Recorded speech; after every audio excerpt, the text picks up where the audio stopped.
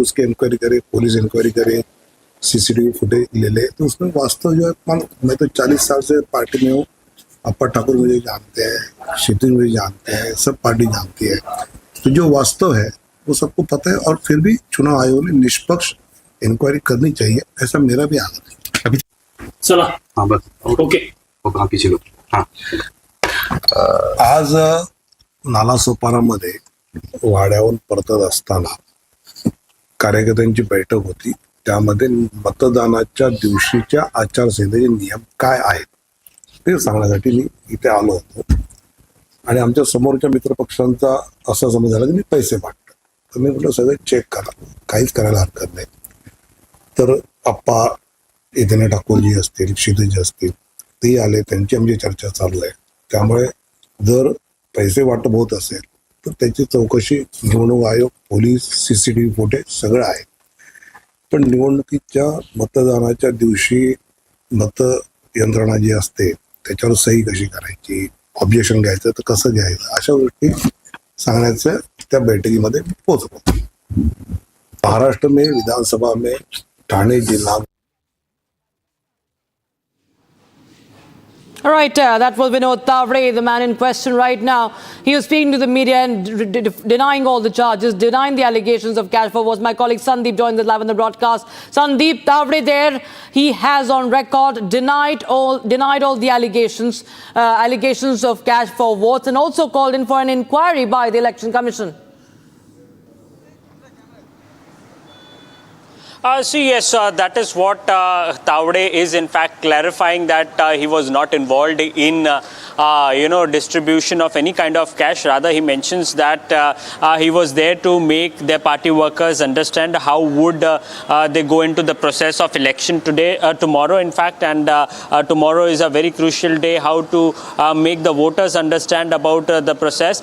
That is something that is being in fact claimed by Vinod Tawde, the Bharatiya Janata Party top leader, and in fact an inquiry will be set up by the Election Commission of India regarding the whole incident, who was in fact distributing the cash, where did the cash came from, and where the CCTV footages will be in fact examined by the Election Commission, and ultimately who is actually responsible for distribution of the cash, or was there any kind of conspiracy against Tawde?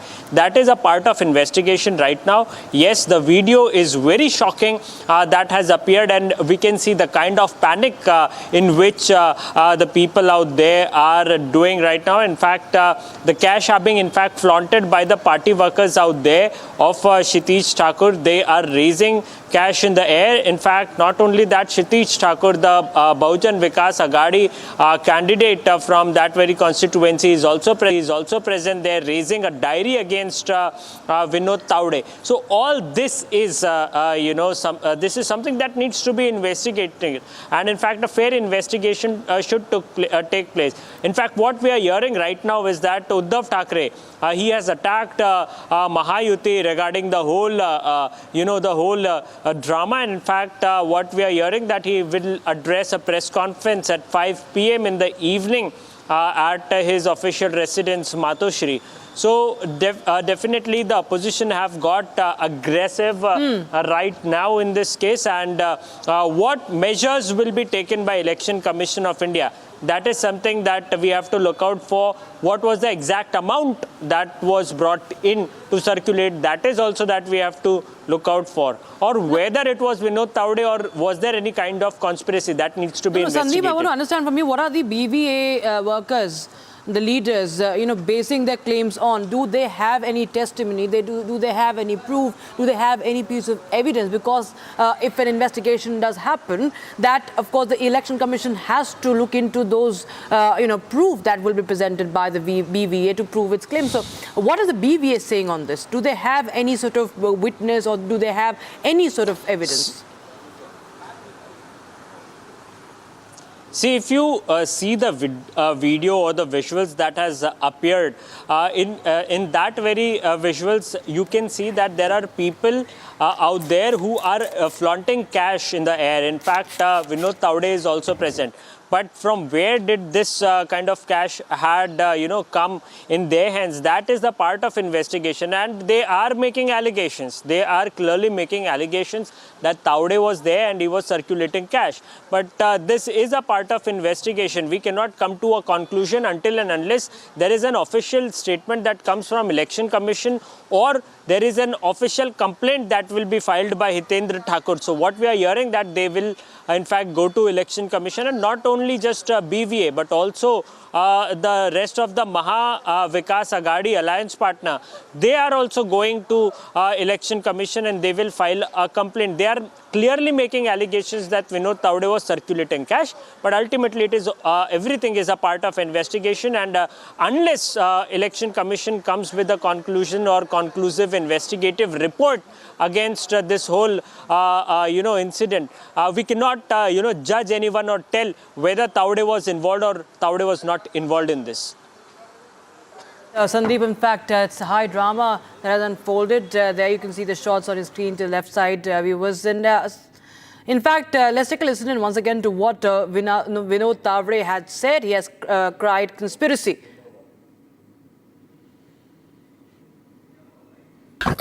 आज नालासोपारामध्ये वाड्यावरून परतत असताना कार्यकर्त्यांची बैठक होती.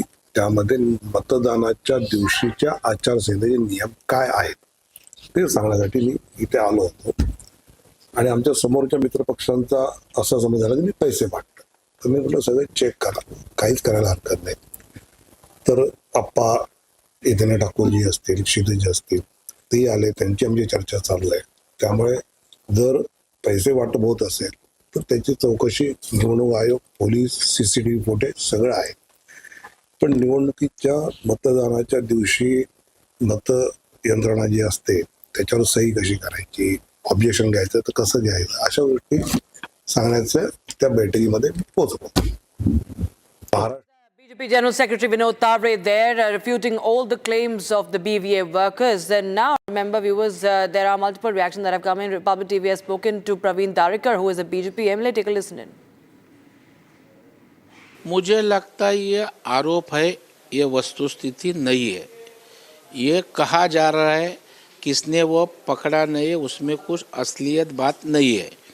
अब एक simple सी बात है, विनोद तावड़े हमारे केंद्रीय भारतीय जनता पार्टी के राष्ट्रीय महामंत्री है. वो एक विधानसभा में जाएंगे और पैसे की पैकेट बांटेंगे, इसी तरह का आरोप करना ही हास्यास्पद है.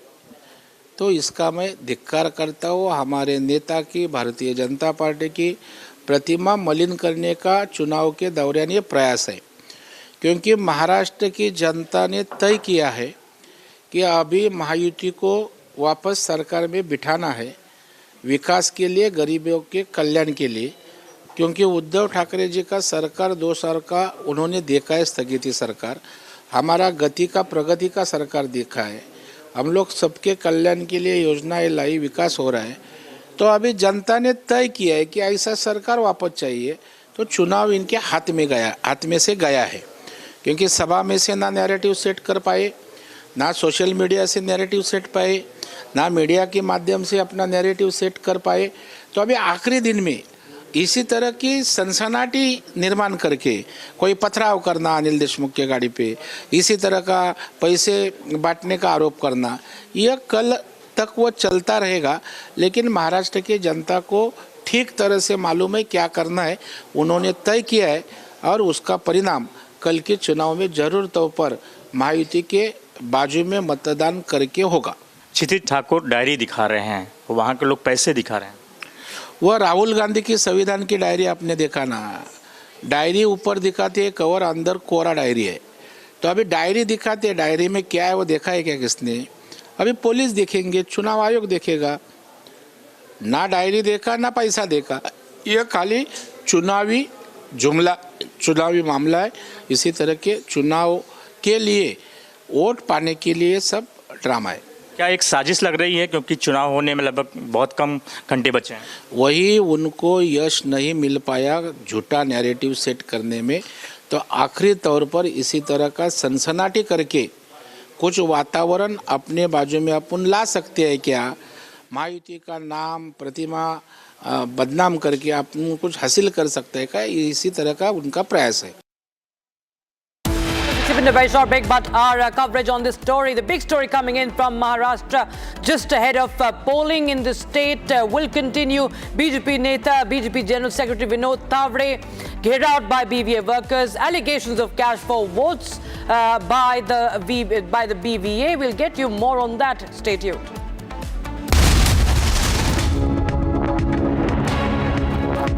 Amity has been ranked India's #1 not-for-profit private university for 11th year, with top 10 ranked institutions in management, engineering, biotech, law, masscom, telecom, hospitality, fashion and more.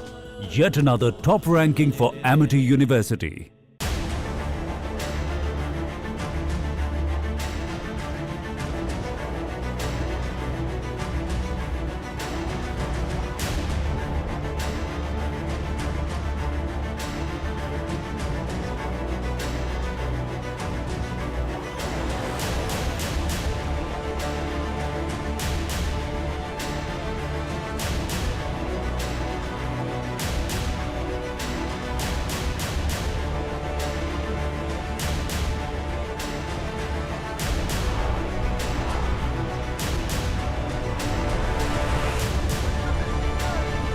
Поехали и стали, застряли. Снег на обочине.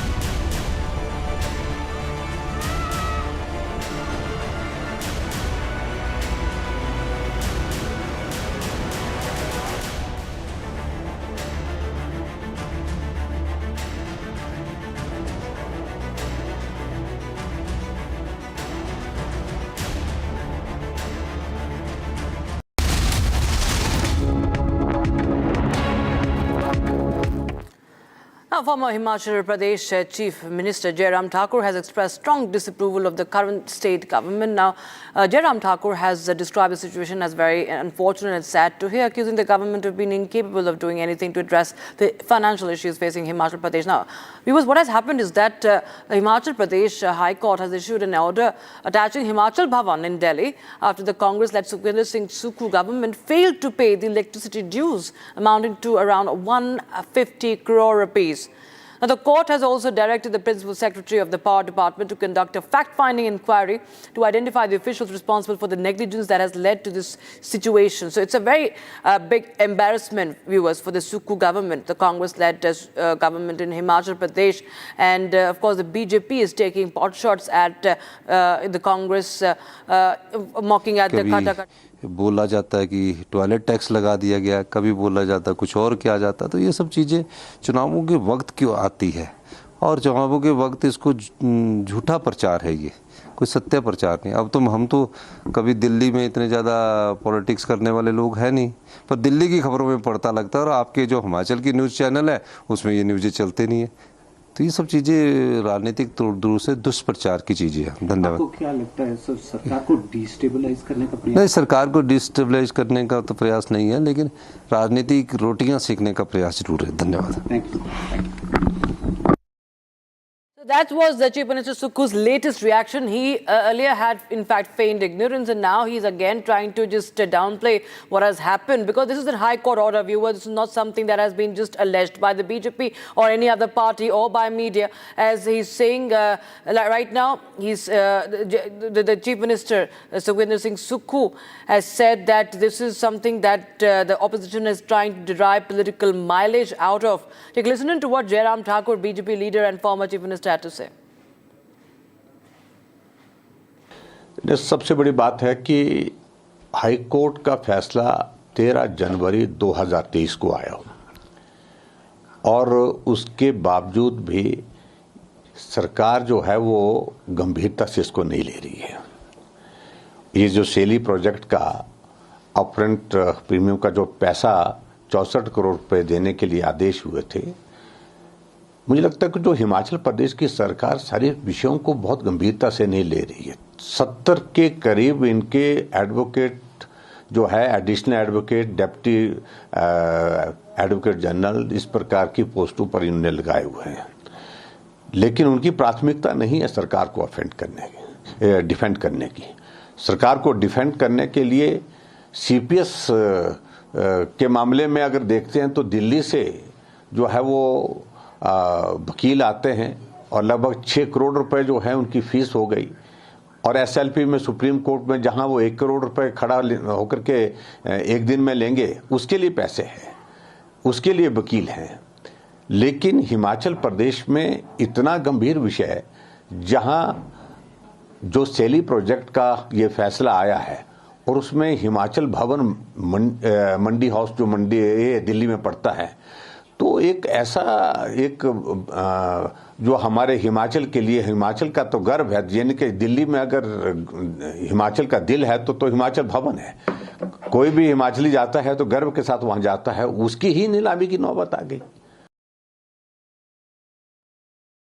पिछले कल माननीय हाईकोर्ट ने जो ऑर्डर दिया है उस पर तो मैं कोई टिप्पणी नहीं करना चाहूँगा, मगर जैसे हिमाचल भवन को उसमें अटैच करने की बात करी जा रही है, मैं समझता हूँ कि इसको लीगल वे से, क्योंकि हिमाचल प्रदेश का जो हिमाचल भवन है दिल्ली में, वो पूरे हिमाचल का एक आईना है, एक पिक्चर है और एक हमारा स्टेटस सिंबल है हिमाचल प्रदेश का। तो उसको इस तरीके से अटैच होना, मैं समझता हूँ कि उसके लिए लीगल ओपिनियन लिया जाएगा। में खाने को नहीं, अम्मा चली भुनाने। अब घर को जो है वो लुटा करके और तमाशा देखने का कांग्रेस का बहुत पुराना खेल रहा है। आपके जो है वहाँ पर जो है वो उसकी आपकी फाइनेंशियल स्थिति पूरी तरह से डामाडोल है, ध्वस्त है। उसके बाद भी आप खटाखट फटाफट टकाटक सब सारी चीज़ें कर रहे हैं। उसका नतीजा हो रहा है कि आपके खुद के जो है वो जो संसाधन है वो नीलामी के कगार पे खड़े हो गए हैं। Mister Rahul Gandhi's unsound, unsafe and weird economic ideas have turned out to have a disastrous domino effect on Himachal Pradesh and other Congress governments. Today, as a result, the Himachal government's economy stands wrecked and ruined, so much so that they can't even pay electricity dues to power companies. This is the same Himachal Pradesh we should remember, where the first family of the Congress, the Nehru Gandhi dynasty, comes to their summer vacation home. You have seen these Congress leaders in Himachal Pradesh fawn and make such a fuss over their visits. If the Himachal government and its leaders had only shown half of the care and concern that they show when the Gandhi dynasty comes to Shimla for their summer vacation home, today Himachal Bhavan, the building of prestige, it's a landmark of prestige in Delhi, would not face such danger. The High Court has given a very clear directive to attach Himachal Bhavan because the state government has failed to pay its dues even after repeated reminders.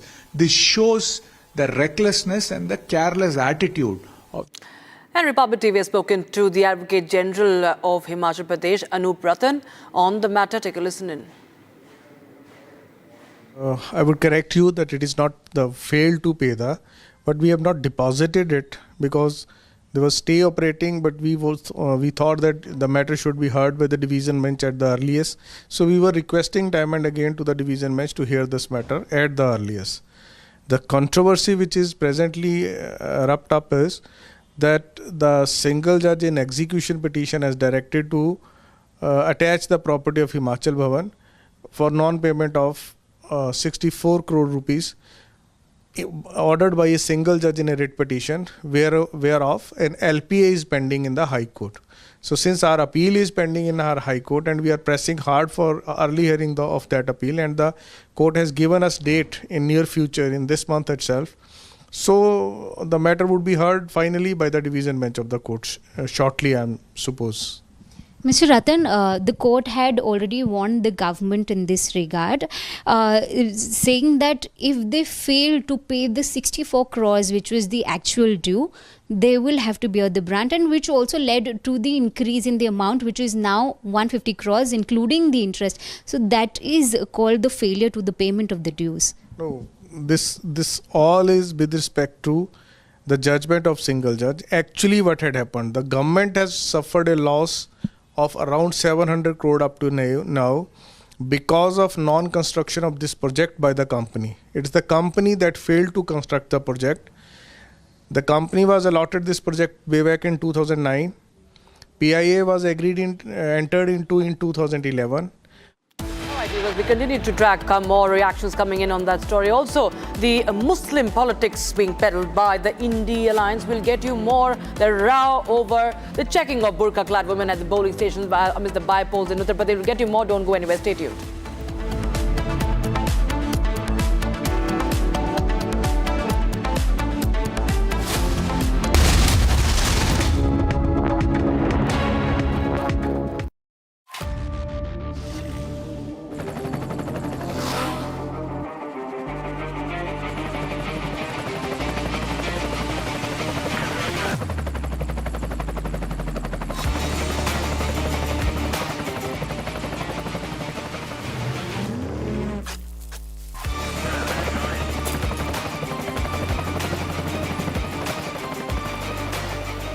Director, the taste of success.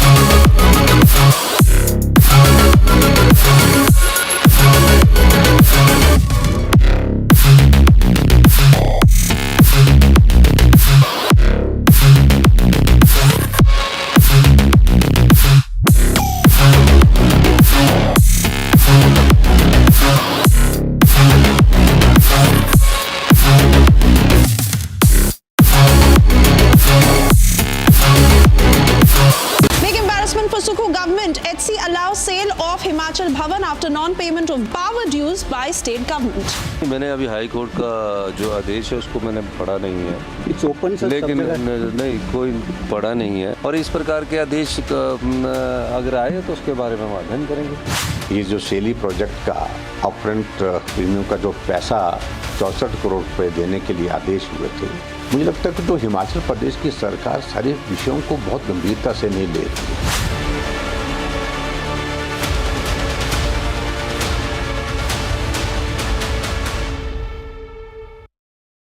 Amity has been ranked India's #1 not-for-profit private university for 11th year, with top 10 ranked institutions in management, engineering, biotech, law, mass-comm, telecom, hospitality, fashion and more. Yet another top ranking for Amity University.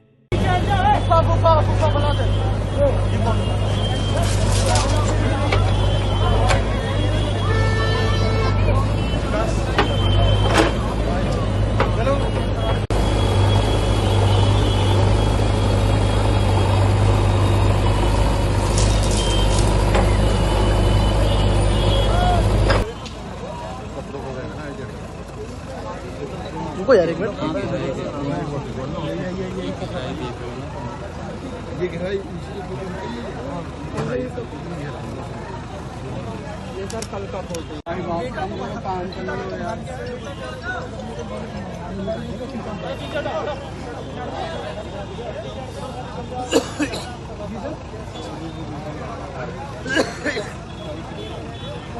Tower नहीं आ रहा था फंसने की संभावना है। पिताजी कह रहा है कि मैं तो इधर भाग गया, वो ऑपोजिट डायरेक्शन में भागा।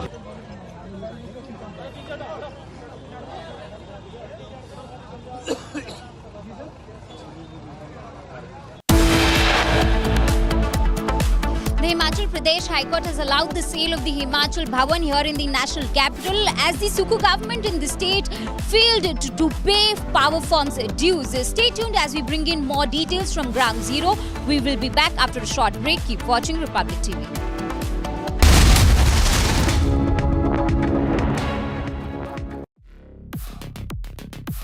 Despite India making it clear that they will not travel to Pakistan for the ICC Champions Trophy 2025, Pakistan Cricket Board Chairman Mohsin Naqvi has reiterated that the tournament will be held in Pakistan as scheduled and there is no chance of them accepting a hybrid model to play India's games elsewhere.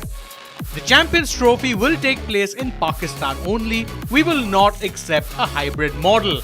If India has any issues, they can come to us and we will sort them out. We stand firm on our stance that we will not go for a hybrid model. We're waiting for the ICC to announce the schedule as soon as possible, Naqvi told reporters in Lahore. Naqvi further took aim at BCCI Secretary Jai Shah, who is set to become the ICC president by the end of the year.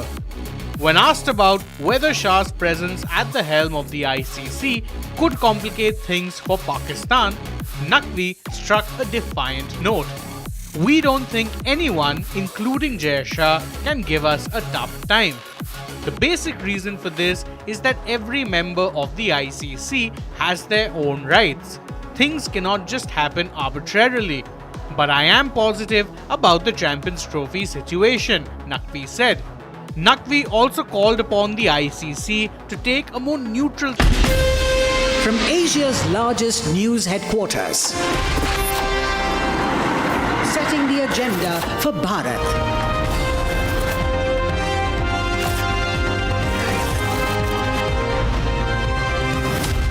You're watching Republic.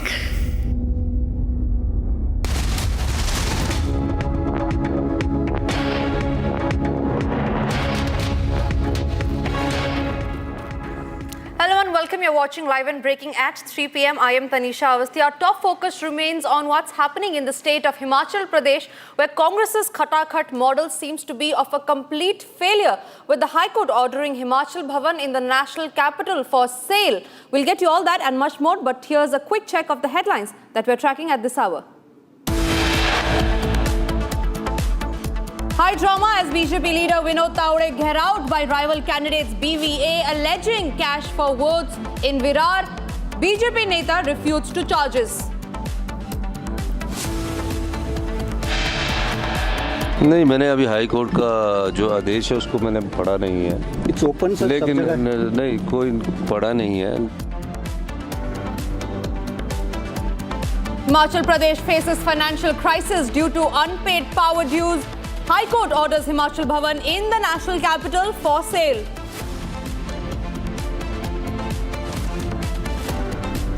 New Tirupati Temple Board holds first meeting amid Laddu Rao orders to remove all non-Hindu staff from the temple.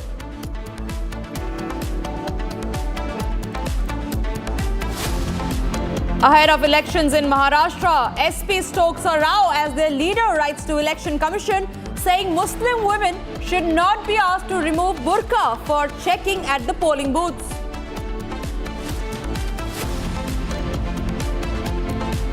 Meanwhile, BJP alleges vote jihad charge on the India Alliance, says appeasement is their only agenda.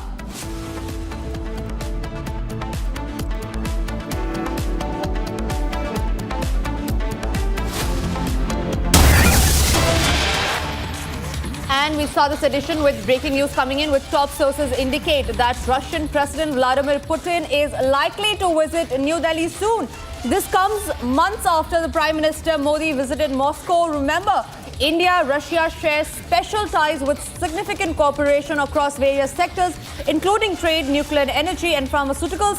Trade between the two nations has surged, with bilateral trade expected to exceed $50 billion this year, up from $32 billion in the year 2022. So that's the breaking news coming in. The Kremlin is yet to decide on the dates when Russian President Vladimir Putin will be landing in the national capital. He is likely to meet Prime Minister Narendra Modi. However, all of this is via sources where we learn that Russian President Vladimir Putin is likely to visit India in the coming few months, the dates of which will be decided by Kremlin. In just days from now, I have Arth joining me live from the newsroom. Arth, what more details do we have on the Russian president's visit, which is a likely visit to the national capital? Tanisha, just in, our sources tell us that the Kremlin is yet to decide the dates of of Vladimir Putin's visit to India. We saw the optics of the Modi-Putin bilateral in Kazan this year. We saw the optics of the bilateral when Prime Minister Modi was himself in the Russian Federation for the meeting. So the optics are looking strong. And once again, the Kremlin is going to decide the dates and going to release the details of the visit soon. So this visit comes when Prime Minister Modi has already visited Russia, when NSA Ajit Doval has also visited Russia, after the SCO summit, after the BRICS summit. So a lot of points, a lot of key integral topics that are about to be raised in this bilateral once again. We can expect once again Prime Minister Modi to rake up the issue of Ukraine in front of Vladimir Putin. And now then Donald Trump, President-elect Donald Trump is also in power in the United States. It's going to look like that the resolution towards the conflict in the ongoing situation in Russia and Ukraine is going to see some rampant developments. So that is what we are expecting, Tanisha. Back to the studio. Right.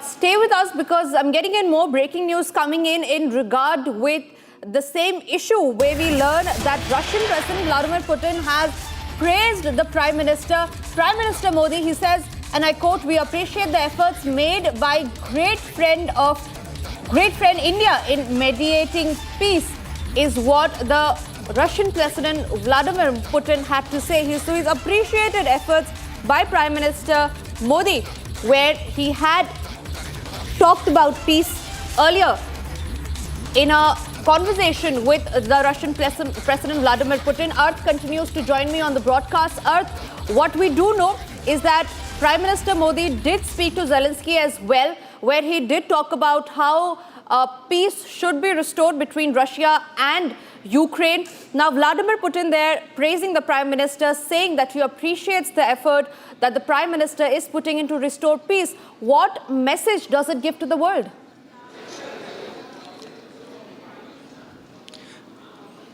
Tanisha, be it the BRICS summit or be it, the bilateral meetings when NSA Ajit Doval himself went to Russia as well, Vladimir Putin has always praised and lauded Prime Minister Modi's efforts in restoring, finding a pathway for the negotiations, for the restoration of the conflict in Russia and between Russia and Ukraine. Prime Minister Modi has time and again advocated for peace in Kazan when the Kazan Declaration was adopted. Moments before the Kazan Declaration, the statements that were made by Prime Minister Modi, Xi Jinping and Vladimir Putin also reflected on the same goal. So it is clear that Prime Minister Modi is again and again raising the issue of restoring, of how peace and diplomacy are the only methods and only applicable path ahead that can be used to restore the situation in Ukraine. And Vladimir Putin had few days back also he had lauded Prime Minister Modi's efforts. Once again he has lauded Prime Minister Modi's efforts. We have also seen other key leaders like former President Joe Biden also praising Prime Minister Modi for his efforts. So what we can see is geopolitically the optics of it, India is being recognized as someone which they further the role of peace and diplomacy in conflicts, which is a key element of the realignment or the changing global order. That India, the role that India is assuming, time and again, the stressing on peace and diplomacy, Tanisha, that is the key element. And he, as Prime Minister Modi, is receiving the applause for it as well. Back to the studio, Tanisha. Right, Arth. Thank you for sharing all those updates. We'll keep coming back to you as and when the updates come. But for now, we move on to the other stories that we are tracking. And this is coming from back home, where we are getting in live visuals from the state of Manipur, where there are protests being staged. I believe that's in Imphal, the state's capital, where protest is being staged. And remember, this comes right days after violence took place on the streets of Imphal. The violence also came days after 6 hostages were found dead. Soon after, violence took to the streets of Imphal. It spilled to the streets of Imphal, where there were women, children, elder or younger, staging protests, demanding answers from the government to act against those who had killed the 6 hostages. There you have live visuals from Manipur, where there's a banner which reads "Justice for Indigenous People." That's the demand that's coming in from the state of Manipur, with the pictures of those 6 hostages that were killed by Kuki militants. Their bodies were found days after they were taken hostage. Soon after violence broke in the state of Manipur, additional forces were rushed to the state once the Ministry of Home Affairs took cognizance of the same. We have Anirudh joining us on the phone line. Aniruddha, share more details on what the protest is about and what is the demand of the people. We'll try and get back that phone line with Anirudh, but that's the latest that's coming in from the state of Manipur, where protest is now being staged. Remember, this comes days after 6 hostages were killed in the state, in Jiribam, to be specific. Their bodies were found later, soon after violence broke out, after which the Ministry of Home Affairs had ordered additional forces to be sent to the state to control violence. Chief Minister Biren Singh has been holding back-to-back meetings with its MLA as it faces challenges to sustain its government in the floor of the House. What we do know is that additional forces have been sent to the state. The NPP had already withdrew support from the Manipur government, saying that it is because of the incapability of the state government, after which they believe that they will no longer be able to support the Biren Singh government.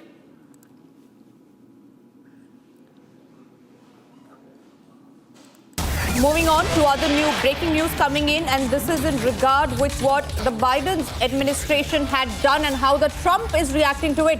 Now, Biden's administration approval for Ukraine to use long-range missiles against Russia is seen as a move tied to domestic U.S. politics aimed at creating an uncomfortable situation for former President Donald Trump. He is the presidential candidate now, I beg your pardon, who has advocated for peace during his campaign. Now, Kremlin spokesperson also said that on the ongoing situation on the India-China border, where he said it's a matter for India to resolve it independently, stressing that there should be no external interference in the dispute. So what we're talking about here are two different situations where the Biden's administration approval for Ukraine to use long-range missiles is now being objected by the Biden administration. On the other hand, we also have Kremlin saying that India-China border issue remains an internal matter for India. Suesha, my colleague, joins me live from the newsroom. Suesha, the Kremlin has specifically said that India-China border issue remains to be an internal matter that both countries have to deal with. What more information do we have on what the Kremlin has said? Lots of details coming in on that, where we are learning from our sources that Kremlin has primarily indicated that India-China border is your problem. You have to solve it. No one should interfere. There should be no global interference. So Russia is very clear in its position that as far as India-China is concerned, that it will be an internal matter, and that irrespective of Russia's relation with China, they are saying that they will not meddle. Right. Tanisha. Right, Suesha. Thank you for sharing us with all those details. Remains to be seen how will the lobby now react after they have sought foreign intervention into the India-China border issues, even after India-China holding talks in a progressive manner. We move on to the other stories that we're tracking in from the poll-bound state of Maharashtra, where just a few minutes back, BJP leader Vinod Tawde was gheraoed by BVA workers. Now, it comes a day before the polling for the Maharashtra Assembly elections. Now, a high-voltage drama took place in Virar as the BVA and BJP activists clashed in the presence of BJP leader Vinod Tawde. BJP's General Secretary Tawde has been accused by the rival BVA for distributing cash for votes, a charge which the BJP leader Vinod Tawde has categorically denied, saying that these are mere allegations. So there you see, just few moments back, we got you that video where there was high drama in Maharashtra's Virar, where the BJP leader Vinod Tawde has been seen in the video being gheraoed by BVA candidates. We also have a reaction that's coming in from Vinod Tawde, where he has categorically denied the allegation of cash for votes. Let's listen in to what else he had to say. वहां से लौटते समय नालासोपारा विधानसभा चुनाव क्षेत्र में कार्यकर्ताओं की बैठक चल रही थी। वहां पर चुनाव के दिन की जो आचार संहिता होती है कि जो वोटिंग मशीन है उस पर सील कैसे लगना है, सील आखिर में कैसे होना है, ऑब्जेक्शन अगर लेना है तो क्या करना होता है, ऐसी जो हम 12 बातें बताते हैं वो बताने के लिए मैं पहुंच जाता हूँ। सामने वाला जो पार्टी हमारे मित्र पक्ष है, इतन अप्पा ठाकुर जी है या क्षिति है, उनके कार्यकर्ताओं को लगा के हम पैसे बांट रहे हैं। तो चुनाव आयोग उसकी इंक्वायरी करे, पुलिस इंक्वायरी करे, CCTV footage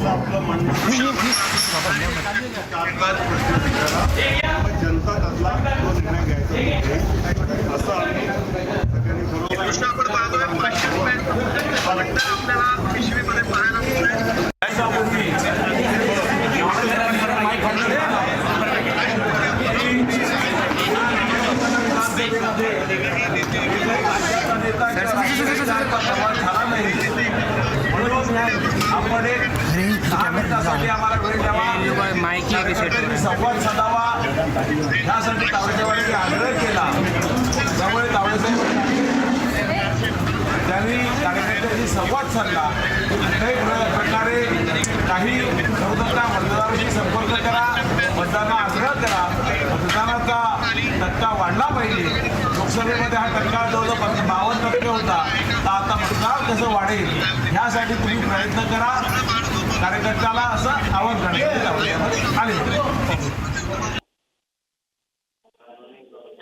Live visuals that were coming in from the state of Maharashtra, with Vinod Tawde is all set to address the media in just few moments from now. We'll cut across to that on what exactly does he have to say, because remember there are allegations on the BJP General Secretary where he's been accused of cash for votes, allegation which Vinod Tawde has categorically denied. We have Sandeep joining me on the phone line. Sandeep, you were there at the press conference which Vinod Tawde was addressing. What does he have to say in his defense?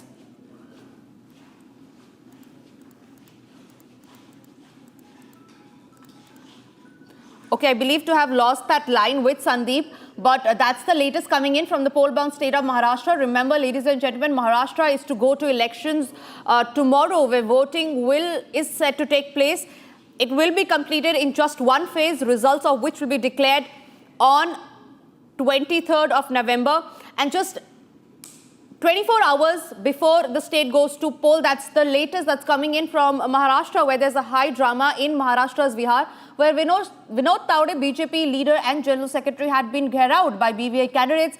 BJP, meanwhile, is alleging that this is a conspiracy to defame BJP leader Vinod Tawde. Listen in to what Praveen Darekar had to say. मुझे लगता है ये आरोप है, ये वस्तुस्थिति नहीं है। ये कहा जा रहा है किसने वो पकड़ा नहीं है, उसमें कुछ असलियत बात नहीं है। अब एक सिंपल सी बात है, विनोद तावड़े हमारे केंद्रीय भारतीय जनता पार्टी के राष्ट्रीय महामंत्री है। वो एक विधानसभा में जाएंगे और पैसे की पैकेट बांटेंगे, इसी तरह का आरोप करना ही हास्यास्पद है। तो इसका मैं धिक्कार करता हूँ। हमारे नेता की, भारतीय जनता पार्टी की प्रतिमा मलिन करने का चुनाव के दौरान ये प्रयास है, क्योंकि महाराष्ट्र की जनता ने तय किया है कि अभी महायुति को वापस सरकार में बिठाना है, विकास के लिए, गरीबों के कल्याण के लिए। क्योंकि उद्धव ठाकरे जी का सरकार 2 साल का उन्होंने देखा है स्थगिति सरकार, हमारा गति का, प्रगति का सरकार देखा है। हम लोग सबके कल्याण के लिए योजनाएं लाई, विकास हो रहा है। तो अभी जनता ने तय किया है कि ऐसा सरकार वापस चाहिए, तो चुनाव इनके हाथ में से गया है। क्योंकि सभा में से ना नैरेटिव सेट कर पाए, ना सोशल मीडिया से नैरेटिव सेट पाए, ना मीडिया के माध्यम से अपना नैरेटिव सेट कर पाए।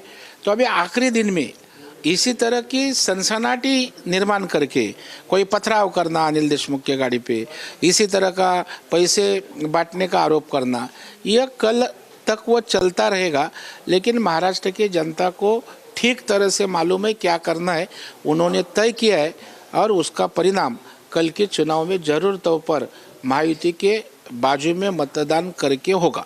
क्षितिज ठाकुर डायरी दिखा रहे हैं, वहाँ के लोग पैसे दिखा रहे हैं। वह राहुल गांधी की संविधान की डायरी आपने देखा ना, डायरी ऊपर दिखाती है कवर, अंदर कोरा डायरी है। तो अभी डायरी दिखाते हैं, डायरी में क्या है वो देखा है क्या किसने? अभी पुलिस देखेंगे, चुनाव आयोग देखेगा। ना डायरी देखा ना पैसा देखा, ये खाली चुनावी जुमला, चुनावी मामला है। इसी तरह के चुनाव के लिए, वोट पाने के लिए सब ड्रामा है। क्या एक साजिश लग रही है, क्योंकि चुनाव होने में लगभग बहुत कम घंटे बचे हैं? वही उनको यश नहीं मिल पाया झूठा नैरेटिव सेट करने में, तो आखिरी तौर पर इसी तरह का सनसनाटी करके कुछ वातावरण अपने बाजू में अपन ला सकते हैं क्या? महायुति का नाम, प्रतिमा बदनाम करके अपन कुछ हासिल कर सकते हैं क्या? इसी तरह का उनका प्रयास है। Sandeep, my colleague, joins me live from Mumbai. Sandeep, share us the timeline that happened in Maharashtra's Virar, where BJP leader, as seen in the video, was Gheraoed by BVA candidates. What led to the sequence of events? See, as far as this whole incident is concerned, it is being said that Vinod Tawde was present in that very hotel, and in fact, room number 406 and 409 is something that is under the lens of Election Commission, and in fact, it was the same room wherein Vinod Tawde was in fact staying. Apart from that, the spot which is being said that the place where Vinod Tawde was allegedly circulating cash, is the restaurant wherein Vinod Tawde was seen sitting, and in fact Sandeep, at that very point in time. Stay with us, Sandeep, because I'm told that we have Jitendra Awad, NCP SCP spokesperson, on the phone line. Jitendra Awad जी, आपका first reaction ये जो हुआ है विनोद तावड़े के साथ, BJP बोल रहा है ये एक कॉन्स्पिरेसी है विनोद तावड़े को डिफेंड करने की, आपका पहला रिएक्शन इस केस पे?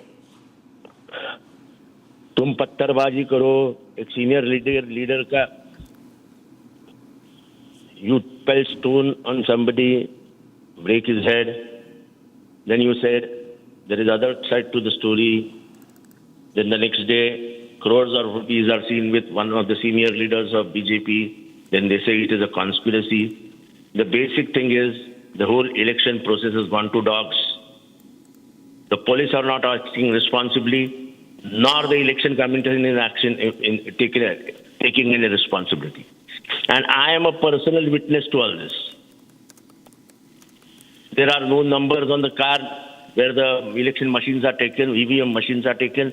There are no police in the cars where EVM machines are taken. I don't know what is happening. Is it elections or just mockery of Indian democracy?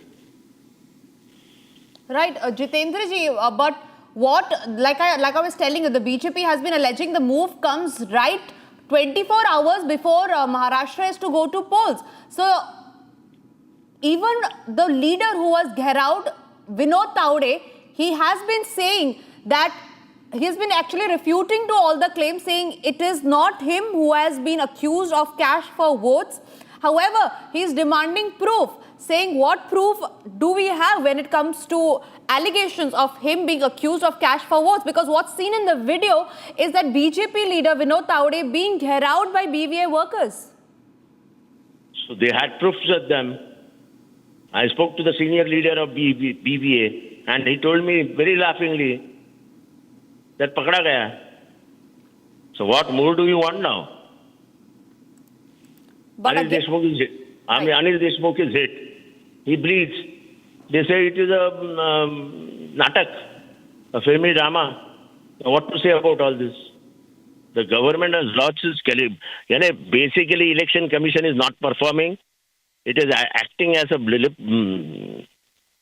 I don't know what, but the scenario in Maharashtra, as far as the election process goes, is very bad. Senior leader like Vinod Tawde is caught. Both. They are not scared. They are not bothered about election commission nor of the police. Right. Right. Thank you, Jitendra Awad, for sharing your views on that story. Jitendra Awad of the NCP, SCP, sharing his views, saying that all of this is nothing but true charges that's being alleged by the BVA candidates. We move on to the other stories that we are tracking. All right, we believe Sandeep is joining us live. Sandeep continues to be with us on the story. Sandeep, like you heard, the NCP-SCP leader Jitendra Awad speaking to us saying that all of these are not mere allegations, but there is reality in them, and that BJP is actually responsible for cash for votes. And all of this drama comes right ahead of the elections, 24 hours ahead of the elections. What more reactions are you picking up as far as the opposition is concerned? See, opposition has taken on, the Mahayuti in this very issue, and in fact, in the same sequence, we saw that Jitendra Awad is also admitting that he spoke to Hitendra Thakur and he mentioned that he caught red-handed Vinod Tawde. But what is the reality is a part of investigation, and as far as the diary is concerned, we have accessed some details of the diary that was in fact recovered from that very spot, and it is being mentioned that he had some rallies to attend.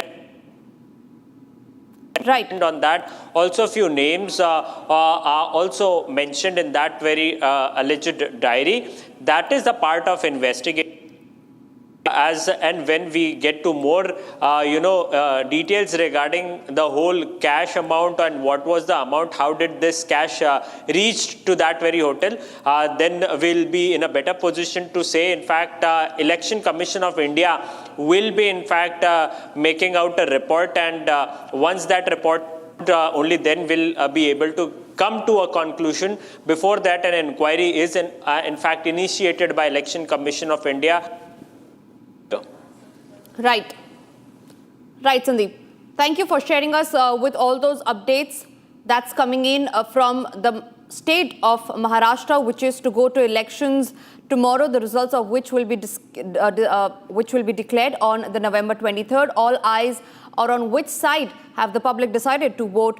Moving on and tracking some other news from the state of Jammu and Kashmir, where ahead of Jammu and Kashmir's budget session, which is likely to take place in January or February, BJP's key leaders are all set to hold a meeting in the national capital on November 22nd. Home Minister Amit Shah, BJP President JP Nadda, along with Jammu and Kashmir BJP State President, are slated to attend this meeting. Watch this report for more. Top leadership of Bharatiya Janata Party is going to hold important meeting in relation to Jammu and Kashmir in New Delhi on 22nd of this month. The meeting will be chaired by BJP President JP Nadda and Home Minister Amit Shah. And in this meeting, apart from the other leaders, those who will be the main faces in the meeting from Jammu and Kashmir will be Sat Sharma and also Ashok Kohl. The target in the meeting is related to the complete change in the BJP policy in Jammu and Kashmir. They will also be told by the top leaders to come with a prepared report card as far as Jammu and Kashmir is concerned. The membership drive of the BJP in J&K, which will be closed on 6th of December, the number of members that will be increased, and they will also be changing their policy in relation to booths and mandal units in Jammu and Kashmir. The target is to increase the more numbers and also to make BJP leaders have more connections with the people on ground.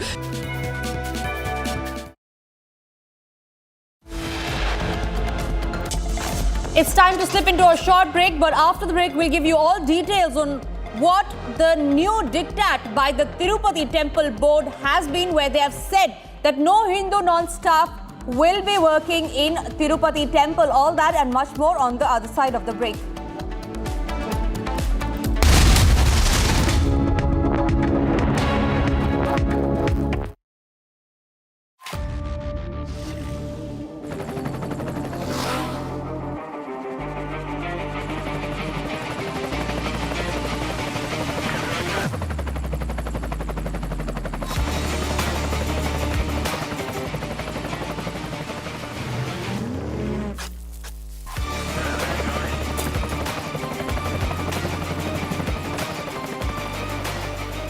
Director, the taste of success.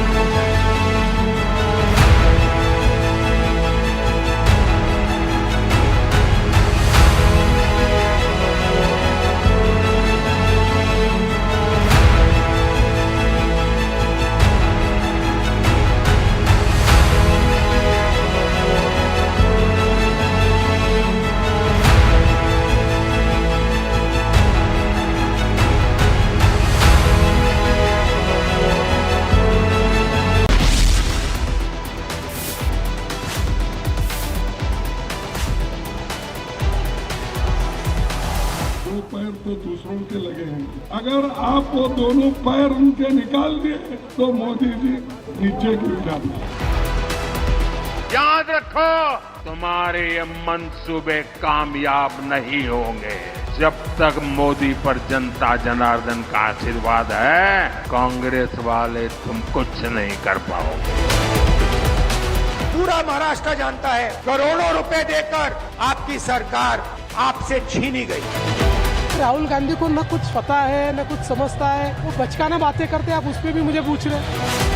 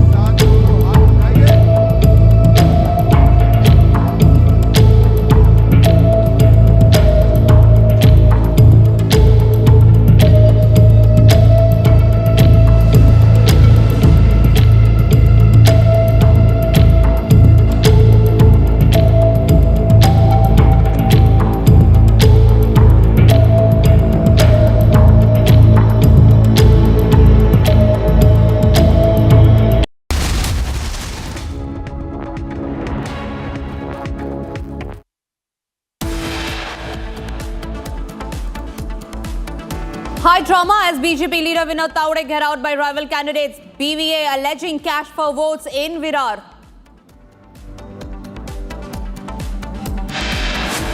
नहीं, मैंने अभी high court का जो आदेश है उसको मैंने पढ़ा नहीं है। इट्स ओपन सर, लेकिन नहीं, कोई पढ़ा नहीं है। Himachal Pradesh faces financial crisis due to unpaid power dues. High Court orders Himachal Bhavan in the national capital for sale. New Tirupati Temple Board holds first meeting amid Laddu Rao orders to remove all non-Hindu stuff from the temple.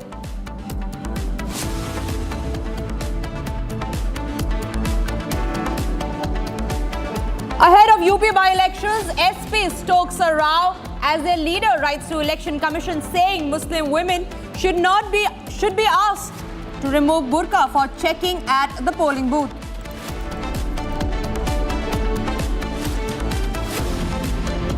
धर्म के नाम पर vote जिहाद ना करें, बुर्का पहन करके, बुर्का खुलवा करके देखें। अगर बुर्का खोलने का कोई विरोध करे तो उसका डट के विरोध करें। Meanwhile, BJP alleges vote jihad charge on Indian alliance, says appeasement is their only agenda.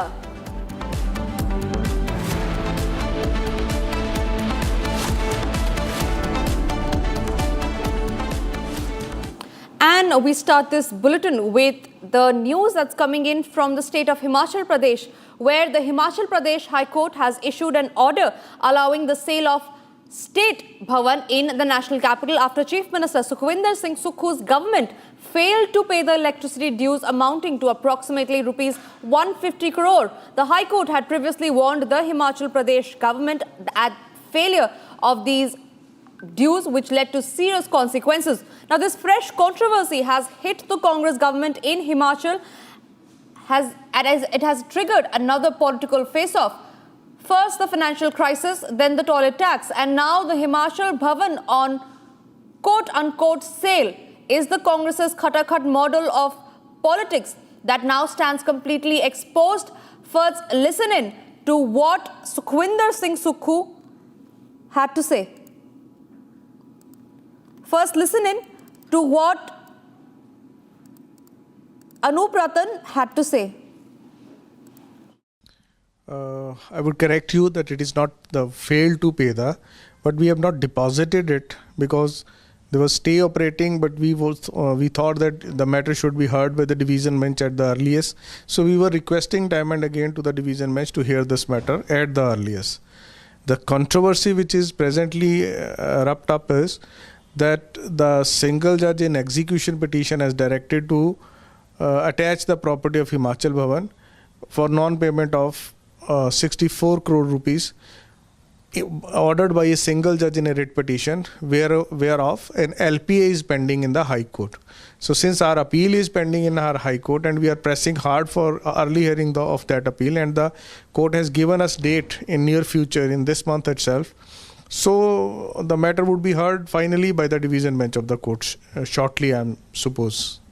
Mr. Ratan, the court had already warned the government in this regard, saying that if they fail to pay the 64 crores, which was the actual due, they will have to bear the brunt, and which also led to the increase in the amount, which is now 150 crores, including the interest. So that is called the failure to the payment of the dues. No, this all is with respect to the judgment of single judge. Actually, what had happened, the government has suffered a loss of around 700 crore up to now because of non-construction of this project by the company. It's the company that failed to construct the project. The company was allotted this project way back in 2009. PIA was entered into in 2011. After that PIA, the company was given time to prepare a DPR within 36 months. Company prepared that DPR. And after preparation of that DPR, company submitted it for techno-economic clearances. Since company failed to get the techno-economic clearances, since company failed to execute the project, the company was not liable for refund.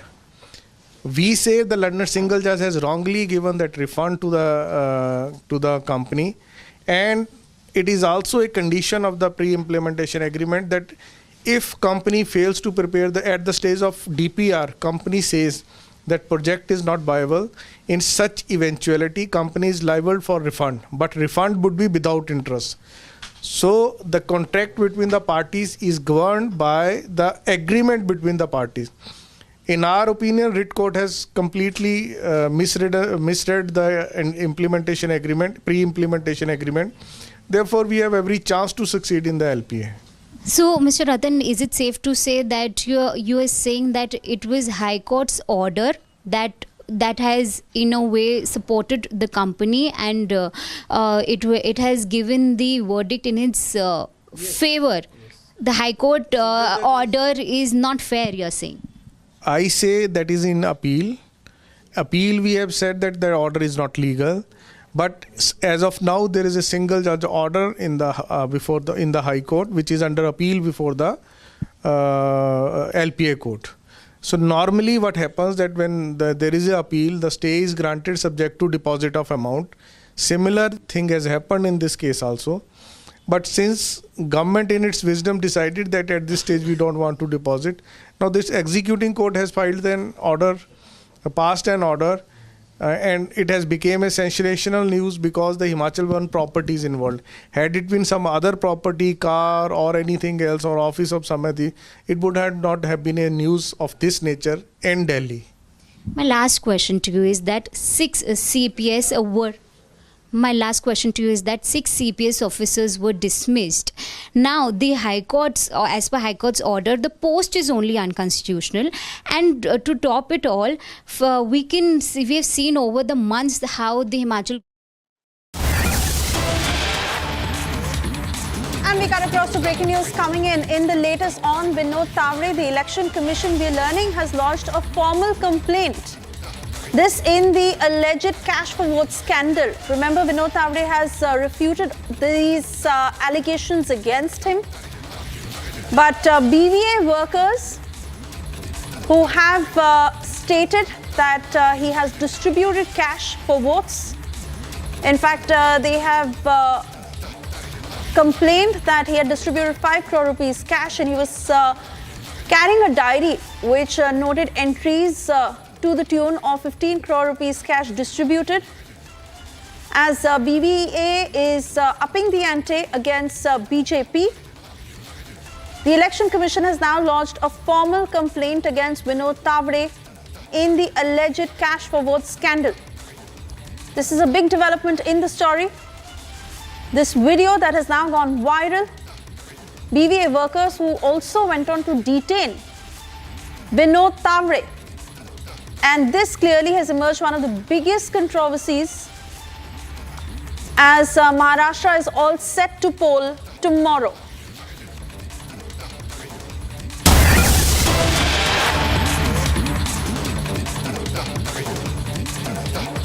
Alright, we go across to more breaking news coming in with the Tirupati Shrine's new diktat that is out. State BJP President and Union Home Minister G. Kishan Reddy has now welcomed this decision.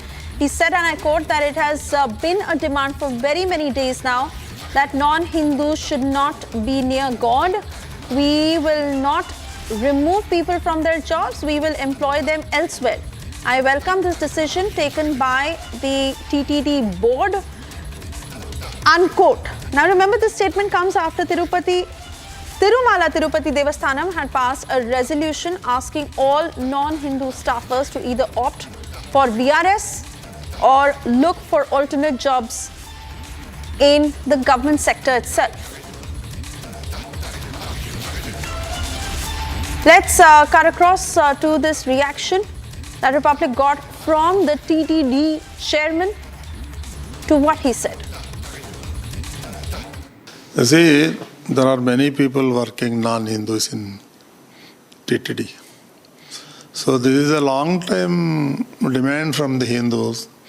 In Tirumala, only Hindus should be there. That is the long demand from so many Hindu Samajas. So that is the reason yesterday I requested the board to pass the resolution. The resolution is like this. First we will offer the VRS if they are not interested, and we will send it to some other government departments like municipality, revenue, or any corporation.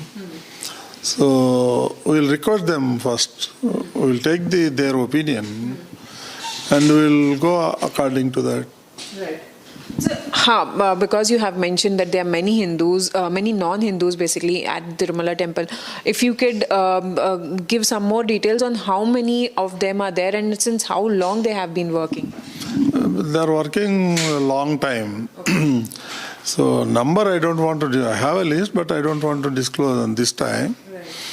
And still inquiry is going on. Right. We'll find out and we'll take the solution. Okay. But also, last time when we happened to speak, you also said that they will have to take VRS. If they do not agree, then there would be a decision that would be taken. But we also see that there was a lot of political war of words, because on one side, Asaduddin Owaisi was speaking, saying that when at Tirumala temple, when you can give only Hindus, where you can have only Hindus, then why not in Waqf board that Hindus are being allowed in Waqf board is what he had to say back then when you had made this statement, and now you're passing a resolution in the TTD board. See, you cannot compare with the Waqf board. Last time also I told same thing. Waqf board is a real estate company. How can you compare with the Tirumala? See, Tirumala is a Kali Yuga Pratyaksha Daivam. Okay? You cannot compare with that. I don't know what he is talking. And we get you other news as Indian Coast Guard ship successfully rescued 7 Indian fishermen apprehended by Pakistan Maritime Security Agency ship near the India-Pakistan maritime boundary. All the 7 fishermen are in stable condition. However, their boat, Kal Bhaira, was damaged. The Indian ship chased the Pakistan vessel for almost 2 hours.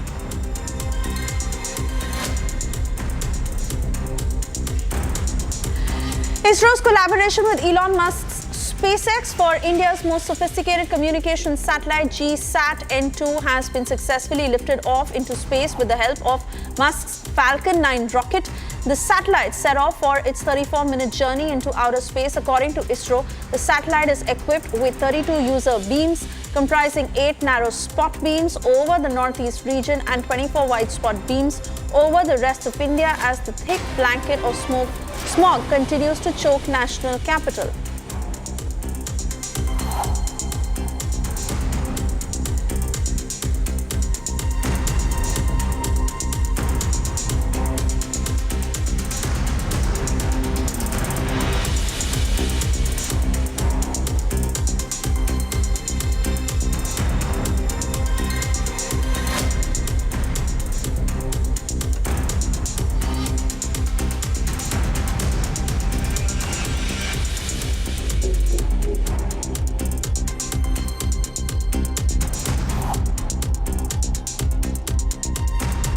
University and JNU have shifted to online mode till 22nd November.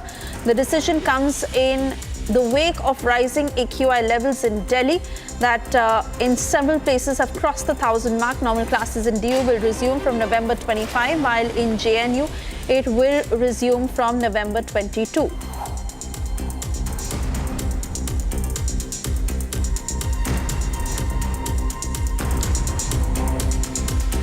Police has seized almost 2 crore rupees from a hotel in Maharashtra's Nashik.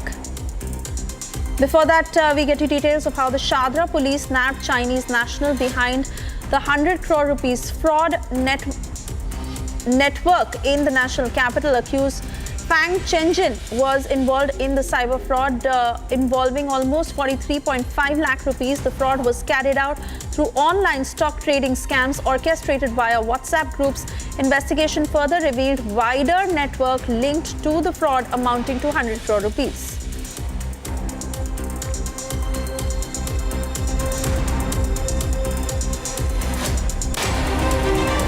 Police seized almost 2 crore rupees from a hotel in Maharashtra's Nashik. Officials received a tip-off about huge cash kept in a hotel room. Subsequently, they raided the premises and recovered the cash.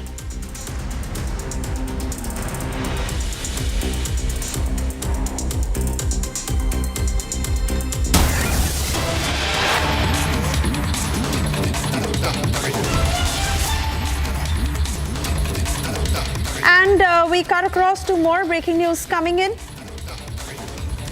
We are learning that the ECI has lodged FIR against Vinod Tawde. Let me cut across to Madhurima, joining us from the newsroom with further details on the same. Over to you, Madhurima. Well, Swesha, this is the breaking that we're getting at this particular moment, that the Election Commission has taken swift cognizance of the entire controversy involving Mr. Vinod Tawde, the General Secretary or National General Secretary of the Bharatiya Janata Party, and has filed an FIR in the matter. What we are learning at the moment is that after a strict probe, action will be taken. But yes, this entire controversy has snowballed just a day ahead of polling in Maharashtra. We have been breaking all the updates for our viewers, but this is the latest, Swesha, at the moment that the Election Commission has taken cognizance, filed an FIR in the matter, and has asked for a strict probe, following which action will be taken. Swesha.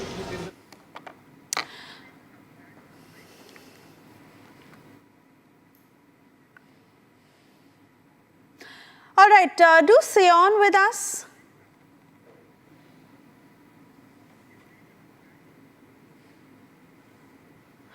And we also have with Jitendra Thakur from, I beg your pardon, Hitendra Thakur from the BVA. BVA Supremo Hitendra Thakur, who's with us on the broadcast. Thakur ji, ये आपने जो इल्जाम लगाए हैं विनोद तावड़े के ऊपर, उन्होंने कहा है कि ऐसा कुछ नहीं है. क्या हुआ था आपके हिसाब से?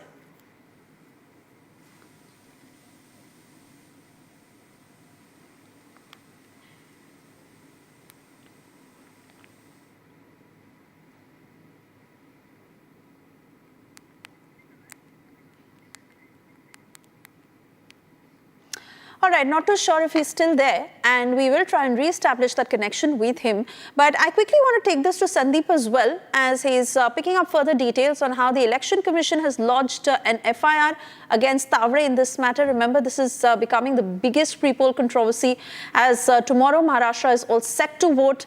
Sandeep, with regards to EC lodging an FIR, what has been stated in that FIR? We are getting some breaking information right now that three FIRs have been in fact lodged. 3 FIRs has been lodged, and around 9 lakh rupees have been recovered by Election Commission of India. 1 is being lodged and 2 FIRs are in fact under the process right now.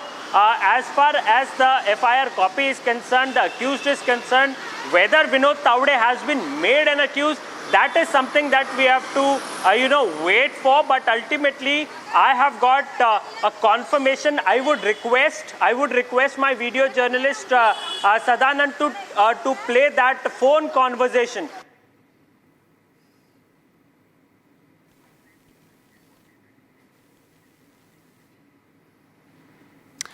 All right, Sandeep, they're bringing us up to speed with all that has been happening. Remember, it is a fast-paced story, as back-to-back developments have come to light. And Vinod Tawde caught in that video where he himself has refuted these allegations. He said that the CCTV footage will determine the truth, while he's also claimed that this is a conspiracy against the BJP. BVA has upped the ante against Vinod Tawde, going full swing against him. And I believe the BVA Supremo back with us on the broadcast. Let's quickly hear from him. Thakur ji, जो इल्जाम लगाए हैं विनोद तावड़े के against, उन्होंने completely मना किया है कि इसमें कोई सच्चाई नहीं है. क्या हुआ था? पैसा पकड़ा गया है. भाजपा से नेते भाजपा मुझे पकड़ा गया है. पुलिस प्रशासन और इलेक्शन कमीशन से मैं आशा करता हूँ वो कोई कार्यवाही करेंगे. आम्ही बऱ्याच वेळा पाहिले अनेक कार्यक्रमात पाहिलेलं आहे. आपल्या इथे कुठला कार्यक्रम असला तरी देखील ते कार्यक्रम असले महाराष्ट्रामधले कुठले त्या कार्यक्रमात देखील आपण एक स्पेशल निमंत्रण असतं. आपणच्या अनेक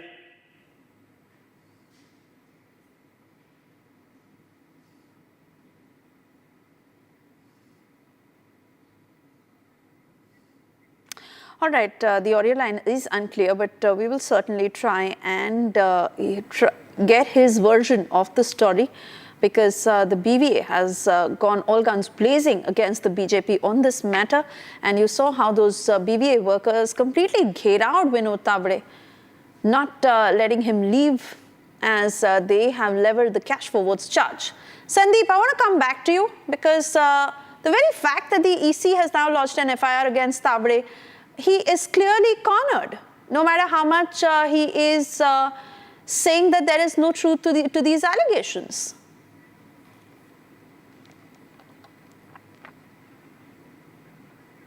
है ना आप लोग?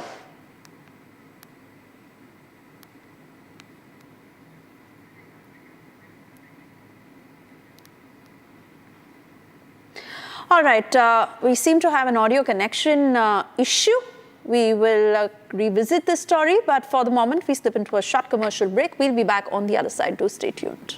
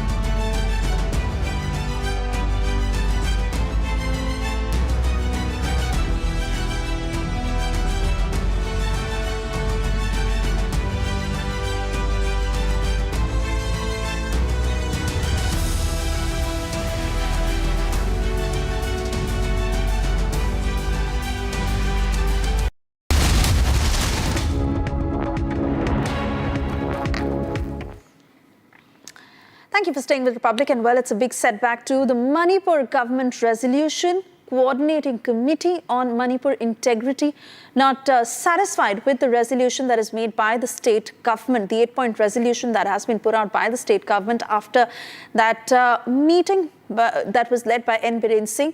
The committee has now pointed concerns regarding the 3-point agenda to control the violence. COCOMI, or the Coordinating Committee on Manipur's Integrity, have been holding protest demonstration for the last 4 days in Ima Kaitel, along with the Imas of the Ima market in Manipur's Imphal. The COCOMI leadership is also on a seat on demonstration, and they have also served an ultimatum to the government. The resolution which the Manipur NDA leadership took last night, the COCOMI is not satisfied with the 8-point resolution that was passed yesterday at the Chief Minister's residence, and they have served a 24-hour ultimatum. That ultimatum was served last night itself to the NDA leaders that they are not satisfied with the resolution taken, and more firm and bold steps should be taken. We are joined by Athoba Kuraism, who is the spokesperson of COCOMI here. Damotoba, I would like to come to you. You have served an ultimatum again to the NDA leadership, particularly in the state, the ruling front. What is the ultimatum you have served, and what are the demands that you have put forward? We have set a 3-point demand in our first demand when we placed at the first place. It includes the rollback of the reimposition of Armed Forces Special Powers Act in the non-hostile area without any valid reason, that too unilaterally by the central government, without the consent or without any decision of the state. So this needs to be rollback, number one. Number two is since the report of missing innocent women's and children's dead bodies being recovered from Jiri River, people of Manipur are completely in shock, and people has crossed its limits of tolerance and patience, waiting for the government of India to act upon. One aspect that I would like to know from you, because many, at least 19 BJP MLAs were not present in yesterday's meeting, and they have been openly dissenting against the Chief Minister. They have also demanded the resignation of the Chief Minister, some of them. How do you see these developments, though these are political developments, but being a citizen of Manipur? See, we feel that being a responsible MLA of the state, if they are not happy with the current Chief Minister, regarding if it's related with the ongoing crisis situations in Manipur, they should also come out with certain set of concrete proposals as to how things can be resolved, which they can place forward to the Chief Minister. And if the Chief Minister fails to act accordingly, then they can demand whatsoever demands they are making. But without any, justification of why they are demanding, simply saying that the government fails to act, resolve the crisis, so we want a, change in the leadership. It sounds little bit, vested interest rather than genuine interest of the concerns of the people. And above that, many of the legislators are still absent in yesterday's meeting. Yesterday's meeting was not convened by Chief Minister or the government. It was the demand of the people. People asked them to held a meeting, sit together, and being a responsible representative of the state, they should come up with certain, resolutions as to how these ongoing turmoil situations can be resolved. So without taking that responsibility, simply talking about changing the leadership doesn't make any sense, and it will have a, serious repercussion to those who are acting irresponsibly as well. Big embarrassment for Sukhu government. HC allows sale of Himachal Bhavan after non-payment of power dues by state government. मैंने अभी high court का जो आदेश है उसको मैंने पढ़ा नहीं है, It's open, sir, लेकिन नहीं कोई पढ़ा नहीं है, और इस प्रकार के आदेश अगर आए तो उसके बारे में हम अध्ययन करेंगे। ये जो सेली प्रोजेक्ट का अपफ्रंट प्रीमियम का जो पैसा 64 करोड़ रुपए देने के लिए आदेश हुए थे। मुझे लगता है कि तो हिमाचल प्रदेश की सरकार सारे विषयों को बहुत गंभीरता से नहीं ले रही।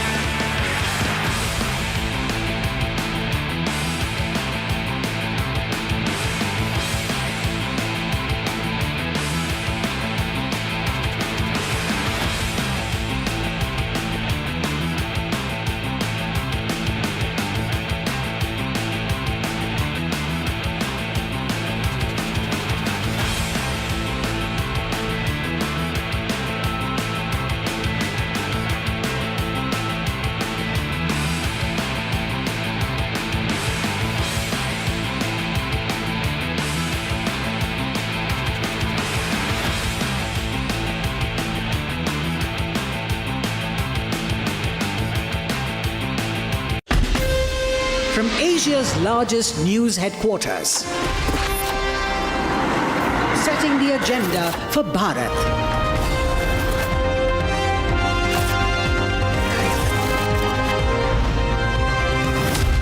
You're watching Republic.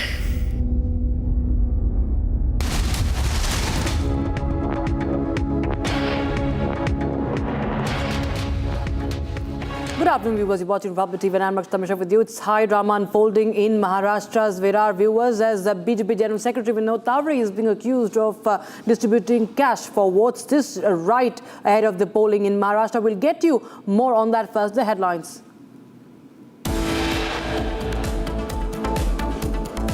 High drama as BJP leader Vinod Tawde GheraoedBy by the rival candidates of BVA, alleging cash for votes in Virar. नहीं, मैंने अभी हाई कोर्ट का जो आदेश है उसको मैंने पढ़ा नहीं है। It's open, sir, लेकिन नहीं, कोई पढ़ा नहीं है। Himachal Pradesh faces financial crisis due to now power dues unpaid in Himachal Bhavan of Delhi. The High Court has now ordered that Himachal Bhavan can go on sale. New Tirupati Temple Board holds first meeting amid Laddu Rao orders to remove all non-Hindu staff from the temple. Ahead of UP by-elections, Samajwadi Party says that writes to the Election Commission saying Muslim women should not be asked to remove the veil for checking. धर्म के नाम पर vote जिहाद ना करें, बुर्का पहन करके, बुर्का खुलवा करके देखें। अगर बुर्का खोलने का कोई विरोध करे तो उसका डट के विरोध करें। Meanwhile, BJP alleges vote jihad charge on India alliance, says appeasement is their only agenda.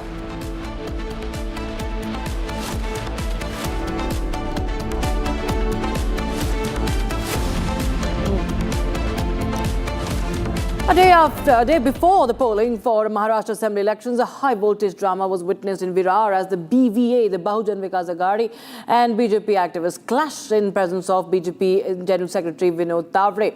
Now, he's accused by the BVA of distributing cash for votes. BJP's General Secretary Tawde has now denied the allegations. The Election Commission, meanwhile, has lodged a complaint against Vinod Tawde. Take a listen into all the reactions that have come in.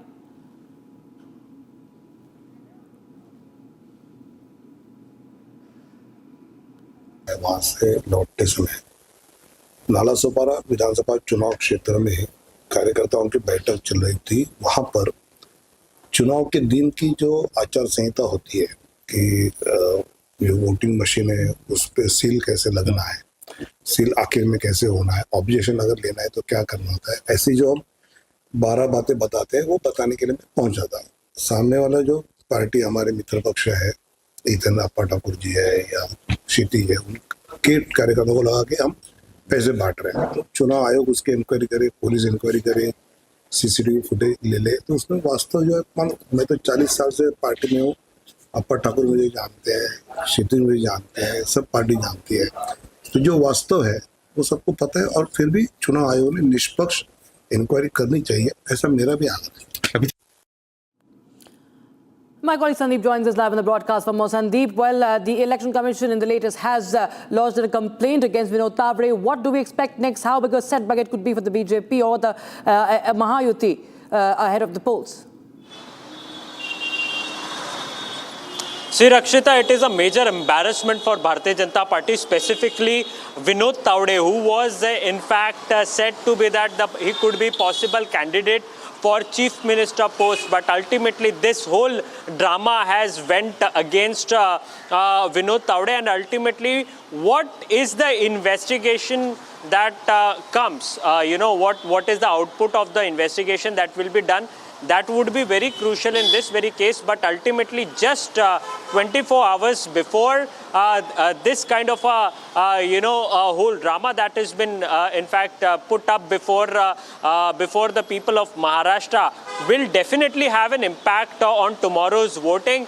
Mahavikas Aghadi, the Uddhav Sena, the Congress party, or Sharad Pawar's NCP is in fact trying to put out a picture before the people of Maharashtra that Bharatiya Janata Party, in fact Vinod Tawde, is allegedly spreading money, in fact sending cash to people, giving cash to people for vote. So this narrative is in fact being built up now by Mahavikas Aghadi, and how will that hit Mahayuti or the Bharatiya Janata Party? Right. That will be cleared on 23rd of November when the result will be out. But ultimately it is a major embarrassment, though an FIR has been filed in this case and 2 more FIRs have been, will be in fact registered. That is what has been told. The total cash has been in fact recovered around 9,93,500 rupees is the amount that has been in fact recovered by Election Commission of India and the investigators from there. So the whole scenario will be investigated, the CCTV footages will be in fact investigated, and by the time the whole report will be out, it would be very late for Bharatiya Janata Party to give an explainer, because it is just 24 hours left for the election, and the time when this whole investigative report would be out, it will be too late and the people would have casted their vote by that time. Yes, and Sandeep, of course, it's a whopping amount that they are claiming to have been distributed, but I just request you to please stay on with us, because there are reactions coming in from the BJP. Republic TV has spoken exclusively to a BJP MLA on that. Let's take a listen into that conversation, viewers. मुझे लगता है ये आरोप है, ये वस्तुस्थिति नहीं है। ये कहा जा रहा है किसने वो पकड़ा नहीं है, उसमें कुछ असलियत बात नहीं है। अब एक सिंपल सी बात है, विनोद तावड़े हमारे केंद्रीय भारतीय जनता पार्टी के राष्ट्रीय महामंत्री है। वो एक विधानसभा में जाएंगे और पैसे की पैकेट बांटेंगे, इसी तरह का आरोप करना ही हास्यास्पद है।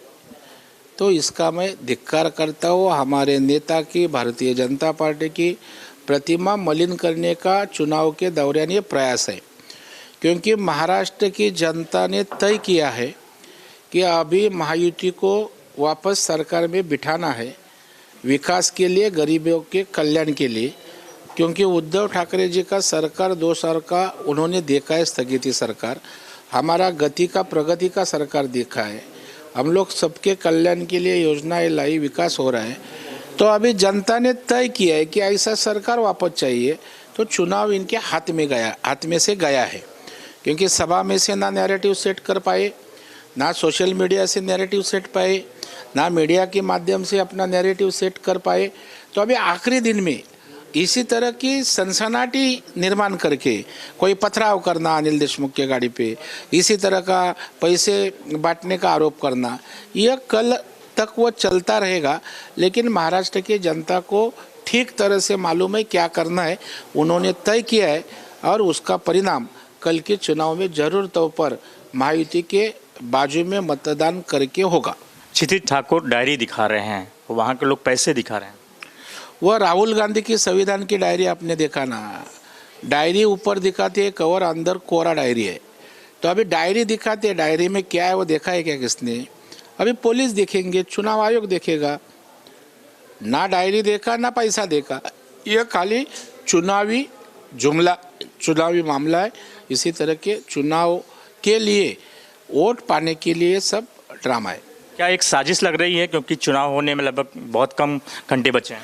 वही उनको यश नहीं मिल पाया झूठा नैरेटिव सेट करने में, तो आखिरी तौर पर इसी तरह का सनसनाटी करके कुछ वातावरण अपने बाजू में अपन ला सकते हैं क्या?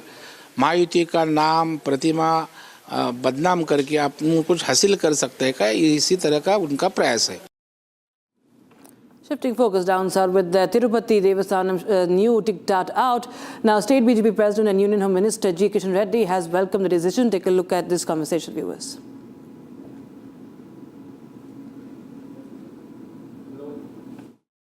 You see, there are many people working non-Hindus in TTD. So this is a long-time demand from the Hindus. In Tirumala, only Hindus should be there. That is the long demand from so many Hindu Samajas. So that is the reason yesterday I requested the board to pass the resolution. The resolution is like this. First we will offer the VRS if they are not interested. And we will send it to some other government departments like municipality, revenue, or any corporation. So we will request them first. We will take their opinion and we will go according to that. Right. So, because you have mentioned that there are many Hindus, many non-Hindus basically at Tirumala temple. If you could give some more details on how many of them are there and since how long they have been working? They are working a long time. Okay. So number I don't want to do. I have a list, but I don't want to disclose on this time. Right. And still inquiry is going on. Right. We'll find out and we'll take the solution. Okay. But also, last time when we happened to speak, you also said that they will have to take VRS. If they do not agree, then there would be a decision that would be taken. But we also see that there was a lot of political war of words, because on one side, Asaduddin Owaisi was speaking, saying that when at Tirumala temple, when you can give only Hindus, you can have only Hindus, then why not in Waqf board that Hindus are being allowed in Waqf board is what he had to say back then when you had made this statement, and now you're passing a resolution in the TTD board. See, you cannot compare with the Waqf board. Last time also I told same thing.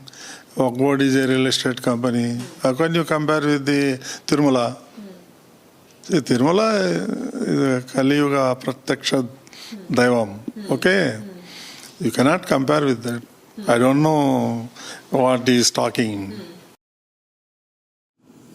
Shifting focus now, the Kerala police detained BJP workers holding a protest march towards the state secretariat against the Waqf encroachment. Now, the cops used water cannons on BJP workers holding a protest march towards the state secretariat against Waqf encroachment. Here's a report.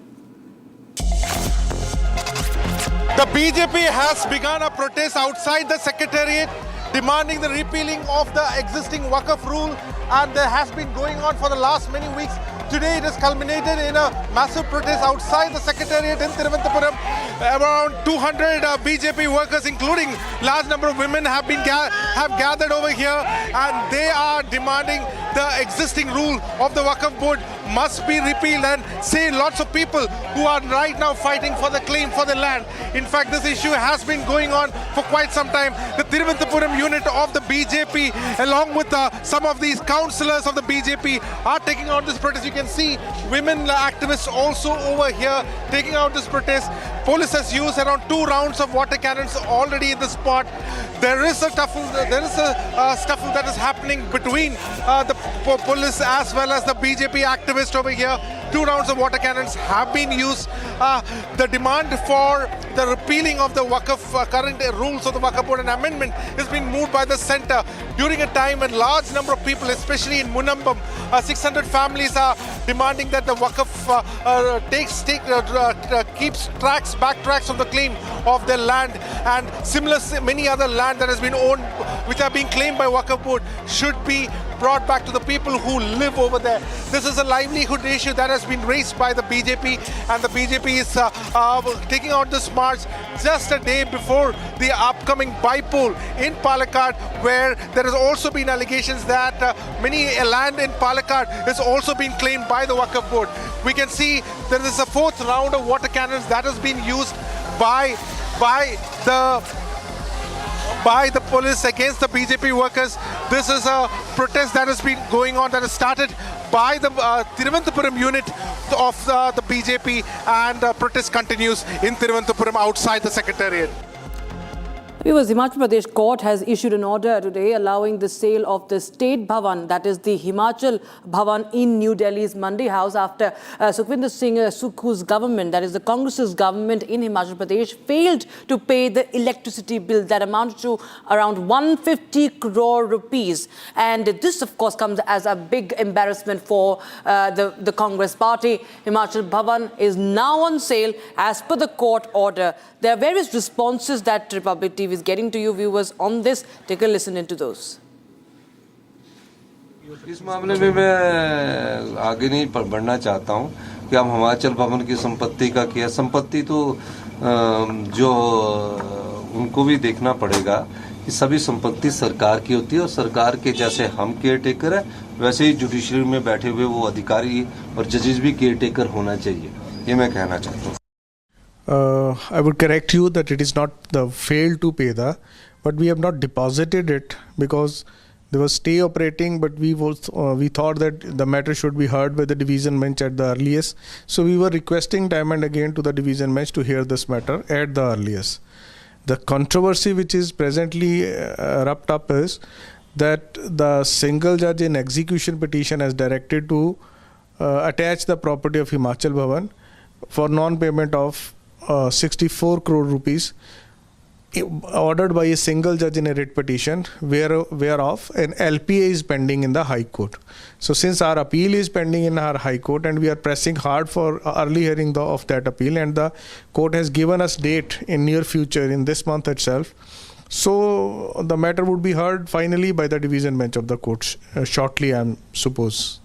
Mr. Ratan, the court had already warned the government in this regard, saying that if they fail to pay the 64 crores, which was the actual due, they will have to bear the brunt, and which also led to the increase in the amount, which is now 150 crores, including the interest. So that is called the failure to the payment of the dues. No, this all is with respect to the judgment of single judge. Actually, what had happened, the government has suffered a loss of around 700 crore up to now because of non-construction of this project by the company. It's the company that failed to construct the project. The company was allotted this project way back in 2009. PIA was entered into in 2011. After that PIA, the company was given time to prepare a DPR within 36 months. Company prepared that DPR, and after preparation of that DPR, company submitted it for techno-economic clearances. And now the BJP is taking pot shots at the Congress, saying that the cut politics, the cut model has been now exposed. Take a listen in to former Chief Minister and BJP leader Jairam Thakur and other BJP leaders. सबसे बड़ी बात है कि high court का फैसला 13 जनवरी 2023 को आया, और उसके बावजूद भी सरकार जो है वो गंभीरता से इसको नहीं ले रही है। ये जो सेली प्रोजेक्ट का अपफ्रंट प्रीमियम का जो पैसा 64 करोड़ रुपए देने के लिए आदेश हुए थे, मुझे लगता है कि जो हिमाचल प्रदेश की सरकार सारे विषयों को बहुत गंभीरता से नहीं ले रही है। 70 के करीब इनके एडवोकेट जो है, additional advocate, deputy advocate general, इस प्रकार की पोस्टों पर इन्होंने लगाए हुए हैं, लेकिन उनकी प्राथमिकता नहीं है सरकार को डिफेंड करने की। सरकार को डिफेंड करने के लिए सीपीएस के मामले में अगर देखते हैं तो दिल्ली से जो है वो वकील आते हैं और लगभग 6 करोड़ रुपए जो है उनकी फीस हो गई, और एसएलपी में सुप्रीम कोर्ट में जहां वो 1 करोड़ रुपए खड़ा होकर के एक दिन में लेंगे, उसके लिए पैसे हैं, उसके लिए वकील हैं। लेकिन हिमाचल प्रदेश में इतना गंभीर विषय जहां जो सेली प्रोजेक्ट का ये फैसला आया है और उसमें हिमाचल भवन मंडी हाउस जो ये दिल्ली में पड़ता है, तो एक ऐसा जो हमारे हिमाचल के लिए, हिमाचल का तो गर्व है, यानी कि दिल्ली में अगर हिमाचल का दिल है तो हिमाचल भवन है। कोई भी हिमाचली जाता है तो गर्व के साथ वहां जाता है, उसकी ही नीलामी की नौबत आ गई। में खाने को नहीं, अम्मा चली भुनाने। अब घर को जो है वो लुटा करके और तमाशा देखने का कांग्रेस का बहुत पुराना खेल रहा है। आपको जो है वहाँ पर जो है वो उसकी आपकी फाइनेंशियल स्थिति पूरी तरह से डामाडोल है, ध्वस्त है, उसके बाद भी आप खटाखट फटाफट टकाटक सब सारी चीज़ें कर रहे हैं। उसका नतीजा हो रहा है कि आपके खुद के जो है वो जो संसाधन है वो नीलामी के कगार पे खड़े हो गए हैं। From across the country, Manipur Chief Minister N. Biren Singh convened a high-level meeting on Monday in Imphal to address the prevailing security concerns in the state. Taking to social media platform X, the Chief Minister shared key points discussed during the meeting and expressing anguish over the recent killings in GheraoedBy and assured strict action against the perpetrators. The discussions focused on strengthening law and order in the state, as well as key decisions regarding the Armed Forces Special Powers Act, that is the AFSPA. A bill ensuring job security to contractual employees till the age of superannuation was passed by the Haryana Assembly on Monday. After a lengthy discussion, Haryana Contractual Employees Security of Service Bill seeks to provide the necessary security of service, improve the service conditions of contractual employees and fulfill the government's commitment, thereby ensuring stability and continuing in the functioning of the government departments and the welfare of the long-serving contractual workforce. मैं सभी को इस बात के लिए बधाई देता हूं कि जो 1,20,000 युवा, जो हमने उनको कहा था, जो आश्वासन दिया था कि आपको हम सुरक्षित करेंगे, आज ये विधानसभा के अंदर माननीय सभी सदस्य आज उसके ऊपर पास करने के लिए तैयार हैं। मैं सभी को उन 1,20,000 युवाओं को बहुत बहुत बधाई भी देता हूँ, शुभकामनाएं। Defence Minister Arnab Singh on Monday stressed the importance of unity in the country, saying divisions have always led to defeat. He asserted that security is as important, and the country's culture is as important as keeping the borders safe.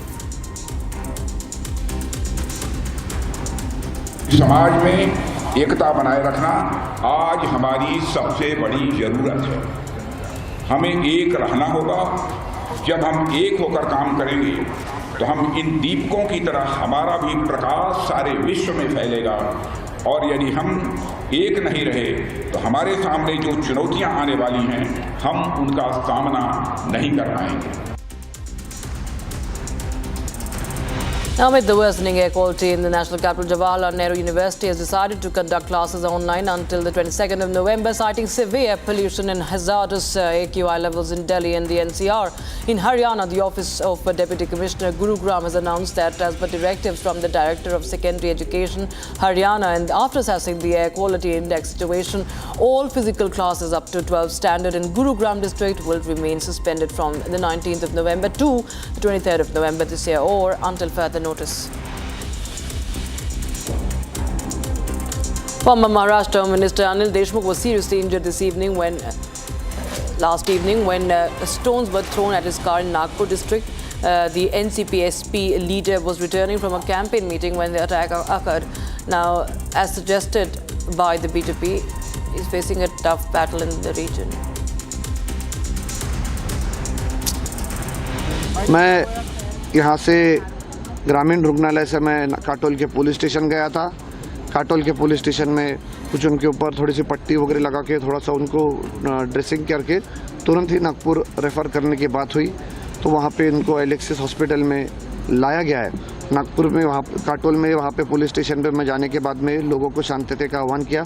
वहाँ पर जो लोग अनिल बाबू देशमुख जी के साथ थे उनने वहाँ पे कंप्लेंट भी दर्ज कराई है।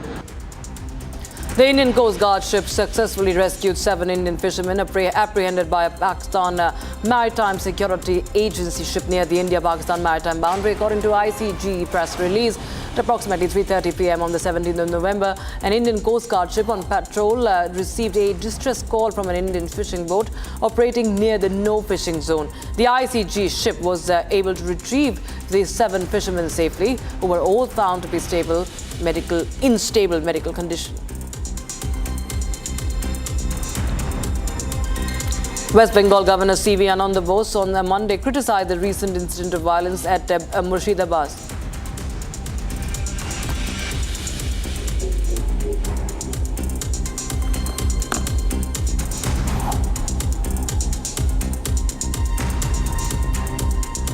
All right, viewers, we shift our focus to other stories. Now, External Affairs Minister Dr. S. Jaishankar held a bilateral meeting with his Chinese counterpart Wang Yi on the sidelines of the G20 summit in Rio de Janeiro, which is currently being hosted there.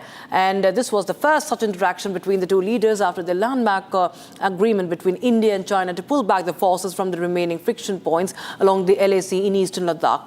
And the dialing down of the tensions on the LAC and the exchange of sweets between the Indian and Chinese troops on Diwali eventually paved the way for Prime Minister Modi to hold bilateral talks with Chinese President Xi Jinping since the border standoff. Take a listen into this report.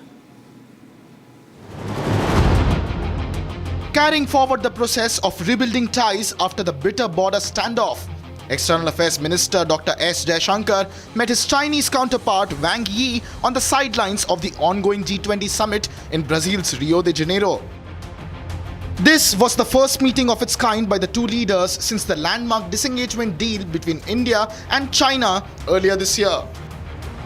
Acknowledging the pullback of troops from both sides from the remaining friction points along the line of actual control in eastern Ladakh, the two leaders discussed the progress of disengagement. According to MEA sources, the dialogue between Dr. Jaishankar and Wang Yi also focused on rebuilding bilateral ties after the tense eyeball-to-eyeball confrontation along the line of actual control. Sharing details of the meeting with his Chinese counterpart, Jaishankar said that the two leaders acknowledged the de-escalation at the border and discussed the next steps to rebuild bilateral ties. The two countries earlier had reached a landmark agreement to disengage from multiple friction points along the line of actual control, including the Demchok and Depsang plains in eastern Ladakh. The disengagement deal and the exchange of sweets between the Indian and Chinese troops on Diwali resulted after the first bilateral talks between Prime Minister Modi and Chinese President Xi Jinping since the standoff on the sidelines of the BRICS summit in Kazan in Russia. During the bilateral meeting, Prime Minister Modi had said that trust was the key to restoring peace along the line of actual control and repair fractured ties between the two nations. Since the pullback of troops from all the remaining friction points along the LAC on eastern Ladakh, the Indian and Chinese forces have resumed border patrolling in Demchok and Depsang plains and other areas after a gap of almost 4.5 years.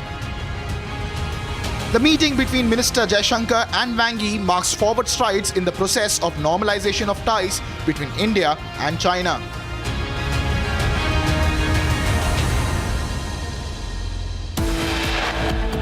A very short break, viewers, but don't go anywhere, as the Samajwadi Party has now raised objections over the checking of burqa-clad voters. In fact, it has written to the Election Commission saying that the burqa-clad women should not be checked at polling stations. We'll get you more on that. Stay tuned.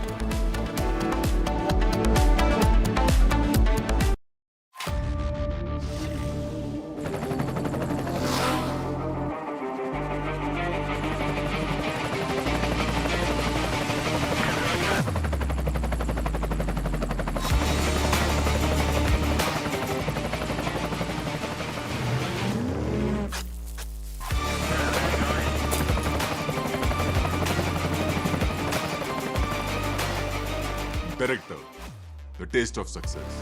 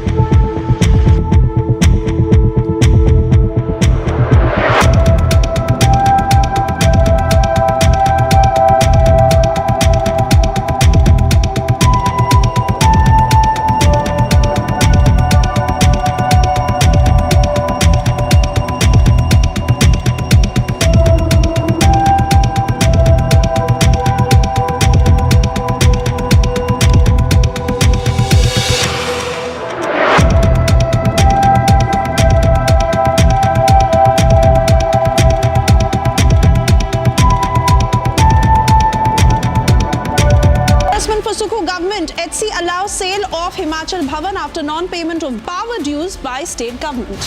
मैंने अभी high court का जो आदेश है उसको मैंने पढ़ा नहीं है, It's open, sir, लेकिन सब जगह। नहीं कोई पढ़ा नहीं है और इस प्रकार के आदेश अगर आए तो उसके बारे में हम अध्ययन करेंगे। ये जो सेली प्रोजेक्ट का अपफ्रंट प्रीमियम का जो पैसा 64 करोड़ रुपए देने के लिए आदेश हुए थे, मुझे लगता है कि तो हिमाचल प्रदेश की सरकार सारे विषयों को बहुत गंभीरता से नहीं ले रही है।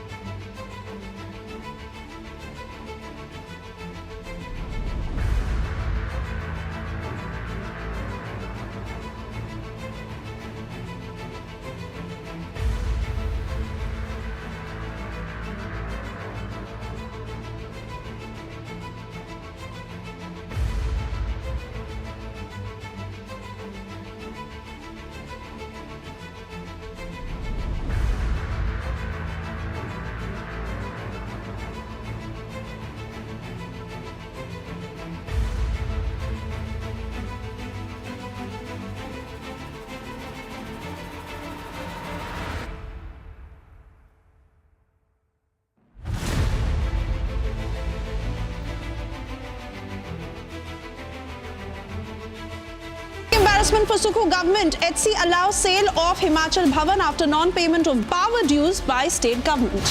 मैंने अभी हाई कोर्ट का जो आदेश है उसको मैंने पढ़ा नहीं है, It's open, sir, लेकिन सब जगह। नहीं कोई पढ़ा नहीं है और इस प्रकार के आदेश अगर आए तो उसके बारे में हम अध्ययन करेंगे। ये जो सेली प्रोजेक्ट का अपफ्रंट प्रीमियम का जो पैसा 64 करोड़ रुपए देने के लिए आदेश हुए थे, मुझे लगता है कि तो हिमाचल प्रदेश की सरकार सारे विषयों को बहुत गंभीरता से नहीं ले रही है।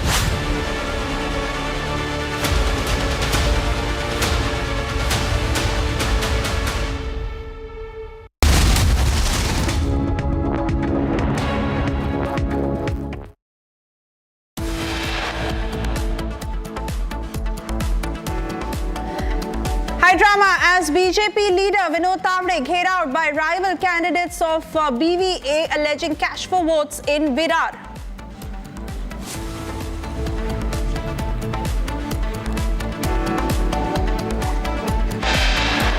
नहीं, मैंने अभी हाई कोर्ट का जो आदेश है उसको मैंने पढ़ा नहीं है, It's open, sir, लेकिन सब जगह। नहीं कोई पढ़ा नहीं है। Himachal Pradesh faces financial crisis due to unpaid power dues. High Court orders Himachal Bhavan in New Delhi for sale.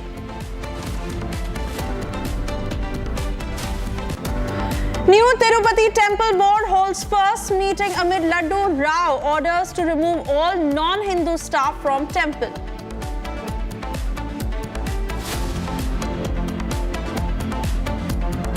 Ahead of UP by-elections, SP stokes Rao as their leader writes to EC saying Muslim women should not be asked to remove burqas for checking.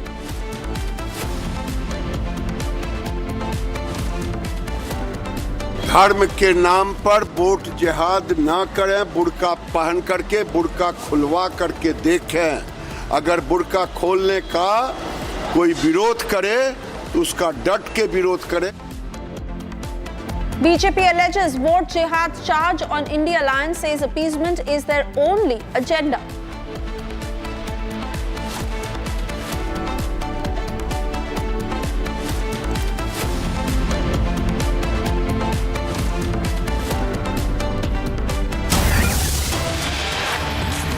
And we are getting you the first response from Manipur Chief Minister N. Biren Singh on the violence and unrest in the state. Let's listen in to what he said.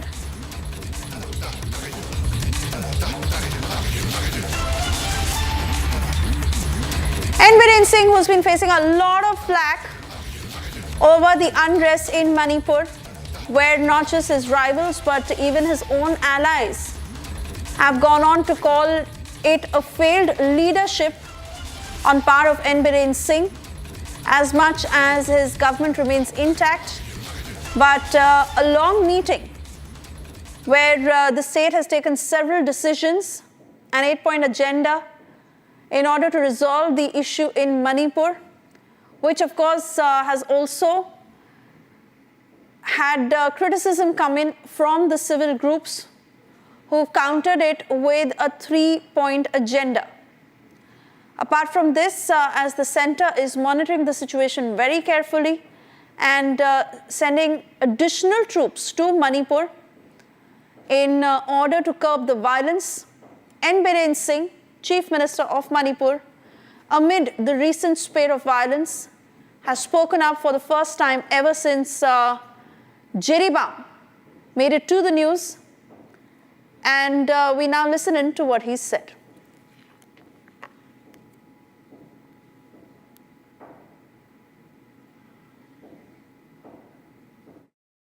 P. Chidambaram, he is the senior Congress leader. I think I'm surprised to see his ex mentioning about the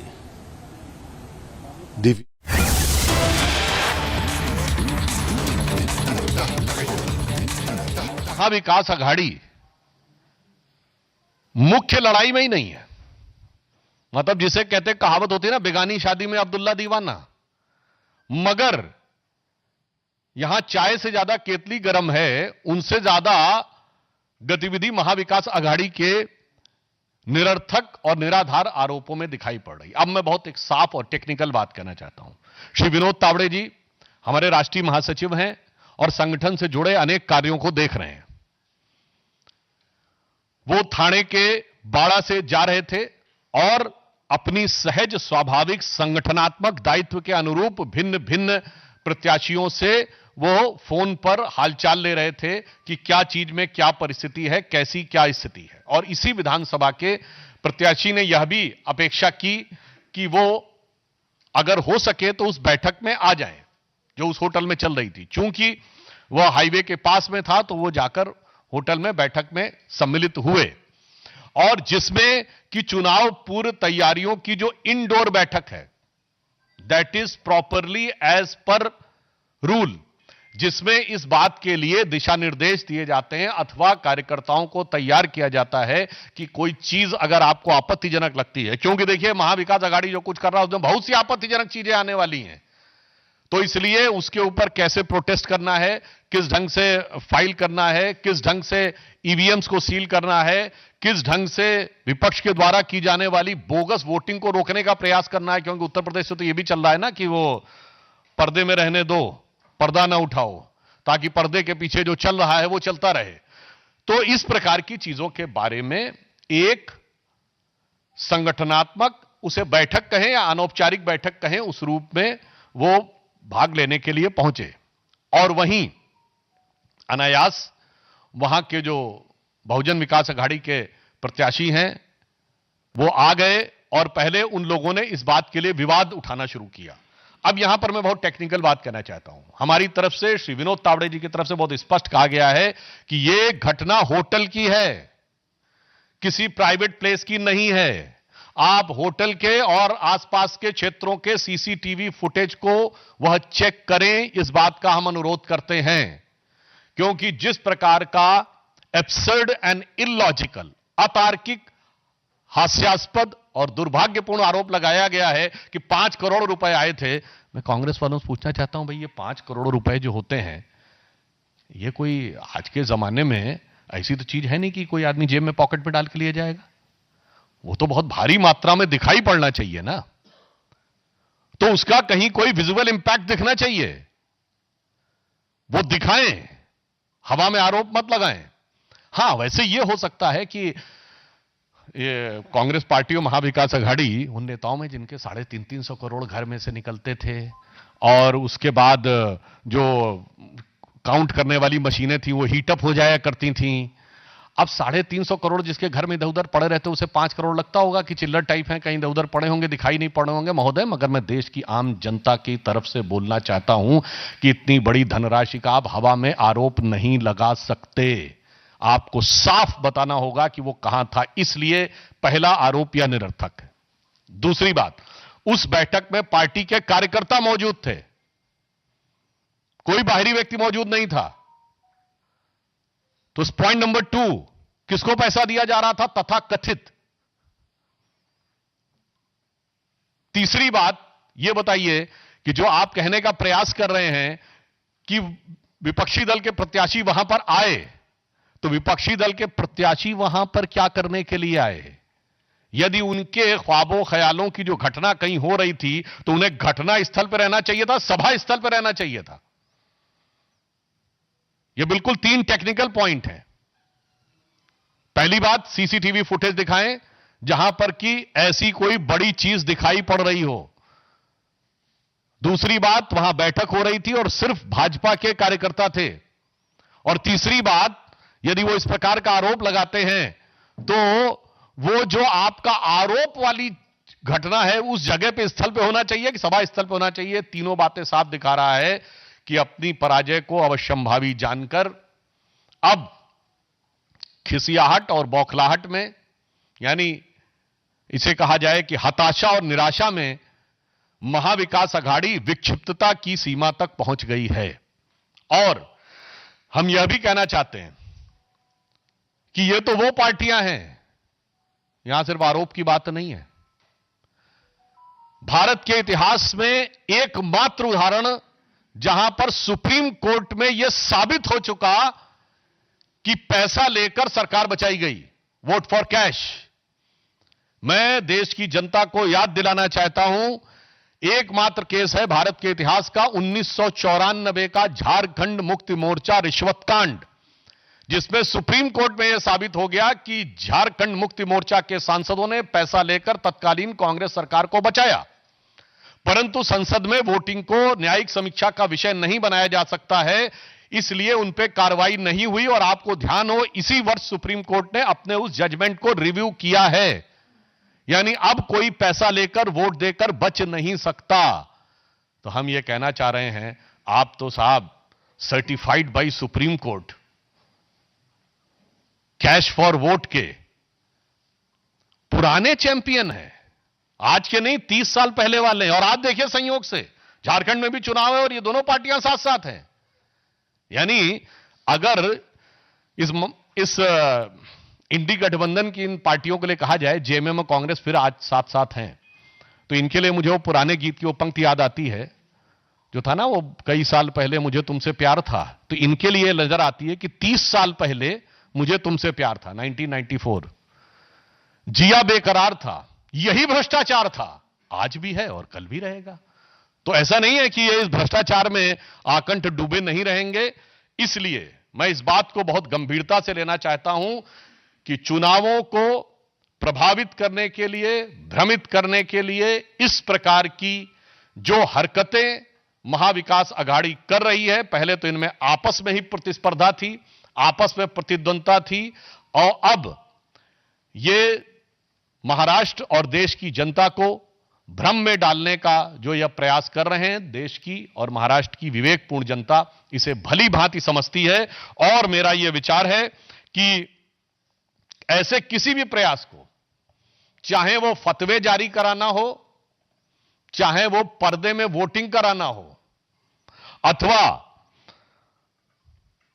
Maharashtra में ही सपा के नेता अबू आजमी ने जो धर्मगुरु मुफ्ती सलमान अजहरी साहब से मुलाकात की हो वो करना हो, या हिंसा करवाना हो या करना हो, वो जांच की बात तय होगा।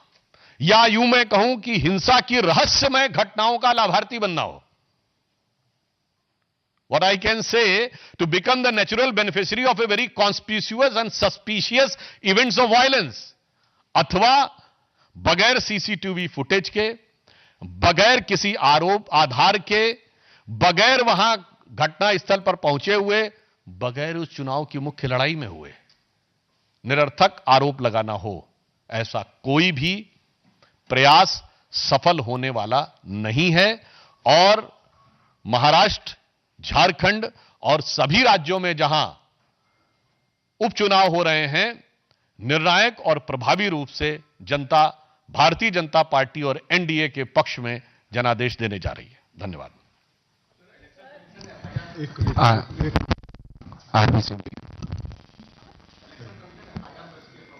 उस पर बहुत स्पष्ट करना चाहता हूं, यह पुनः एक बार भ्रम फैलाने का एक प्रयास है। एफआईआर जाकर आप लोग चेक कर लीजिए, वो मॉडल कोड ऑफ कंडक्ट को लेकर है, क्योंकि उसमें इस बात का संदेह व्यक्त किया गया कि जो मीटिंग है वो क्लोज डोर है या बाहर की है, जबकि वो फैक्ट है कि वो क्लोज डोर है। उसमें किसी भी प्रकार के वित्तीय लेन देन वाला कोई विषय नहीं हो। फिर मैं दोबारा कह देना चाहता हूं, ये तो एफआईआर में भी कोई नाम न होने के बावजूद फर्जी आरोप लगा रहे हैं, पर ये तो सुप्रीम कोर्ट के सजाए याफ्ता सर्टिफाइड व्यक्ति हैं, एकमात्र भारत की राजनीति के। इसलिए दोनों point, on the technical ground FIR is not been done for any allegation of providing money, it is been done on the suspected violation of model code of conduct. Pragya जी,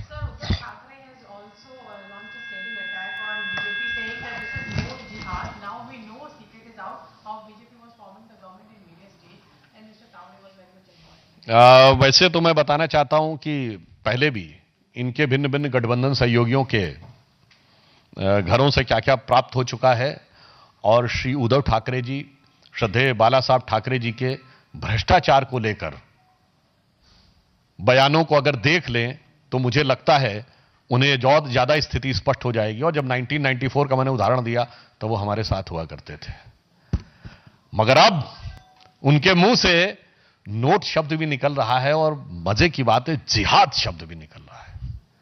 अब ये अपने आप में विचार करने का विषय है शिव सैनिकों के लिए और शिवसेना के समर्थकों के लिए, कि अब आप बताइए, और जिन इलाकों में श्रद्धेय बाला साहब ठाकरे जी की आंख घूम जाया करती थी तो वो लोग अदब में आ जाया करते थे, और आज उन इलाकों में जाकर हाथ पसारा हुआ है कि भाई वोट किसी प्रकार से मिल जाए। जो पुराना गीत था, दे दाता के नाम पे तुझको अल्लाह रखे। तो मुझे लगता है बहुत सारे परिवर्तन आए हैं, और उद्धव ठाकरे जी यदि आत्मावलोकन करेंगे कभी तो मुझे लगता है उन्हें रियलाइज होगा, हर शिवसेना कार्यकर्ता को तो रियलाइज हो रहा है, अब उद्धव जी को कब रियलाइज होगा ये वक्त बताएगा। Neeraj ji,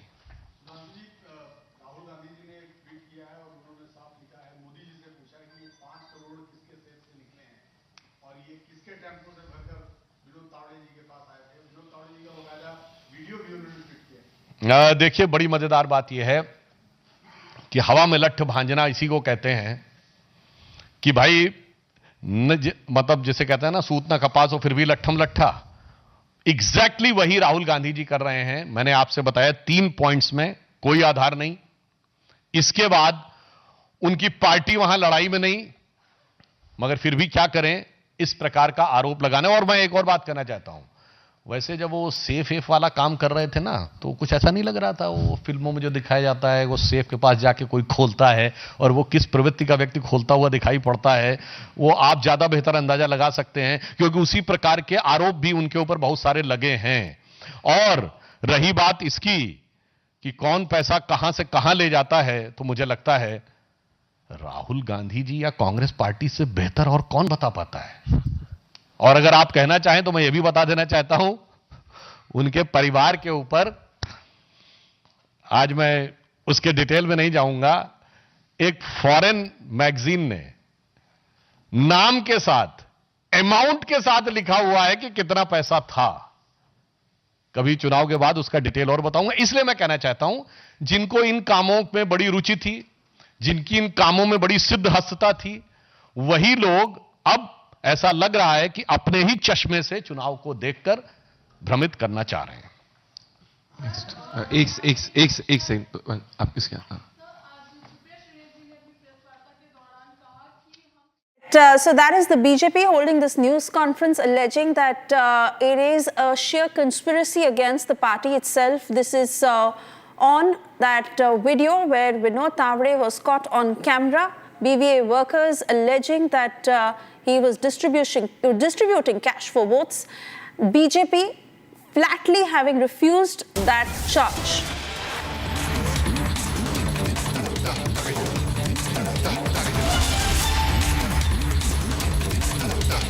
In fact, we are learning from our sources that a meeting is underway between Vinod Tawde and BVA Chief Hitendra Thakur. We are yet to get details of what exactly is being discussed as a part of this meeting.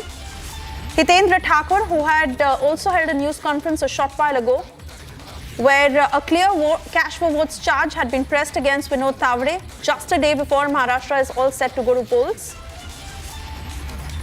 And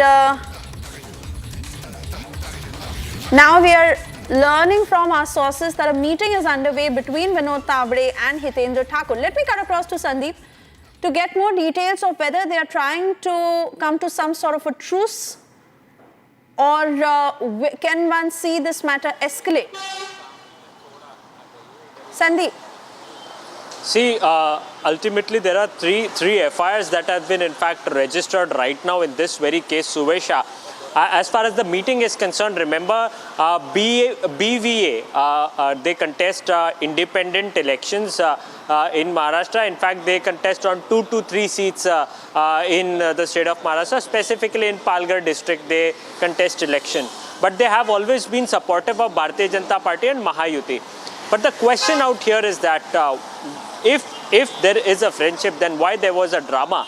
And what was the reason that Vinod Tawde visited that very place, and what is the exact truth? That is something that will come out after the investigation. But why this kind of chaos was created by Hitendra Thakur or Kshitij Thakur or their party workers is also is a part of investigation. Remember, Rajan Naik has also been named in the FIR. Vinod Tawde has also been named in the FIR. There are 2 separate FIRs that have been registered for taking press conference, addressing press conference. That is the violation of the Model Code of Conduct. So ultimately there are multiple FIRs that have been registered in this very case, and one important part out here is that both Vinod Tawde and Hitendra Thakur, both are currently, there's a meeting underway between both of them. What we have been told that they together had lunch as well after this all ruckus. They travelled in the same car as well. So if he had to create drama, and if he had to create anything that is being done right now, then why this kind of a meeting? What is wrong, within this very meeting, or within Vinod Tawde and Hitendra Thakur that is underway right now? So these are several questions, and a sense of doubt is being raised. Ultimately, someone who was against you 5 minutes before is having meeting and lunch together. So there are multiple things that that needs to be, cleared by. All right, Sandeep, do stay on with us. We also have this latest reaction from Hitendra Thakur, after which I also go across to my colleague Meenakshi. पकड़ हुआ और राजनीतिक party की उनके क्या कार्यक्रम थे जो इस पर आपको आरोप है? अरे पार्टी विद डिफरेंस बोलने वाले पैसा बांटने को राष्ट्रीय सचिव खुद आते, मुझे आश्चर्य लगता है कि किस हिसाब से इनका ये काम चल रहा है। आप अगर देखेंगे तो इन्होंने महिलाओं को आगे किया, अभी महिलाओं को पैसे ले जाने के लिए सब उधर मुंह छुपा के बैठे हैं।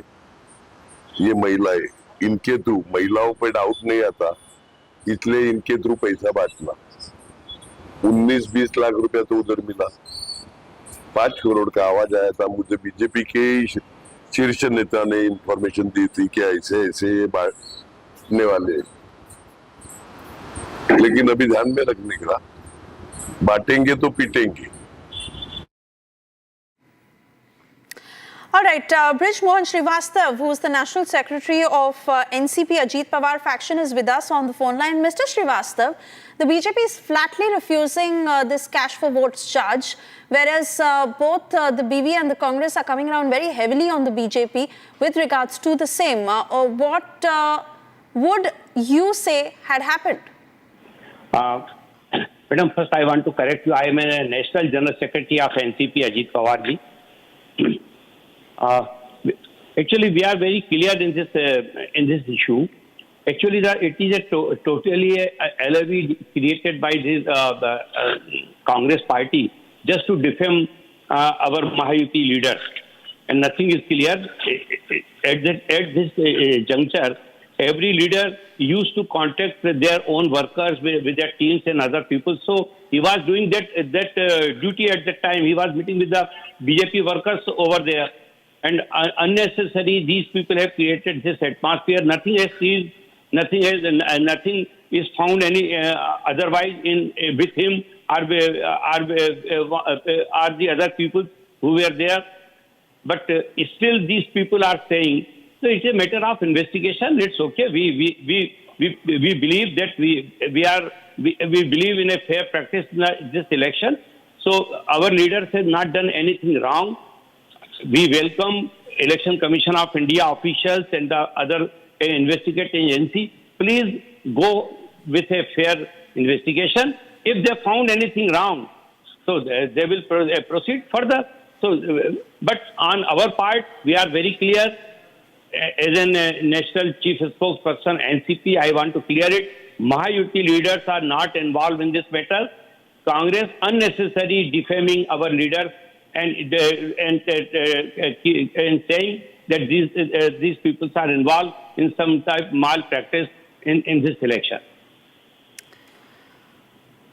All right, Mr. Srivastav, certainly one thing that this becomes the biggest pre-poll controversy just a day before Maharashtra is all set to poll. Now, how this weighs on people's minds is something we will know once the results are out. But for the moment, we leave it here. Thank you for joining us. We slip into a short commercial break.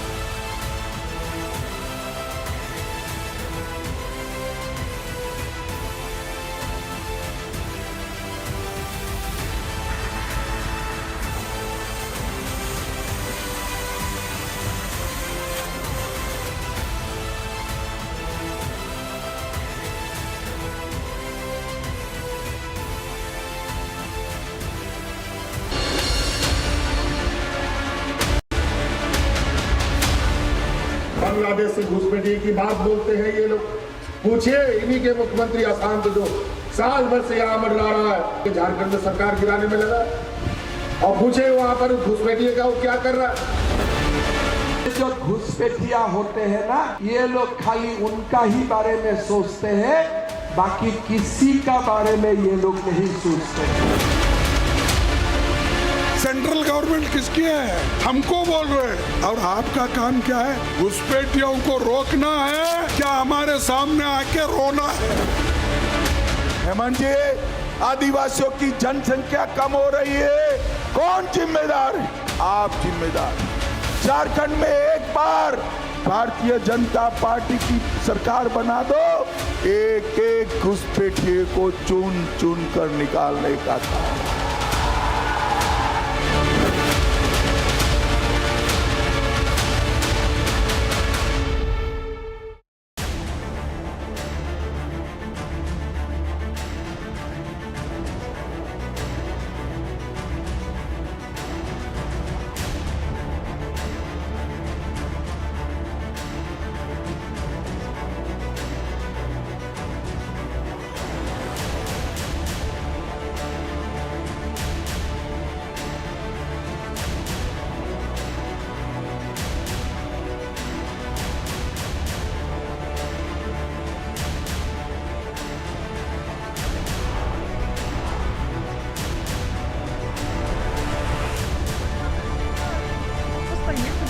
Застряли.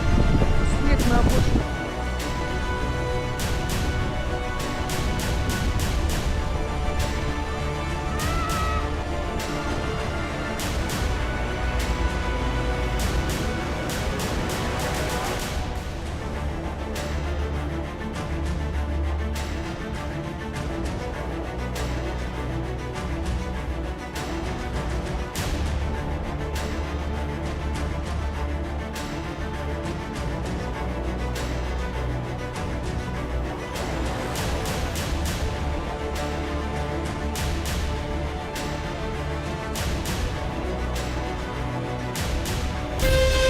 From Asia's largest news headquarters,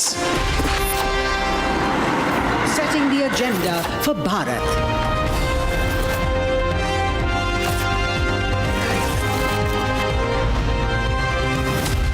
You're watching Republic.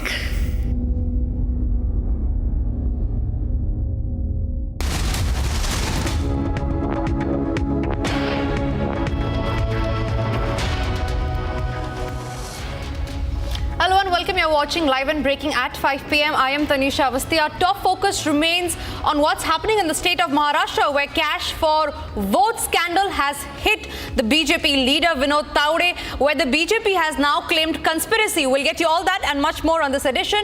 But first, here's a quick check of the headlines that we're tracking. सामने वाला जो party हमारे मित्र पक्ष है, इतना ठाकुर जी है या क्षिति है, उनके कार्यक्रमों को लगा के हम पैसे बांट रहे हैं। चुनाव आयोग ने निष्पक्ष इंक्वायरी करनी चाहिए, ऐसा मेरा भी आग्रह। High drama as BJP leader Vinod Tawde घेराउड by rival candidates BVA alleging cash for votes in the state of Maharashtra. BJP claims conspiracy.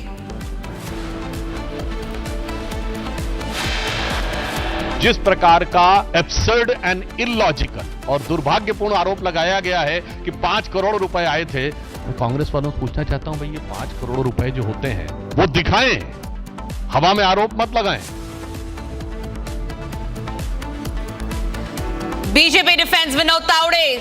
Party says that this is a conspiracy against Vinod Tawde to defame him ahead of the elections.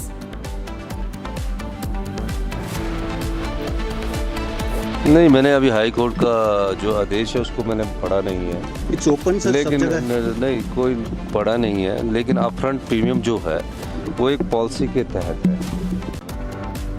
Himachal Pradesh faces financial crisis due to unpaid power dues.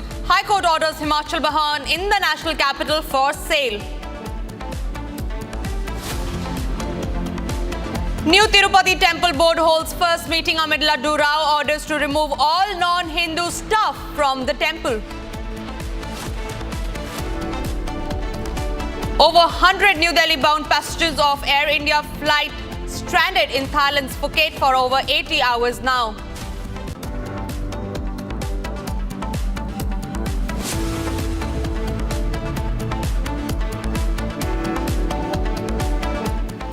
Ladies and gentlemen, Maharashtra will be going to polls in just 24 hours from now.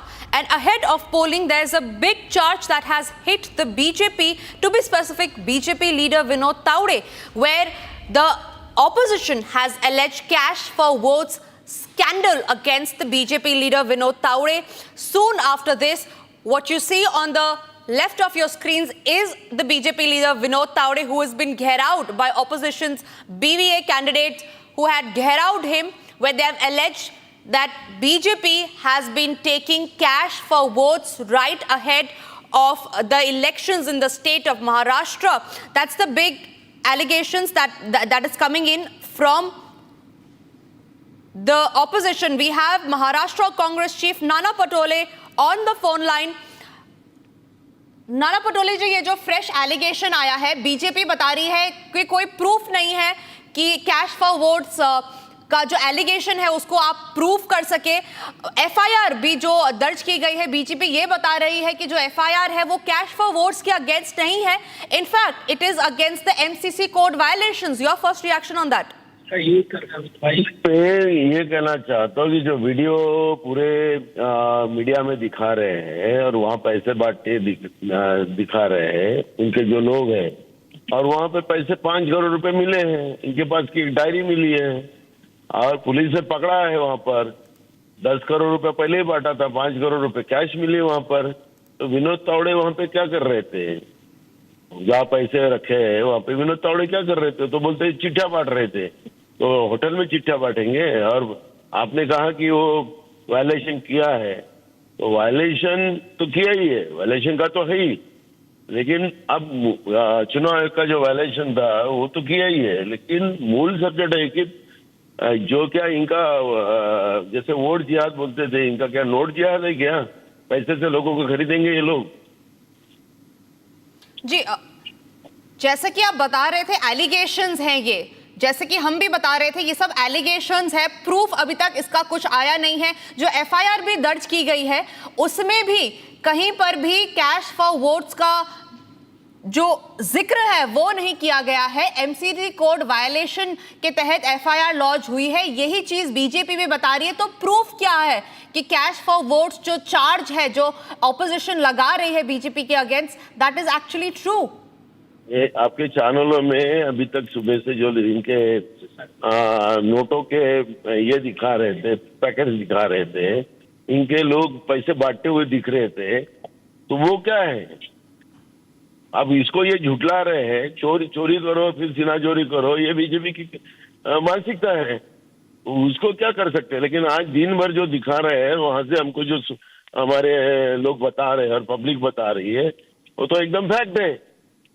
अब सीना चोरी और सीना चोरी करना ये BJP की line है और कर रहे हो। इसलिए चुनाव आयोग ने तुरंत इसके ऊपर एफआईआर दर्ज करना चाहिए पैसे के मामले में भी। बट नाना पटोले जी, जैसा कि आप भी बता रहे हैं, ये सब एक्यूजेशन है विनोद तावड़े के खिलाफ और ये आता है right ahead of the elections. जब महाराष्ट्र वोट करने जाएगा कल, इलेक्शन कमीशन ऑफिशियल्स ने भी चेकिंग की है होटल में, अभी तक कुछ भी ऑफिशियल नहीं आया है। तो ये एक बहुत बड़ा चार्ज है जो ऑपोजिशन लगा रही है विनोद बीजेपी के अगेंस्ट, जो कि बिल्कुल भी it is without a proof and it is without evidence. So on what basis is the opposition claiming it? क्योंकि जहां तक भी हम वीडियो भी दिखा रहे हैं, जो आप वीडियो की बात कर रहे थे, आप कह रहे हैं 5 करोड़ कैश पाया गया है, वो वीडियो में कहीं नहीं दिखाया गया है। वीडियो में विनोद तावड़े जी, जैसा कि आप देख सकते हैं, विनोद तावड़े जी हैं उस वीडियो में, बीवीए कैंडिडेट से उनको घेराव किया गया है। 5 करोड़ कैश की जो बात हो रही है वो अभी तक बरामद हुआ नहीं है।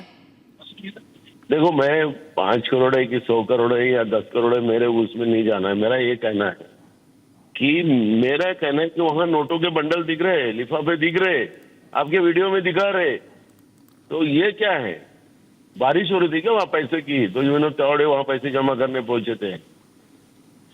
Right.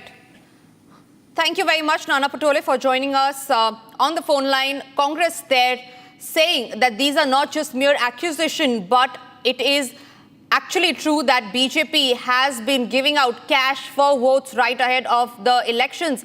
Vinod Tawde, who is in the center of the controversy, has completely refuted the claims, categorically saying that this is nothing but a conspiracy. Listen to what Vinod Tawde had to say soon after he was घिराओड। वहां से लौटते समय नालासोपारा विधानसभा चुनाव क्षेत्र में कार्यकर्ताओं की बैठक चल रही थी। वहां पर चुनाव के दिन की जो आचार संहिता होती है कि जो वोटिंग मशीन है उस पर सील कैसे लगना है, सील आखिर में कैसे होना है, ऑब्जेक्शन अगर लेना है तो क्या करना होता है, ऐसी जो हम 12 बातें बताते हैं वो बताने के लिए मैं पहुंच जाता हूँ। सामने वाला जो पार्टी हमारे मित्र पक्ष है, इधर अप्पा ठाकुर जी है या क्षिति है, उनके कार्यक्रमों को लगा के हम पैसे बांट रहे हैं। तो चुनाव आयोग उसकी इंक्वायरी करे, पुलिस इंक्वायरी करे, सीसीटीवी फुटेज ले ले, तो उसमें वास्तव जो है, मैं तो 40 साल से पार्टी में हूँ, अप्पा ठाकुर मुझे जानते हैं, क्षिति मुझे जानते हैं, सब पार्टी जानती है, तो जो वास्तव है वो सबको पता है। और फिर भी चुनाव आयोग ने निष्पक्ष इंक्वायरी करनी चाहिए, ऐसा मेरा भी आग्रह है। अभी We're also getting in a reaction from BVA Chief Hitendra Thakur. I believe he is joining us on the phone line. BVA Chief's first reaction on Republic. Hitendra जी, धन्यवाद हमसे जुड़ने का। ये एक बहुत बड़ा एलिगेशन है जो ऑपोजिशन लगा रही है। आपके जो कैंडिडेट्स हैं उन्होंने बीजेपी लीडर विनोद तावड़े को घेराव किया, एलिगेशन लगाया कि कैश फॉर वोट्स चार्ज है। आप सबसे पहले हमें बताइए थे हुआ क्या था उस मीटिंग में जहां पे जो वीडियो हम चला रहे हैं, किस बेसिस पे आप ये एलिगेशंस लगा रहे हैं?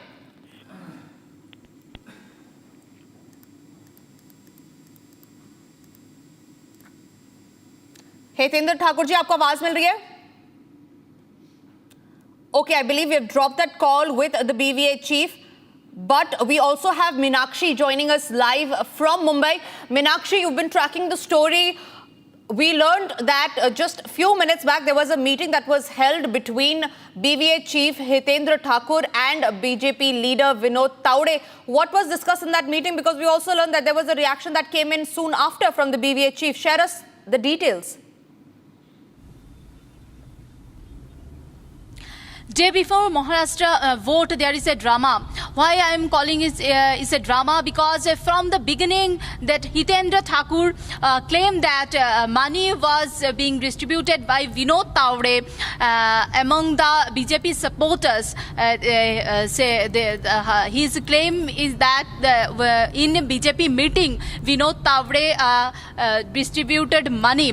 And from the beginning, he is saying that Vinod Tawde was there to distribute money. He had 5 crore rupees with him. And after that, we are getting information that he was doing meeting with Vinod Tawde and had lunch together. And he said, Vinod Tawde is my friend. And another information we have got that Hitendra Thakur dropped Vinod Tawde in his own car. He drive the car and he dropped Vinod Tawde at Viva College. As we asked Hitendra, I asked Hitendra on phone that why have you dropped him and why you were with that Vinod Tawde. He said police told me to drop him and get Vinod out of this location where the supporters of Hitendra Thakur was there. And now the question is why he claimed and why he had lunch with that Vinod Tawde, and now the many questions has arisen. Right. Stay with us, Meenakshi, because I'm also getting in a reaction from the BJP, which has claimed that this is nothing but a conspiracy, a charge that comes right ahead of the elections because the opposition is scared of losing against the BJP. Listen to what BJP leader Sudhanshu Trivedi had to say. हमारी तरफ से श्री विनोद तावड़े जी की तरफ से बहुत स्पष्ट कहा गया है कि ये घटना होटल की है, किसी प्राइवेट प्लेस की नहीं है। आप होटल के और आसपास के क्षेत्रों के सीसीटीवी फुटेज को वह चेक करें, इस बात का हम अनुरोध करते हैं, क्योंकि जिस प्रकार का एब्सर्ड एंड इलॉजिकल, अतार्किक, हास्यास्पद और दुर्भाग्यपूर्ण आरोप लगाया गया है कि 5 करोड़ रुपए आए थे। मैं कांग्रेस वालों से पूछना चाहता हूं, भाई ये 5 करोड़ रुपए जो होते हैं, ये कोई आज के जमाने में ऐसी तो चीज है नहीं कि कोई आदमी जेब में पॉकेट में डाल के लिए जाएगा। वो तो बहुत भारी मात्रा में दिखाई पड़ना चाहिए ना, तो उसका कहीं कोई विजुअल इंपैक्ट दिखना चाहिए, वो दिखाएं, हवा में आरोप मत लगाएं। हां, वैसे ये हो सकता है कि ये कांग्रेस पार्टी और महाविकास आघाड़ी उन नेताओं में जिनके 350 करोड़ घर में से निकलते थे, और उसके बाद जो काउंट करने वाली मशीनें थी वो हीटअप हो जाया करती थी। अब 350 करोड़ जिसके घर में इधर उधर पड़े रहते, उसे 5 करोड़ लगता होगा कि चिल्लर टाइप हैं, कहीं इधर उधर पड़े होंगे, दिखाई नहीं पड़े होंगे। महोदय, मगर मैं देश की आम जनता की तरफ से बोलना चाहता हूं कि इतनी बड़ी धनराशि का आप हवा में आरोप नहीं लगा सकते। आपको साफ बताना होगा कि वो कहां था, इसलिए पहला आरोप यह निरर्थक है। दूसरी बात, उस बैठक में पार्टी के कार्यकर्ता मौजूद थे, कोई बाहरी व्यक्ति मौजूद नहीं था। तो पॉइंट नंबर 2, किसको पैसा दिया जा रहा था तथा कथित। तीसरी बात यह बताइए कि जो आप कहने का प्रयास कर रहे हैं कि विपक्षी दल के प्रत्याशी वहां पर आए, तो विपक्षी दल के प्रत्याशी वहां पर क्या करने के लिए आए? यदि उनके ख्वाबों ख्यालों की जो घटना कहीं हो रही थी तो उन्हें घटना स्थल पर रहना चाहिए था, सभा स्थल पर रहना चाहिए था। यह बिल्कुल 3 टेक्निकल पॉइंट है। पहली बात, सीसीटीवी फुटेज दिखाएं जहां पर कि ऐसी कोई बड़ी चीज दिखाई पड़ रही हो। दूसरी बात, वहां बैठक हो रही थी और सिर्फ भाजपा के कार्यकर्ता थे। Meanwhile, the BVA chief, whose candidates Gheraoed and surrounded the BJP leader Vinod Tawde, also gave us a statement. Listen into what Hitendra Thakur, BVA chief, had to say. Party with difference बोलने वाले पैसा बांटने को राष्ट्रीय सचिव खुद आते, मुझे आश्चर्य लगता है कि किस हिसाब से इनका ये काम चल रहा है। आप अगर देखेंगे तो इन्होंने महिलाओं को आगे किया। अभी महिलाओं को पैसे ले जाने के लिए सब उधर मुंह छुपा के बैठे हैं। ये महिलाएं, इनके थ्रू महिलाओं पे डाउट नहीं आता, इसलिए इनके थ्रू पैसा बांटना। 19-20 लाख रुपया तो उधर मिला। 5 करोड़ का आवाज आया था। मुझे बीजेपी के शीर्ष नेता ने इंफॉर्मेशन दी थी कि ऐसे ऐसे ये बांटने वाले, लेकिन अभी ध्यान में रखने का, बांटेंगे तो पीटेंगे। हम भी आगे पीछे नहीं देखेंगे। The Congress, meanwhile, has backed the BVA's claim, saying that the corrupt must be dethroned ahead of the elections. Listen into what the Congress party is saying on the case. That election commission is not going to do anything against him because he is the general secretary of the Bharatiya Janata Party. My question is, what is the action from the election commission? This is red-handed, caught by red-handedly. Clear evidence, media was there. Everybody was there. This is in the public domain. This is not a one instance. Yesterday also one incident happened. Entire Maharashtra, because basically Adani is supporting. Money is flooding like anything. They are only banking on money now. But I don't think people of Maharashtra will not fall in that trap. Basically the election is rich versus poor. We are standing for the poor people of the country. They are banking on rich people and taking that money, they are trying to hijack the election prospectus. That is what happened. But the rule of the law should be applicable to everybody. When this type of money has been caught red-handedly, I think that person should be arrested immediately during the election. This is what we are hearing everywhere. But no arrest, no action from the election commission. Then after the election they will do something. But now everywhere the money is flowing like this. Very unfortunate. This is not the way of a free and fair election. We are not worried about all these things because people know about all these things. People will give a clear verdict on these things. Our appeal to the people of this Maharashtra is that this is a clear indication where these people are standing. They didn't have anything for government people, especially for poor people. They are banking only this type of rich people. But I think it's quite a revelation. I mean, we all know that occasionally money is used and there are some malpractices that happen in elections. At times money is distributed. But I think it's for the first time that it has come out in the open. And 5 crore, that's what they claim. 5 crore is huge.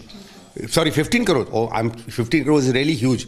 Because I think the limit for a Vidhan Sabha election is what, some 80 lakh, 60 lakh or something like that. This is almost 15 times that. And this kind of a cash distribution, I think it comes under PMLA, it comes under corruption, it comes under election malpractice, all this thing. So I really hope that the election, not only the Election Commission, the Income Tax Authorities, the Enforcement Directorate, the CBI, all of them take cognizance of this, raid that place, find out what the hell is happening, and not only Mr. Tawde, but any other agency, and if the BJP seems to be involved in this, then I think a question mark has to be put whether BJP can effectively be allowed to fight this election. Vinod Tawde, however, has denied these claims. Look, as I said, it's all on television, right? Whether there is that much money or not, whether something obviously is happening there, right? And as I said, looking at a video, we can always say this is what it has happened, but this is a time when authorities should immediately get in. There are people identified in that video. There is apparently some ruckus and some fighting going on. Now, whether it is people who have discovered what's going on or it's a fight for more money, as I said, it's a second-hand thing, I can't say. But very, very clearly, right, the amounts that are being talked about are astronomical. आरोप लगाए या सच्चाई है? आरोप क्यों बोलते हो आप? वहां तो उसमें दिख रहा है ऐसा बोल रहे हैं लोग ना। तो फिर ऐसी अवस्था में आप सोचे कि भारतीय जनता पार्टी ने देश की कानून व्यवस्था की धज्जियां उड़ाई, इस देश के संविधान को ठुकराया है, ना वो संविधान को मानते ना वो सम्मान करते हैं। आप देख रहे हो कि महाराष्ट्र में जो सरकार थी वो असंवैधानिक सरकार थी। अब उस असंवैधानिक सरकार को किसने पनपाया, किसने सुरक्षा प्रदान की, किसने पैसे दिए, सब इसके सबके पीछे बीजेपी है ना, खुलेआम है ना, खुलेआम। जबकि वो विधान सभा में, सदन में जाकर बात करते कि ऐसा ऐसा हुआ है, तो फिर आप सोचिए क्या वो संविधान को मानते? पैसा देकर खरीदना या डांटना, ईडी की धमकाना, ये दो धंधे करके वो सत्ता पे रहते। आदरणीय उद्धव साहब ने उनको सही में कहा सत्ता जिहादी लोग है ये। अब तो रेड हैंड पकड़े गए। यही तो धंधा है ना। इलेक्टोरल बॉन्ड पे सर्वोच्च न्यायालय ने इतनी सारी स्ट्रिक्चर्स पास कर दी, उसके बावजूद इलेक्टोरल बॉन्ड का पैसा फ्रीज नहीं किया ना, वही तो पैसा घूम रहा है ना। So that's the latest that's coming in from the state of Maharashtra just hours before the first phase of polling. Remember, tomorrow Maharashtra is going for elections. We also learned that we have Sudhir Mungatiwar, BJP cabinet minister, patched on the phone line with us. Sudhir ji, जो allegations है, जो opposition लगा रही है, saying that cash for vote charge जो है, वो जो opposition ने लगाया है बीजेपी के against, FIR वो लोग claim करते हैं कि दर्ज की गई है. Above that, they are claiming that जो पैसा दिखाया जा रहा है वीडियो में, that itself is a proof that BJP is an accused, the BJP leader is an accused in the cash for vote charge. आपका पहला reaction इस पे? नहीं, ये देखो, ये षड्यंत्र करके किसी पे कोई भी आरोप कर सकता है, कोई टीवी चैनल पे भी कर सकता है, कोई न्यूज़पेपर ने न्यूज छापी तो पेड न्यूज करके भी आरोप होता है। देखो, आरोप करने से कुछ नहीं होता। विनोद तावड़े जी बड़े वरिष्ठ नेता है और विनोद तावड़े जी ऐसा जाके ऐसी हरकतें करेंगे ये आप भी विश्वास नहीं रखेंगे, ये मेरा विश्वास है। देखो, शरद पवार जी, अगर कोई भाजपा का कार्यकर्ता कहता है कि शरद पवार जी नोट बांट रहे, ऐसा कभी होता है क्या? ये कौन से स्तर के नेता है? हम क्या आरोप कर रहे हैं? हम भूल जाते कि हम आरोप क्या कर रहे हैं। ऐसा है कि जिनके ये कॉन्स्टिट्यूंसी की बात है, एक जमाने में उनके भाई को कांग्रेस के उस समय के मुख्यमंत्री स्वर्गीय सुधाकर राव नाइक ने एक बड़े हत्याकांड में पकड़ा था। अब विनोद तावड़े जी तो समंजस नेता है, बहुत अच्छे नेता है, उनको क्या लक्ष्मण रेखाएं होती है ये पता है। अब इसका जो आर्टिफिशियल कुछ किया जा रहा है तो उसका जवाब तो इंक्वायरी में मिल जाएगा ना। जी सुधीर जी, अभी कुछ देर पहले हम लोग ने बीवीए चीफ का भी बाइट चलाया था हितेंद्र ठाकुर का, जहां पे वो ये बोलते हैं कि जो टिप ऑफ था विनोद तावड़े के अगेंस्ट वो खुद बीजेपी के नेताओं ने ही दिया था। अब ये तो मुझे पता नहीं, और हितेंद्र ठाकुर पे कितना विश्वास रखना है ये आपको तय करना है।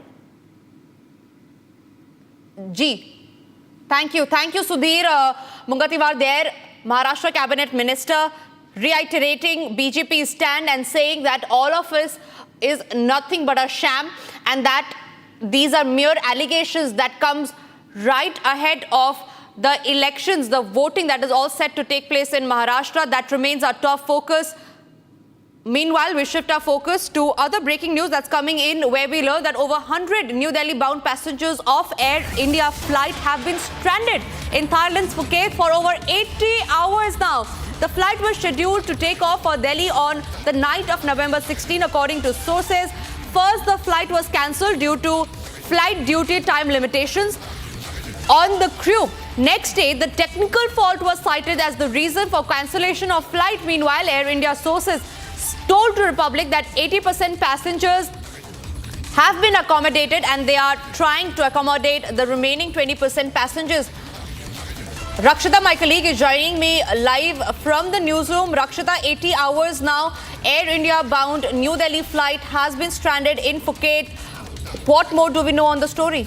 Of course, it's been a harrowing experience for these flyers. Around 100 to 150 of them have been stranded in Phuket for at least 3 days now. As you said, that this flight was supposed to be, its departure was as on the 16th of November, but till now, what we know is that there might be some flyers who will be now departing finally, but it has been a harrowing experience. First, the flight was delayed, then it was, cancelled and then rescheduled. And as you said, the first reason was the duties, that is the FDLT, flights duty time limitations issue.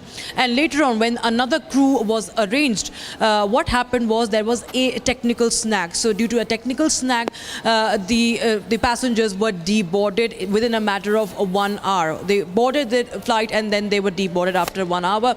And later on, what we are also getting from the reports is that the flight took off for around 1 to 2 hours and it landed back in Phuket. So that, of course, has been a harrowing experience. There is a lot of debate on social media, passengers sharing their account, their ordeal, and many of them complaining that how it was so difficult for them. Many of them struggling with reimbursements as well. Some of them managed that alternate flight that was offered. Some of them are still looking for reimbursements and arrangements. We understand that today, in a short while from now, a last batch of the passengers will be flown back to Delhi. But of course, as you can see in many of the social media platform tweets on social media platform X, you can see they have also tagged the Ministry of, the DGCA and the Ministry of Civil Aviation as well. It has been a very pathetic service, as they say. It's a very pathetic service, and they have been flying for 3 hours. Many of the accounts, if I could quote them, that 150 passengers are stranded, and there has been no satisfactory reply from Air India. So, of course, it remains to be seen if there's any action or any accountability from the airlines that is visible now. Right, Rakshita, thank you for sharing us all the details. Quite a harrowing situation there for Air India passengers who are stuck in Phuket for over 80 hours now. Meanwhile, it's time to shift to a short commercial break, but after the break, we'll tell you how Himachal Pradesh is staring at a financial crisis due to power dues. The High Court has now ordered Himachal Bhavan in the national capital for sale. We'll get you all that and much more after the short break.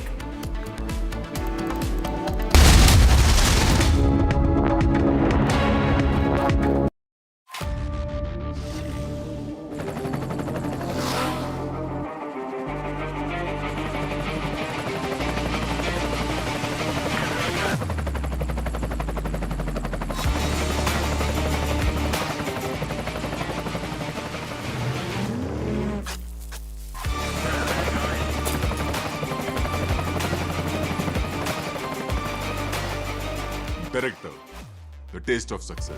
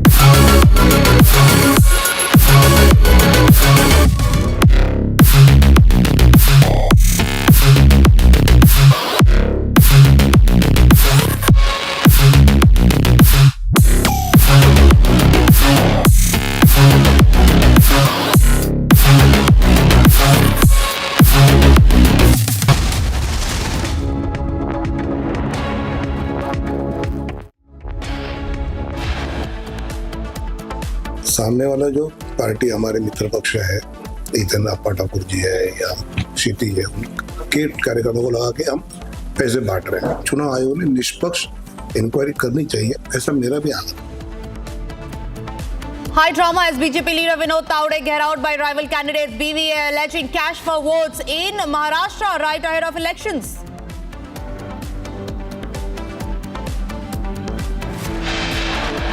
जिस प्रकार का absurd and illogical और दुर्भाग्यपूर्ण आरोप लगाया गया है कि 5 करोड़ रुपए आए थे, मैं कांग्रेस वालों से पूछना चाहता हूं, भाई ये 5 करोड़ रुपए जो होते हैं वो दिखाएं, हवा में आरोप मत लगाएं। BJP defends Vinod Tawde. Party says it's a conspiracy against the BJP leader to defame him ahead of elections.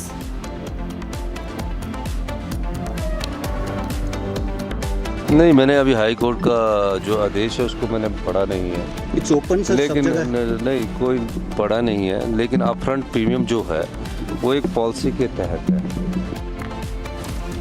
Himachal Pradesh faces financial crisis due to power bills that have not been paid. High Court has ordered Himachal Bhavan in New Delhi for sale.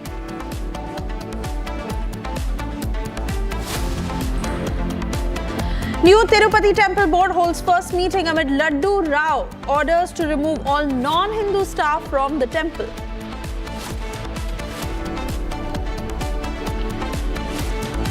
Over 100 New Delhi-bound passengers of an Air India flight have been stranded in Thailand's Phuket for over 80 hours now.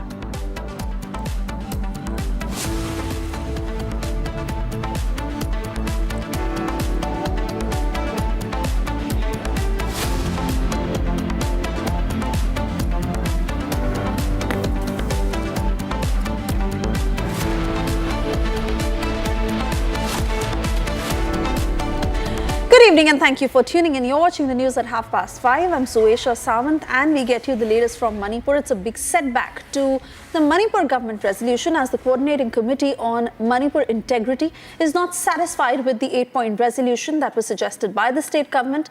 In fact, the committee has now come with their 3-point agenda in order to control the violence in Manipur. Listen in. The COCOMI, or the Coordinating Committee on Manipur's Integrity, have been holding protest demonstration for the last 4 days in Ima Kaitel. Along with the Imas of the Ima market in Manipur's Imphal, the COCOMI leadership is also on a sit-on demonstration, and they have also served an ultimatum to the government. The resolution which the Manipur NDA leadership took last night, the COCOMI is not satisfied with the 8-point resolution that was passed yesterday at the Chief Minister's residence, and they have served a 24-hour ultimatum. That ultimatum was served last night itself to the NDA leaders that they are not satisfied with the resolution taken, and more firm and bold steps should be taken. We are joined by Athoba Kuraism, who is the spokesperson of COCOMI here. Damathoba, I would like to come to you. You have served an ultimatum again to the NDA leadership, particularly in the state, the ruling front. What is the ultimatum you have served, and what are the demands that you have put forward? We have set a 3-point demand in our first demand when we placed at the first place. It includes the rollback of the reimposition of Armed Forces Special Powers Act in the non-hostile area without any valid reason, that too unilaterally by the central government, without the consent or without any decision of the state. So this needs to be rolled back, number one. Number two is since the report of missing innocent women's and children's dead bodies being recovered from Jiri River, people of Manipur are completely in shock, and people has crossed its limits of tolerance and patience, waiting for the government of India to act upon. One aspect that I would like to know from you, because many, at least 19 BJP MLAs were not present in yesterday's meeting, and they have been openly dissenting against the Chief Minister.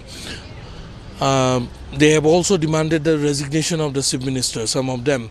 How do you see these developments, though these are political developments, but being a citizen of Manipur? See, we feel that being a responsible MLA of the state, if they are not happy with the current Chief Minister, regarding if it's related with the ongoing crisis situations in Manipur, they should also come out with certain set of concrete proposals as to how things can be resolved, which they can place forward to the Chief Minister. And if the Chief Minister fails to act accordingly, then they can demand whatsoever demands they are making. But without any, justification of why they are demanding, simply saying that the government fails to act, resolve the crisis, so we want a, change in the leadership. It sounds little bit, vested interest rather than genuine interest of the concerns of the people. And above that, many of the legislators are still absent in yesterday's meeting. Yesterday's meeting was not convened by Chief Minister or the government. It was the demand of the people. People asked them to held a meeting, sit together, and being a responsible representative of the state, they should come up with certain, resolutions as to how these ongoing turmoil situations can be resolved. So without taking that responsibility, simply talking about changing the leadership doesn't make any sense, and it will have a, serious repercussion to those who are acting irresponsibly as well. And even as Chief Minister N. Biren Singh faces a lot of flack after that long meeting that he had held yesterday, this was the first reaction that came in today. Let's listen. P. Chidambaram, he is the senior Congress leader. I think I'm surprised to see his ex mentioning about the division and alleging the present crisis to the Chief Minister of Manipur, blah, blah. These are the few problems what we notice people are facing due to the ignorance of some of the central leaders, mainly during the Congress time. Secy Vinod is the key person. He is the root cause of the present crisis. I'll tell openly, because when he was the Home Minister of the then Congress government, and here in Manipur, Sri Oibobi was the Chief Minister.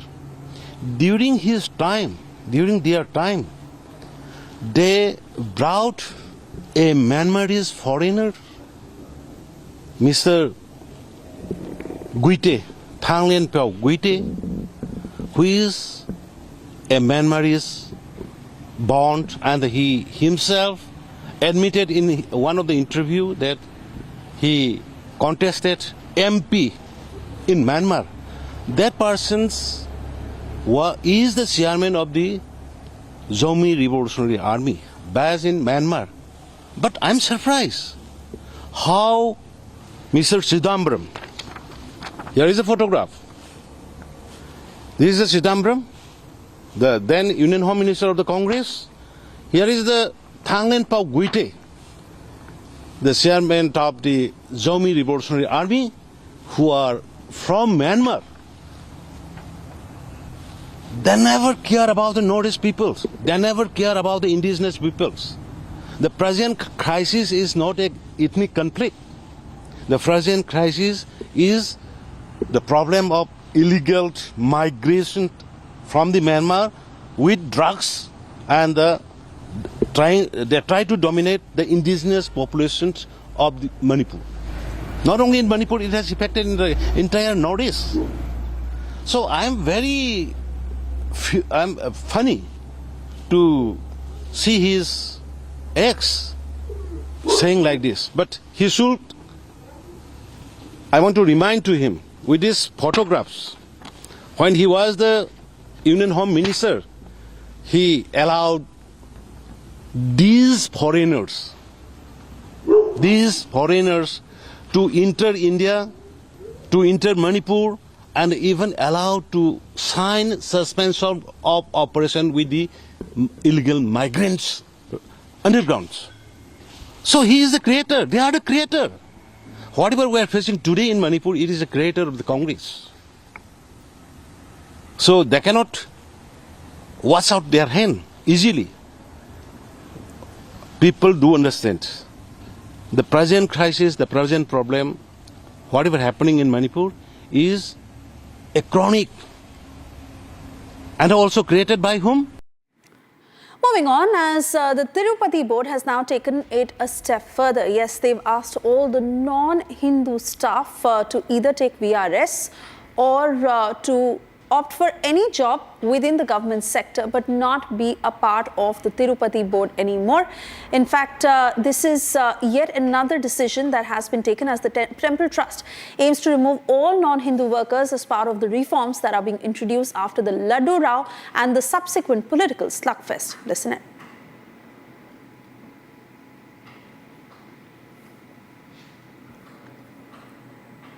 TTD जो executive council है, TTD board है, कल TTD board जो निर्णय किया है मैं उसका स्वागत करता हूं। अलग अलग रिफॉर्म्स लाने के लिए टीटीडी पहले मीटिंग में प्रयास किया है। स्पेशली जो नाम से टीटीडी में जो नाम से जो स्वयं भगवान के पास स्वामी वेंकटेश्वर स्वामी जी के पास आसपास जो काम करते हैं नॉन हिंदूस नहीं रहना चाहिए। जो अगर नॉन हिंदूस है वो लोगों को दूसरा जगह ड्यूटी देंगे, दूसरा जगह देंगे। मंदिर के आसपास सिर्फ हिंदू ही काम करना, ऐसा वो बोर्ड का डिसीजन है।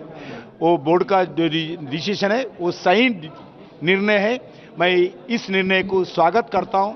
ऐसा ही रहना चाहिए। जो नॉन हिंदूस है उनको दूसरा जगह, वही टीटीडी का हजारों लोग काम करते हैं, दूसरा जगह वो लोगों को पोस्टिंग मिलेगा, ट्रांसफर होगा। See, there are many people working non-Hindus in TTD. So this is a long-time demand from the Hindus. In Tirumala, only Hindus should be there. That is the long demand from so many Hindu samajas. So that is the reason yesterday I requested the board to pass the resolution. The resolution is like this. First we will offer the VRS if they are not interested, and we will send it to some other government departments like municipality, revenue, or any corporation. So we will request them first. We will take their opinion and we will go according to that. Right. So, because you have mentioned that there are many Hindus, many non-Hindus basically at Tirumala temple. If you could give some more details on how many of them are there and since how long they have been working. They are working a long time. Okay. So number I don't want to do. I have a list, but I don't want to disclose on this time. Right. And still inquiry is going on. Right. We'll find out and we'll take the solution. Okay. But also, last time when we happened to speak, you also said that they will have to take VRS. If they do not agree, then there would be a decision that would be taken. But we also see that there was a lot of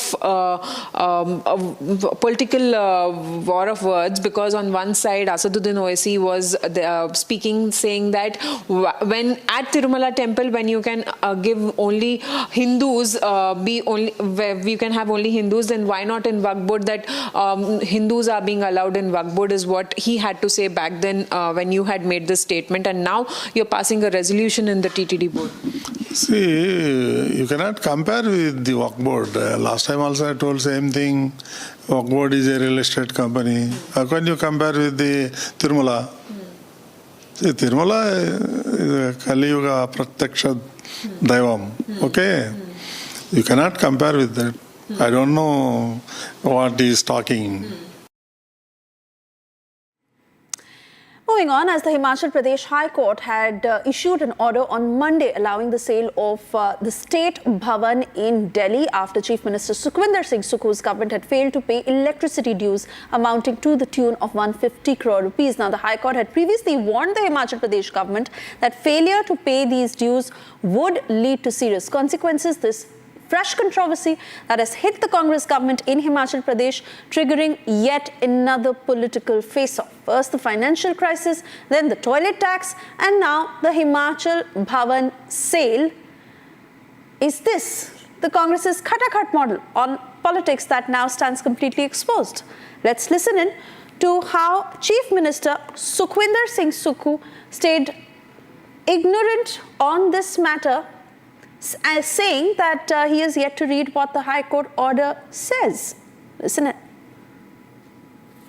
इस मामले में मैं आगे नहीं बढ़ना चाहता हूं कि हम हिमाचल भवन की संपत्ति का किया। संपत्ति तो जो उनको भी देखना पड़ेगा कि सभी संपत्ति सरकार की होती है और सरकार के जैसे हम केयर टेकर है वैसे ही जुडिशरी में बैठे हुए वो अधिकारी और जजेस भी केयर टेकर होना चाहिए, ये मैं कहना चाहता हूँ।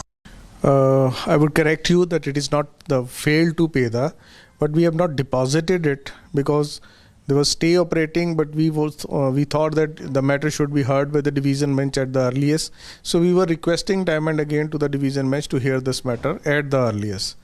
The controversy which is presently wrapped up is that the single judge in execution petition has directed to attach the property of Himachal Bhavan for non-payment of 64 crore rupees ordered by a single judge in a writ petition whereof an LPA is pending in the High Court. So since our appeal is pending in our High Court and we are pressing hard for early hearing of that appeal, and the court has given us date in near future in this month itself, so the matter would be heard finally by the division bench of the court shortly, I suppose. Mr. Ratan, the court had already warned the government in this regard, saying that if they fail to pay the 64 crores, which was the actual due, they will have to bear the brunt, and which also led to the increase in the amount, which is now 150 crores, including the interest. So that is called the failure to the payment of the dues. No, this all is with respect to the judgment of single judge. Actually, what had happened, the government has suffered a loss of around 700 crore up to now because of non-construction of this project by the company. It's the company that failed to construct the project. The company was allotted this project way back in 2009. PIA was entered into in 2011. After that PIA, the company was given time to prepare a DPR within 36 months. Company prepared that DPR. And after preparation of that DPR, company submitted it for techno-economic clearances. And with the Congress government in Himachal Pradesh facing a lot of flack, several political reactions that follow from the BJP. Let's listen. सबसे बड़ी बात है कि high court का फैसला 13 जनवरी 2023 को आया और उसके बावजूद भी सरकार जो है वो गंभीरता से इसको नहीं ले रही है। ये जो सेली प्रोजेक्ट का अपफ्रंट प्रीमियम का जो पैसा 64 करोड़ रुपए देने के लिए आदेश हुए थे, मुझे लगता है कि जो हिमाचल प्रदेश की सरकार सारे विषयों को बहुत गंभीरता से नहीं ले रही है। 70 के करीब इनके एडवोकेट जो है, additional advocate, deputy advocate general, इस प्रकार की पोस्टों पर इन्होंने लगाए हुए हैं, लेकिन उनकी प्राथमिकता नहीं है सरकार को डिफेंड करने की। सरकार को डिफेंड करने के लिए सीपीएस के मामले में अगर देखते हैं तो दिल्ली से जो है वो वकील आते हैं और लगभग 6 करोड़ रुपए जो है उनकी फीस हो गई, और एसएलपी में सुप्रीम कोर्ट में जहां वो 1 करोड़ रुपए खड़ा होकर के एक दिन में लेंगे, उसके लिए पैसे हैं, उसके लिए वकील हैं। लेकिन हिमाचल प्रदेश में इतना गंभीर विषय है जहां जो सेली प्रोजेक्ट का ये फैसला आया है और उसमें हिमाचल भवन मंडी हाउस जो मंडी दिल्ली में पड़ता है, तो एक ऐसा जो हमारे हिमाचल के लिए, हिमाचल का तो गर्व है, यानी कि दिल्ली में अगर हिमाचल का दिल है तो हिमाचल भवन है। कोई भी हिमाचली जाता है तो गर्व के साथ वहाँ जाता है, उसकी ही नीलामी की। में खाने को नहीं, अम्मा चली भुनाने। अब घर को जो है वो लुटा करके और तमाशा देखने का कांग्रेस का बहुत पुराना खेल रहा है। आपको जो है वहाँ पर जो है वो उसकी आपकी फाइनेंशियल स्थिति पूरी तरह से डामाडोल है, ध्वस्त है। उसके बाद भी आप खटाखट फटाफट टकाटक सब सारी चीज़ें कर रहे हैं। उसका नतीजा हो रहा है कि आपके खुद के जो है वो जो संसाधन है वो नीलामी के कगार पे खड़े हो गए हैं। And we now get you details of Dr. S. Jaishankar, who met with his Chinese counterpart Wang Yi. This happened at the G20 summit in Rio de Janeiro in Brazil. Remember, this was the first between the two after the disengagement at the LAC. Here's what happened.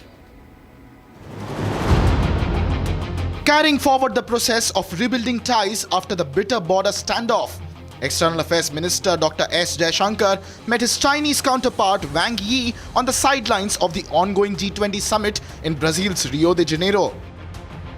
This was the first meeting of its kind by the two leaders since the landmark disengagement deal between India and China earlier this year. Acknowledging the pullback of troops from both sides from the remaining friction points along the line of actual control in eastern Ladakh, the two leaders discussed the progress of disengagement. According to MEA sources, the dialogue between Dr. Jaishankar and Wang Yi also focused on rebuilding bilateral ties after the tense eyeball-to-eyeball confrontation along the line of actual control. Sharing details of the meeting with his Chinese counterpart, Jaishankar said that the two leaders acknowledged the de-escalation at the border and discussed the next steps to rebuild bilateral ties. The two countries earlier had reached a landmark agreement to disengage from multiple friction points along the line of actual control, including the Demchok and Depsang plains in eastern Ladakh. The disengagement deal and the exchange of sweets between the Indian and Chinese troops on Diwali resulted after the first bilateral talks between Prime Minister Modi and Chinese President Xi Jinping since the standoff on the sidelines of the BRICS summit in Kazan in Russia. During the bilateral meeting, Prime Minister Modi had said that trust was the key to restoring peace along the line of actual control and repair fractured ties between the two nations. Since the pullback of troops from all the remaining friction points along the LAC on eastern Ladakh, the Indian and Chinese forces have resumed border patrolling in Demchok and Depsang plains and other areas after a gap of almost 4.5 years. The meeting between Minister Jaishankar and Wang Yi marks forward strides in the process of normalization of ties between India and China.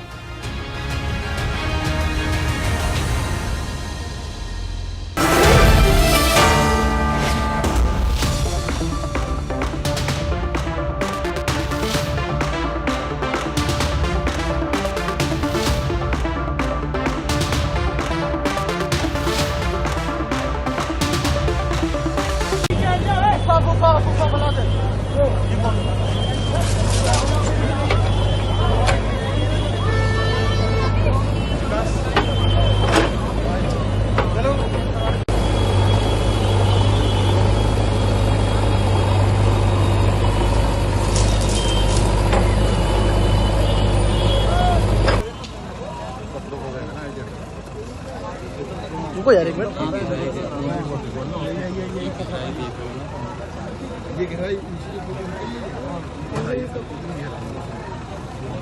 ये sir कल का photo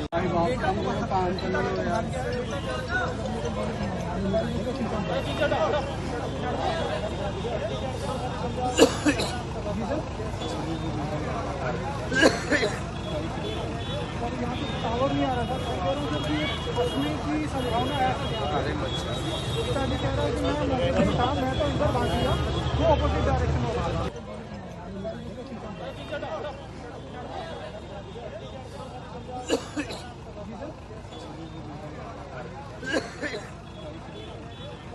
tower नहीं आ रहा था।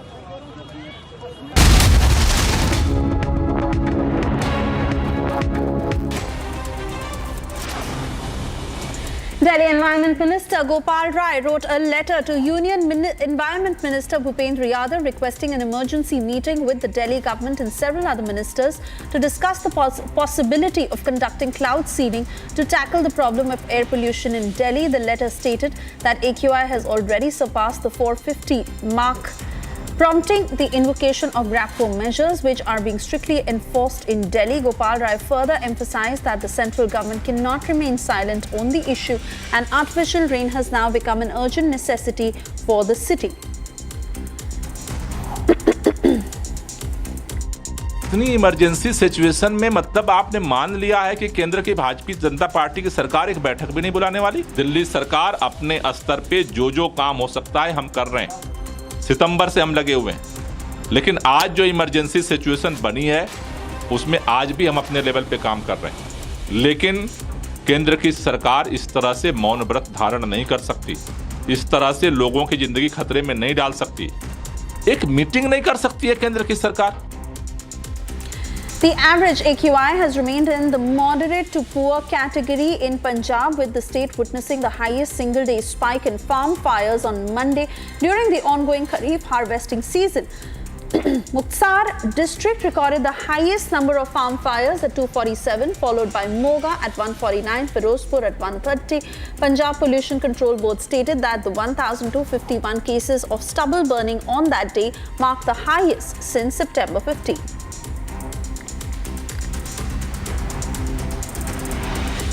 ये पराली का season है, हार्वेस्टिंग का सीज़न है, जो उसमें से वो डस्ट वगैरह निकलती है, धुआं निकलता है, तो वो भी उसमें जुड़ता है। हालांकि वो 3-4% है और इस नाते से वो एक ना फैलने के कारण, ना उड़ने के कारण जो एक प्रक्रिया बनती है, तो हम क्योंकि हर दिन वो चीज़ें ऐड होती हैं, तो इसलिए जब आज देखेंगे यदि सूरज निकल गया, हवा अच्छी है, तो वो दिन साफ होते हैं। तो मुझे लगता है ये एयर क्वालिटी इंडेक्स का एक अलग विषय है, पराली जलने वाला जो अलग विषय है, पर सब तरह के पोल्यूशन हमने ठीक करने हैं, ये सबसे महत्वपूर्ण है।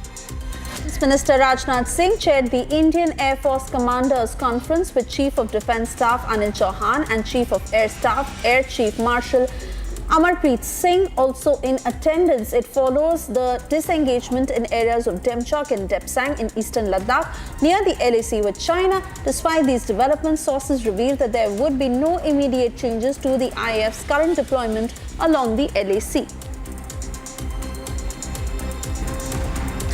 ED officials have launched an investigation into an alleged plot allotment scam involving the Mysore Urban Development Authority.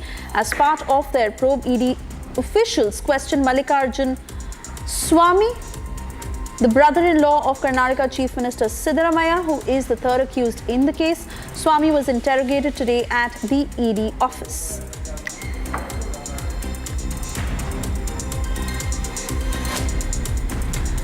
Supreme Court granted anticipatory bail to Malayalam actor Siddiqui in a rape case that was filed against him based on charges by an actress. A bench comprising Justices Bela Trivedi made the interim anticipatory bail. The top court directed the actor to cooperate with the investigation and surrender his passport to the investigating officer.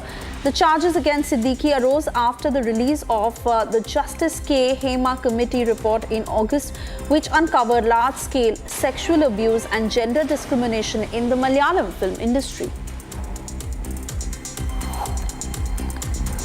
TV actor Tandav Ram was arrested for allegedly opening fire at film director Bharat Navunda following a dispute over a stalled movie. The incident reportedly took place at a producer's office in Bengaluru.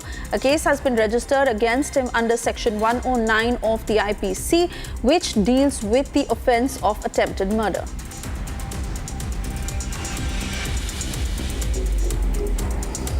BJP launched a protest against Congress over the controversial Waqf property encroachment issue, with opposition leader R. Ashok leading the agitation in Bengaluru's Chikballapura.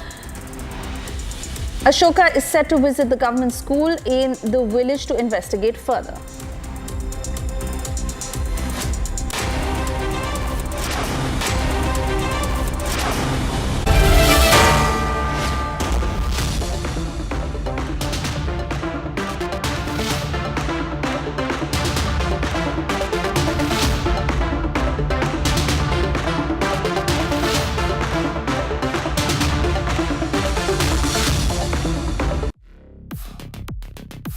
despite India making it clear that they will not travel to Pakistan for the ICC Champions Trophy 2025, Pakistan Cricket Board Chairman Mohsin Naqvi has reiterated that the tournament will be held in Pakistan as scheduled and there is no chance of them accepting a hybrid model to play India's games elsewhere.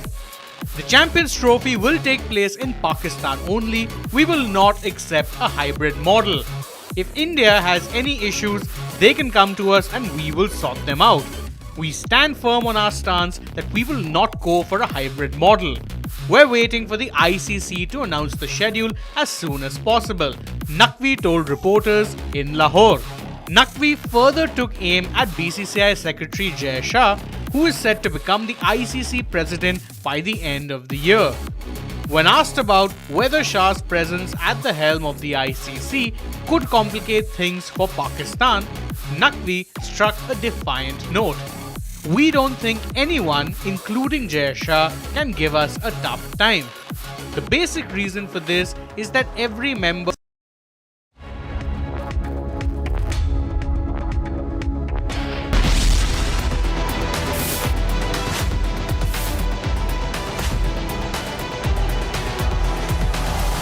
पैर तो दूसरों के लगे हैं। अगर आप वो दोनों पैर उनके निकाल दिए तो मोदी जी नीचे गिर जाते।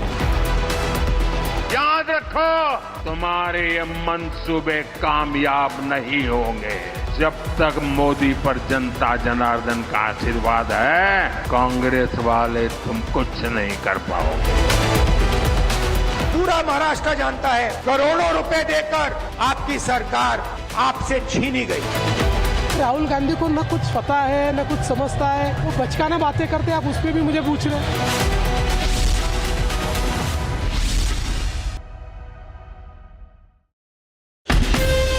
From Asia's largest news headquarters, setting the agenda for Bharat.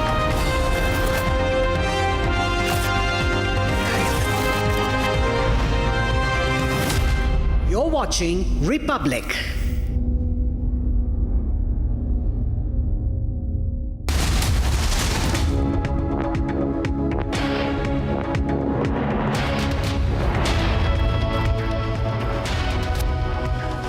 A very good evening, viewers. You're watching Republic TV and I'm Raksha Mishra with you. It's 6 p.m. and we are going to get you all the top stories of the day that we are tracking, viewers. The biggest story is from Maharashtra, where the BJP National General Secretary Vinod Tawde has been alleged to have distributed crores of rupees for votes. That's a big allegation that has been made by the BVA. What has Tawde said on that and what are the multiple reactions? What has the Election Commission done on that? We'll tell you, but first the headlines. सामने वाला जो party हमारे मित्र पक्ष है, इतन अप्पा ठाकुर जी है या city है, उनके कार्यकर्ताओं को लगा के हम पैसे बांट रहे हैं। चुनाव आयोग ने निष्पक्ष इंक्वायरी करनी चाहिए, ऐसा मेरा भी आग्रह। High drama as BJP leader Vinod Tawde घेराओed by rival candidates BVA, alleging cash for votes in Virar.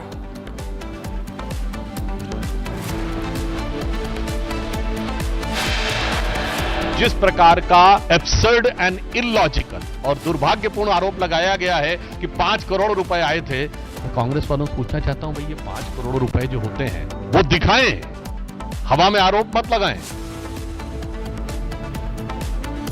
BJP defends Vinod Tawde. The party says that it is a conspiracy against Vinod Tawde to defame him ahead of polls.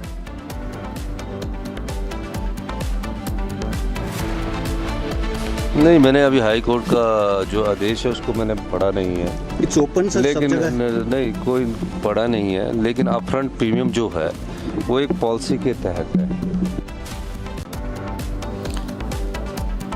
Himachal Pradesh faces a financial crisis due to power dues. High Court orders Himachal Bhavan in New Delhi for sale.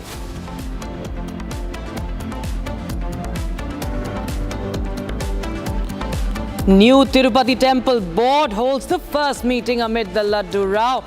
It orders to remove all non-Hindu staff from the temple.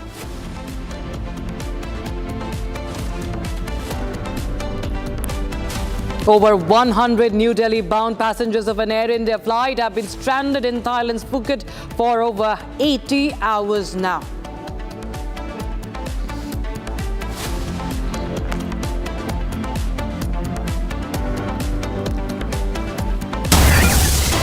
Right, viewers, we're getting in breaking news right now at the top of the bulletin.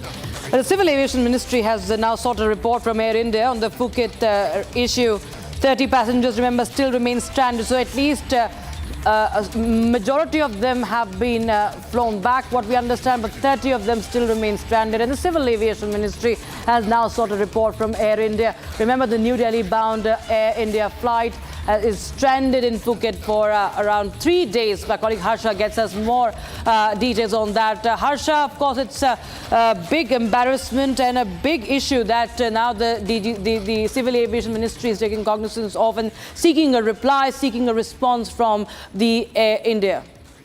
Yes, Rakshita, you rightly pointed out it's a big embarrassment issue because it's been almost more than 80 hours that Air India flight is stuck in Phuket. And the amazing fact, and you will be shocked to hear that on 16th November only, when the airline flight AI 377D, when it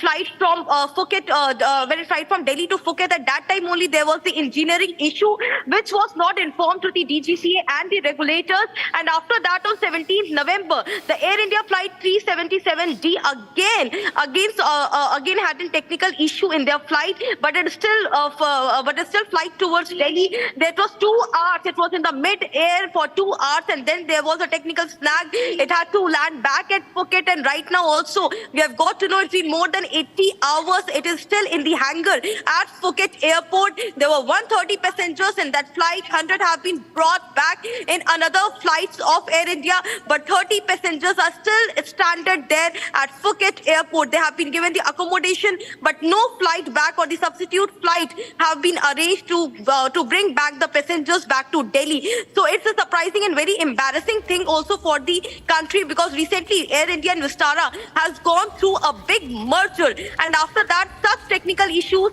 and the engineering issue is a complete failure. Civil Aviation Ministry has sought report from Air India, which Air India has to give in 2 days. Also, regulators have asked Air India that how come these technical errors are coming in the flight after recent mergers. So we have to wait and watch exactly what is the major issue with the Air India flight, because till now the technical snag has not been cleared, or the clarity is not being given. Is it the engineering issue or the technical snag issue, or there's a maintenance issue in the Air India flight? Right, the flight is first of course delayed, then cancelled and rescheduled, and still many of the passengers are stranded, and now the ministry has stepped in. Thank you so much, Harsha, for joining us with those details coming in. Viewers, we shift our focus to the big story of the day that we're tracking from Maharashtra. Remember, just a day before polling in Maharashtra, there was a big-time drama that was unfolding in Virar of Maharashtra.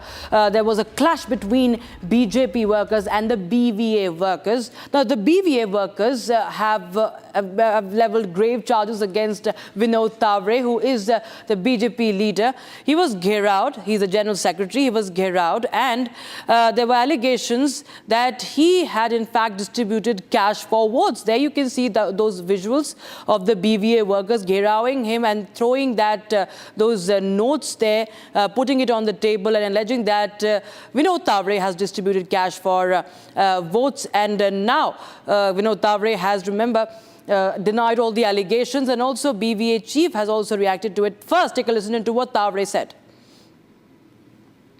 वहां से लौटते समय नालासोपारा विधानसभा चुनाव क्षेत्र में कार्यकर्ताओं की बैठक चल रही थी। वहां पर चुनाव के दिन की जो आचार संहिता होती है कि जो वोटिंग मशीन है उस पर सील कैसे लगना है, सील आखिर में कैसे होना है, ऑब्जेक्शन अगर लेना है तो क्या करना होता है, ऐसी जो हम 12 बातें बताते हैं वो बताने के लिए मैं पहुंच जाता हूँ।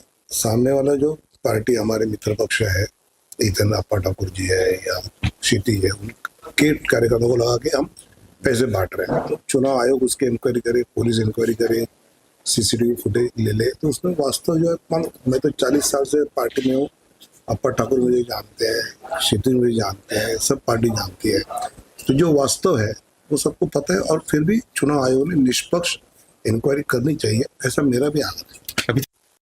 Now, viewers, the Election Commission has in fact filed an FIR against Vinod Tawde, but the BJP in a press conference has clarified that why was that FIR lodged. It says that it was only for the violation of Model Code of Conduct. On the other hand, the BVA has also reacted to this development. Take a listen in.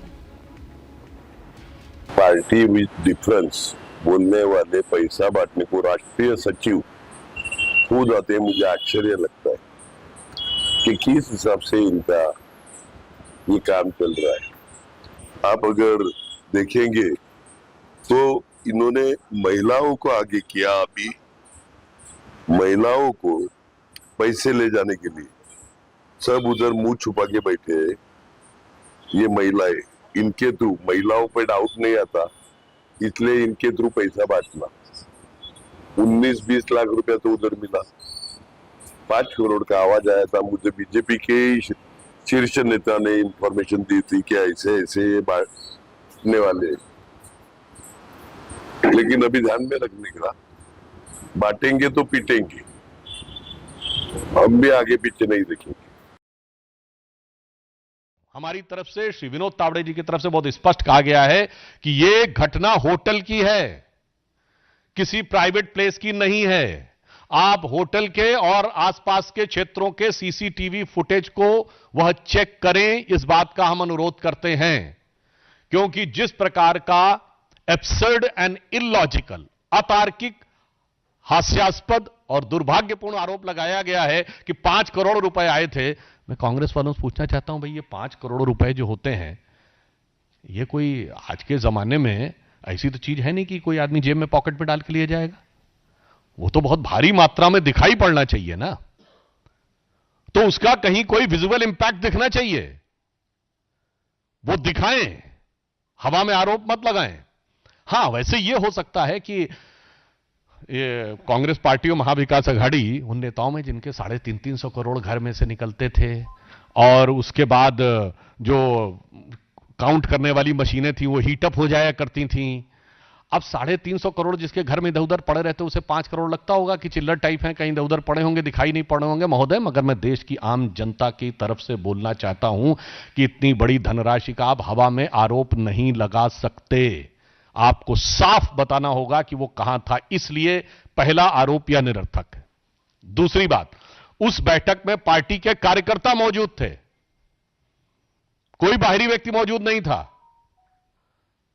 तो point number 2, किसको पैसा दिया जा रहा था तथा कथित। तीसरी बात यह बताइए कि जो आप कहने का प्रयास कर रहे हैं कि विपक्षी दल के प्रत्याशी वहां पर आए, तो विपक्षी दल के प्रत्याशी वहां पर क्या करने के लिए आए? यदि उनके ख्वाबों ख्यालों की जो घटना कहीं हो रही थी, तो उन्हें घटना स्थल पर रहना चाहिए था, सभा स्थल पर रहना चाहिए था। यह बिल्कुल 3 टेक्निकल पॉइंट है। पहली बात, सीसीटीवी फुटेज दिखाएं जहां पर कि ऐसी कोई बड़ी चीज दिखाई पड़ रही हो।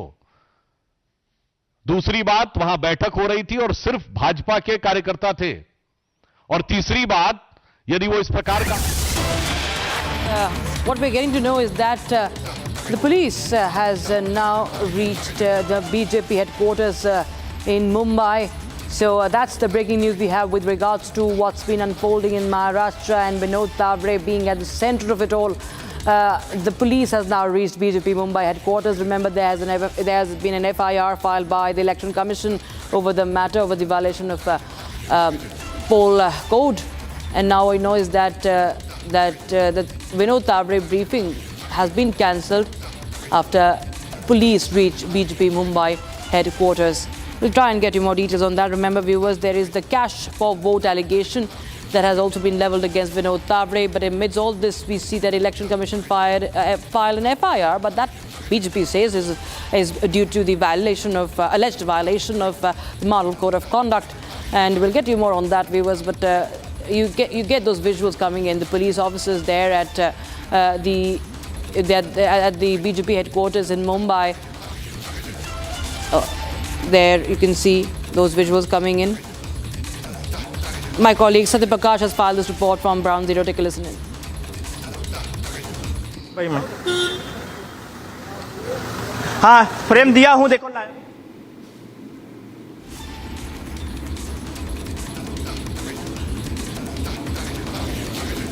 Viewers, we'll just get you more details from Ground Zero. My colleague Satya Prakash is over there, and he has sent this report.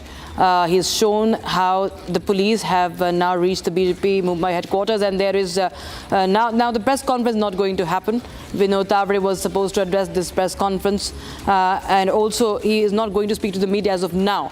That's what we know. So this after the high drama in Maharashtra, Virar. Let's take a listen in, viewers, to what's happening on Ground Zero. My colleague Satya Prakash gets you this report.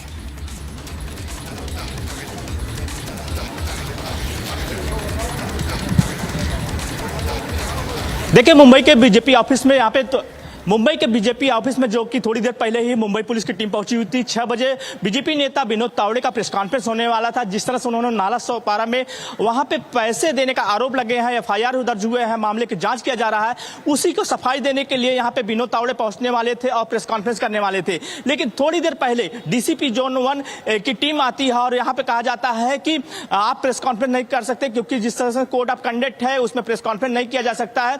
जो नाला सोपारा में एक FIR दर्ज हुआ है उसमें भी एक बात है कि जो प्रेस कॉन्फ्रेंस विनोद तावड़े ने किया है उसको लेकर भी एफआईआर दर्ज हुआ है। तो यहां पर मुंबई पुलिस की टीम जोन 1 की डीसीपी पहुंचे और उन्होंने कहा कि आप जो 6 बजे प्रेस कॉन्फ्रेंस करने वाले हैं उसको नहीं कर सकते, क्योंकि कोड ऑफ कंडक्ट लागू है, इसमें प्रेस कॉन्फ्रेंस नहीं किया जा सकता है। विनोद तावड़े जो उनके ऊपर आरोप लगा इसी मामले को लेकर सफाई देने वाले थे। जो आरोप लगातार विपक्ष लगा रहा था, जो कहा जा रहा है बीजेपी की तरफ से कि साजिशें हैं, इन सारी चीजों को लेकर यहाँ पर सफाई देने वाले थे, लेकिन प्रेस कॉन्फ्रेंस सारे कैंसिल कर दिए गए हैं। Right, Satya Prakash. Tell us more about police and what can we expect next? क्या कुछ हो सकता है? Because बीजेपी अपनी सफाई में जो है वो कह रही है कि ये सब सिर्फ जो पोल कोड ऑफ कॉन्डक्ट है, मॉडल कोड ऑफ कॉन्डक्ट है, उसको मद्देनजर रखते हुए जो है इलेक्शन कमीशन ने कंप्लेंट फाइल करी है। लेकिन अभी जो पुलिस हम देख रहे हैं इस तादाद में पहुंची हुई है, क्या कुछ यहाँ पर हम एक्सपेक्ट कर सकते हैं? क्योंकि आप बता रहे हैं कि प्रेस कॉन्फ्रेंस है वो भी नहीं होने वाली है। देखिए पुलिस द्वारा कहा गया है कि आप प्रेस कॉन्फ्रेंस नहीं कर सकते। इसके बाद कहा गया कि बाइट दिया जाएगा, क्योंकि प्रेस कॉन्फ्रेंस नहीं किया जा सकता तो बाइट दे सकते हैं, लेकिन उसको भी मना कर दिया गया, क्योंकि 6 बजे विनोद तावड़े यहाँ पे बीजेपी का हेडक्वार्टर जो नया बनाया गया है चुनाव को देखते हुए वहां पे पहुंचने वाले थे और अपनी सफाई देने वाले थे, क्योंकि जिस तरह से उनके ऊपर अलग अलग आरोप लगाए गए हैं पैसे देने को लेकर, इसी मामले को सफाई देने वाले थे। और जैसे ही पुलिस की टीम आई और उन्होंने कहा कि यहाँ पे जो बीजेपी के नेता थे उनसे कहा कि प्रेस कॉन्फ्रेंस कैंसिल करना पड़ेगा, क्योंकि जो है model of code of conduct होता है उसका उल्लंघन होगा, तो ये प्रेस कॉन्फ्रेंस नहीं हो सकता। तो कहीं न कहीं जो विनोद तावड़े अपना सफाई देने वाले थे, अपने पक्ष देने वाले थे, जो उनके ऊपर आरोप लगे हैं वो सारी चीजें अब नहीं दे पाएंगे, क्योंकि वो नाला सोपारा में पहले ही अपनी बातें रख चुके हैं। बीजेपी के नेता लगातार इस बातें रख रहे हैं, लगातार जिस तरह से विपक्ष लगातार घेरने की कोशिश कर रहा है, क्योंकि कल मतदान होने वाला है और जिस तरह से पैसे बांटने का आरोप लगे सारी चीजों को लेकर।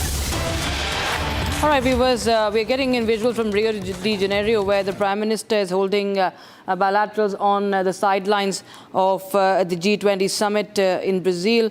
And there you have those visuals coming in, viewers. Remember, the Prime Minister, the Foreign Minister there, and he's meeting several leaders on the G20 sidelines, from Lula da Silva to other leaders. He'll be holding these sidelines, these bilaterals on the sidelines, and he's going to in fact meet the leaders from Italy, Indonesia, Norway, Portugal, discussing ways to improve and strengthen the ties. And there you have visuals coming in from Rio de Janeiro, and of course this is Lula da Silva. You can see on your screens meeting the Prime Minister, Prime Minister Narendra Modi. He's the of course, meeting the Prime Minister there, Brazil's.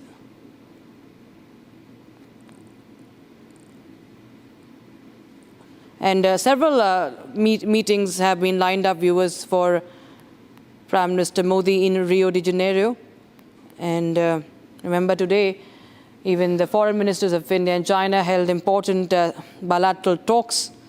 And now, remember today, the Prime Minister also held talks with the Italian Prime Minister Giorgia Meloni, and Prime Minister Modi meeting the Brazilian President Lula da Silva right now, sharing a warm hug and a handshake there. And this is a 2-day visit. Remember, this is after a 2-day visit to Nigeria. He has landed in Rio de Janeiro, engaged in bilateral discussions on various issues. President Lula today told Prime Minister Modi that Brazil wants to reach the level of efficiency in organizing the summit that India had shown last year, because India, remember, had hosted the G20 summit in India. And now there are multiple reactions that have been coming in on that. We'll get you more from Rio de Janeiro, viewers, but now we should focus back home on Tirupati diktat, viewers. Now, remember, there has been a diktat by the Tirupati Devasthanam, the Tirupati Devasthanam. It has passed resolution asking all the non-Hindu staffers to either opt for the voluntary retirement scheme or look for other jobs in other government sectors. That is, only Hindus are allowed to work there as staff. Temple Trust aims to remove all non-Hindu workers as a part of the reforms being introduced after the Laddu Rao and the subsequent political slugfest. So now, remember, we are getting you exclusive conversations, exclusive inputs on that. Viewers, take a listen in.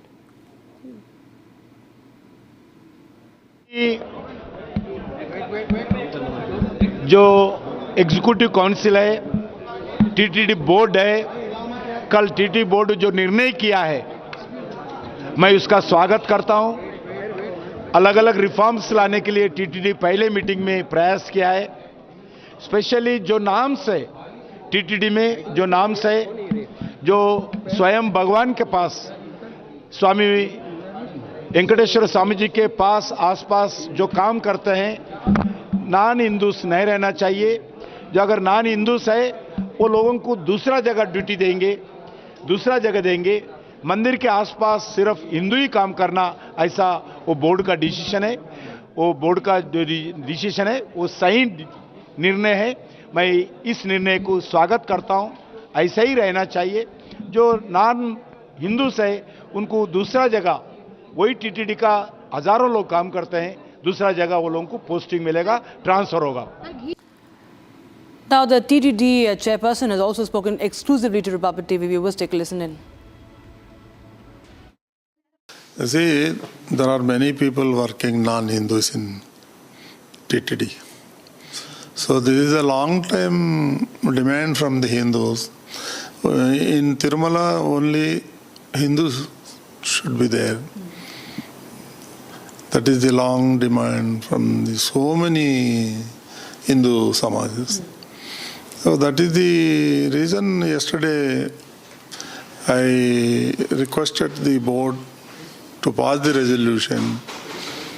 The resolution is like this. First we will offer the VRS if they are not interested, and we will send it to some other government departments like municipality, revenue, or any corporation.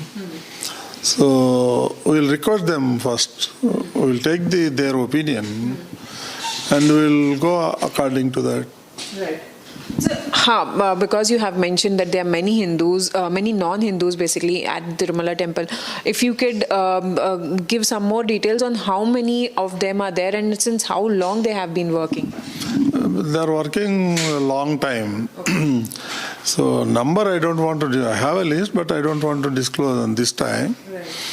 And still inquiry is going on. Right. We'll find out and we'll take the solution. Okay. But also, last time when we happened to speak, you also said that they will have to take VRS. If they do not agree, then there would be a decision that would be taken. But we also see that there was a lot of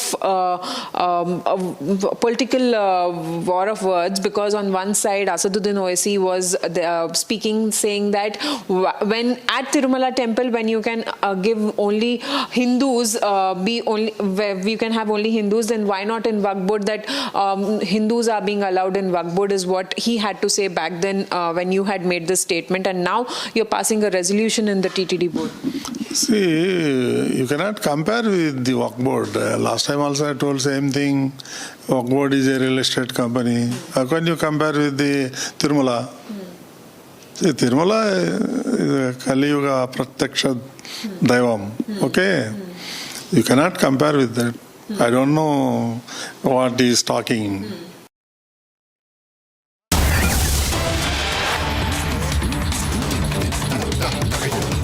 10 crore रुपए इस परिसर में पिछले 10-15 दिन में मिले। ये तो 10 करोड़ पकड़े गए, ऐसा कितने करोड़ों रुपए जो पकड़े नहीं गए वसी तालुकों में बट रहे, पालघर जिला में बट रहे।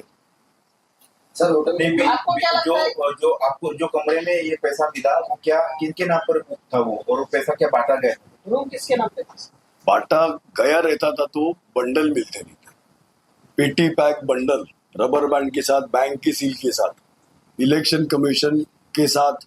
अब मीडिया वालों ने उसका शूटिंग निकाला है, हमारे कुछ कार्यकर्ताओं ने उनका शूटिंग निकाला है। पूरा होटल जिसने बुक किया था 19 लाख रुपया हमारे लोग तो लेके नहीं गए थे, क्योंकि हम जब पहुंचे तो पुलिस पीछे पीछे पहुंची, तो हमने तो वो पैसा रखने का तो विषय नहीं आता है। मेरा इलेक्शन कमीशन को प्रश्न ये है कि ये 19 लाख हमारे सामने वाले जो उम्मीदवार राजन नाइक के खर्चे के इसमें डालने वाले हैं। आप ये करोगे डिस्क्वालिफिकेशन का उनका मांगनी करोगे क्या? इलेक्शन कमीशन ने डिस्क्वालीफाई लीगली करना मांगता है, मुझे नहीं लगता इलेक्शन कमीशन डिस्क्वालीफाई करेगा। 19 लाख रुपए अकाउंट में डालेंगे तो मैं बड़ी बात समझूंगा। Vinod Tawde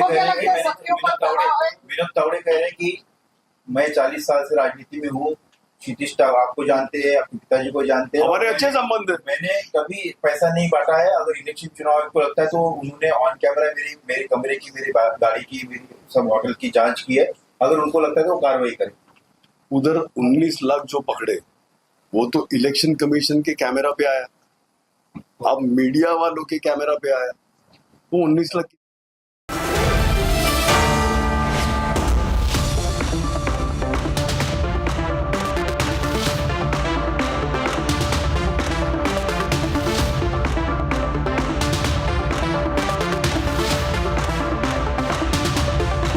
Amity has been ranked India's #1 not-for-profit private university for 11th year, with top 10 ranked institutions in management, engineering, biotech, law, mass comm, telecom, hospitality, fashion and more.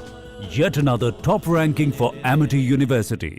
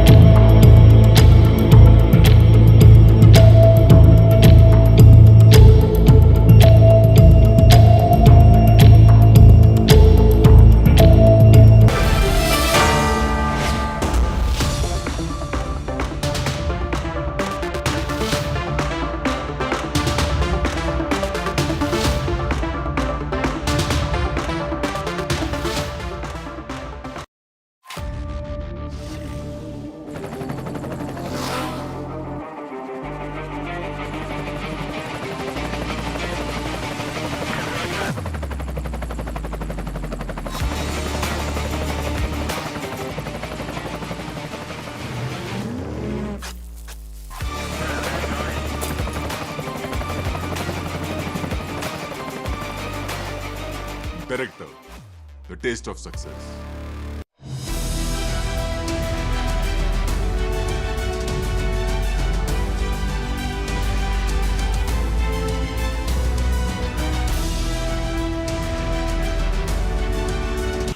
ये जो राष्ट्रीय सचिव है, इनके महासचिव पार्टी के 5 करोड़ बांटने के लिए सोपारा में आ रहे, उस हिसाब से मैंने पहले वो मजाक में लिया था कि ऐसा कोई आएगा नहीं, लेकिन ये सही में यहाँ पहुंचे हुए देखकर मैं हैरान हो गया।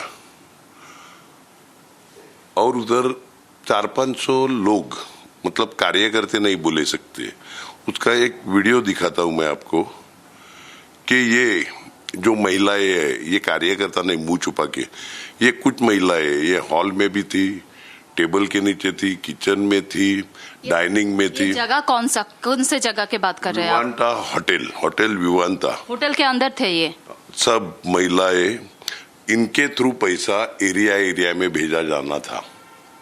तो ये आप बोल रहे हैं सपोर्टर्स नहीं है बीजेपी के? बीजेपी के सपोर्ट नहीं, क्योंकि महिलाओं पे डाउट नहीं आता, ये जो मुंह छुपा के बैठे हैं। लेकिन आपने जो पहले एलिगेशन किया था तब बोल रहे थे कि बीजेपी के मीटिंग में वो लोग वो पैसा लेके आए हैं। 5 करोड़ रुपया बांटने के लिए लाया, मुझे उधर बोला गया, पुलिस द्वारा 19 लाख पकड़ा। अभी ऑफिशियल फिगर आया है 9,93,000 का, कलेक्टर ऑफिस से डिक्लेयर किया है। तो बाकी के 10 लाख पकड़े हुए भी किधर गए, और बाकी के 4 करोड़ 90 लाख वो कहाँ पे गए, वो इधर ढूंढना ज्यादा जरूरी है। तो आप क्या बोल रहे हैं कि मीटिंग में भी पैसा वहाँ पे वो लेके आए और बाहर डिस्ट्रीब्यूट किया, इसका मतलब प्रूफ क्या है आपके पास?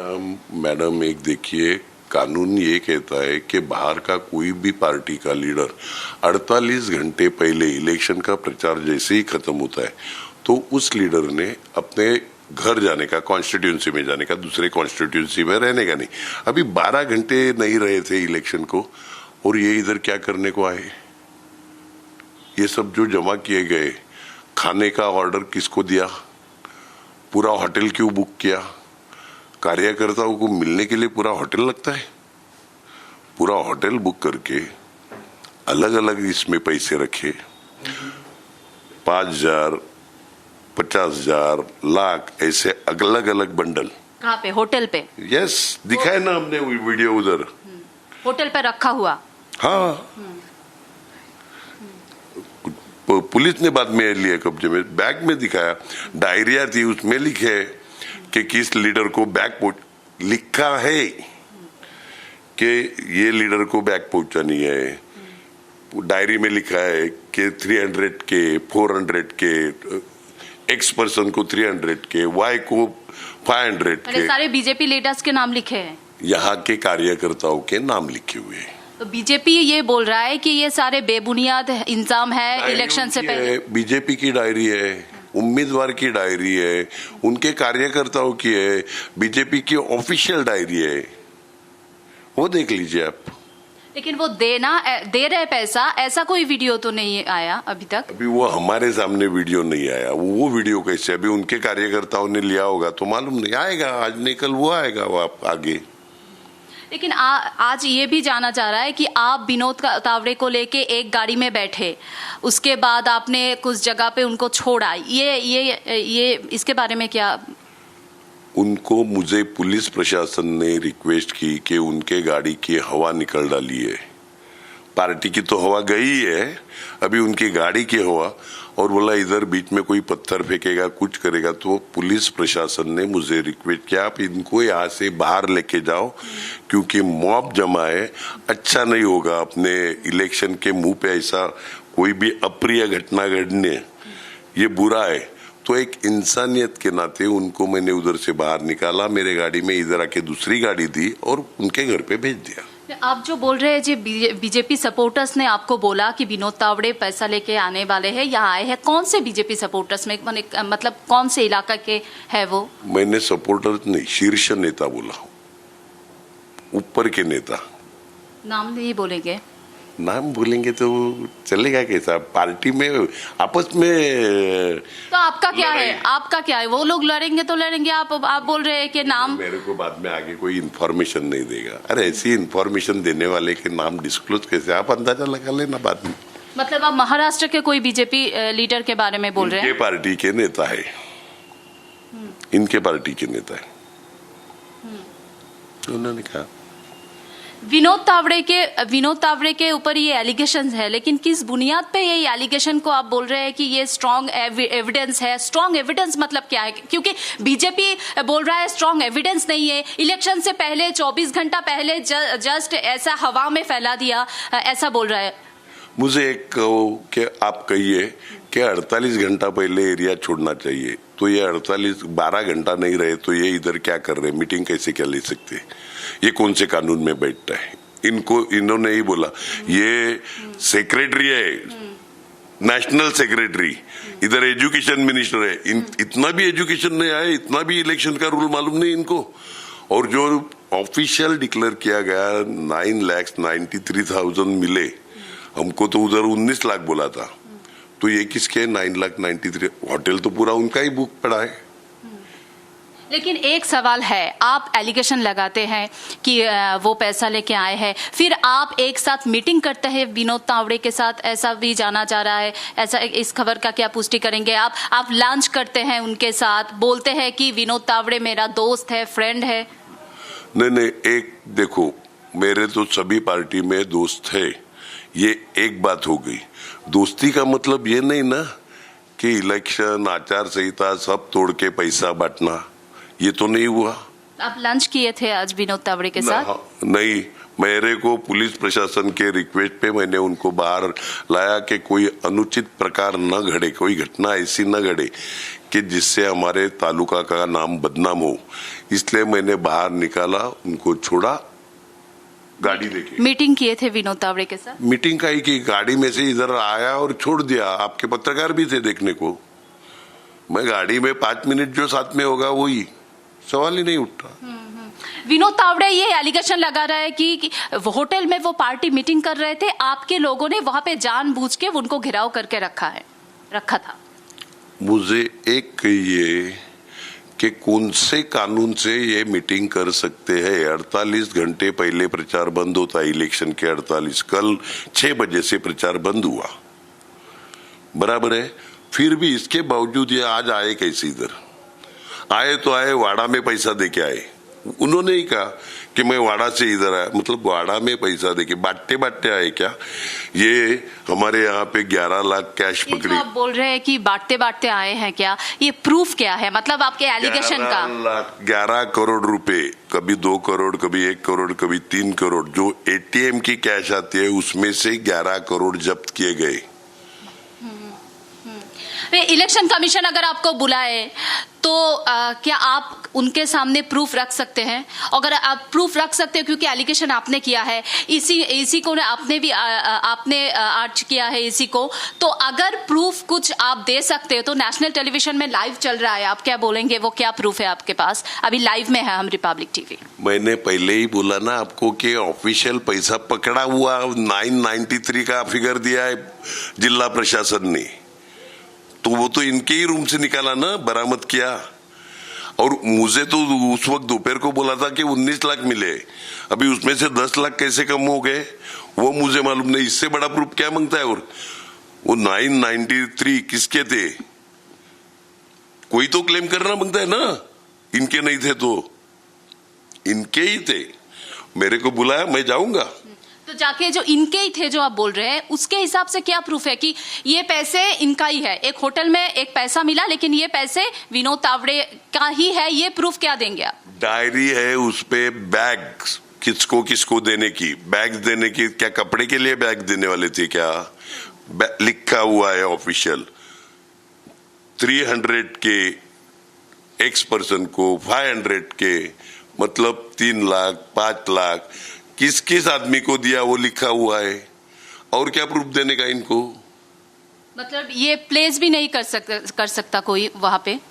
ऐसा भी तो हो सकता है कोई प्लेस करे, मतलब आपका एलिगेशन का। अभी एक काम करूंगा, डायरी किसकी है वो बोलता हूं मैं, उसका हैंडराइटिंग चेक करो। किसकी है डायरी? किसकी है? उम्मीदवार की है, उनके कार्यकर्ताओं। उम्मीदवार का नाम? राजन नाइक।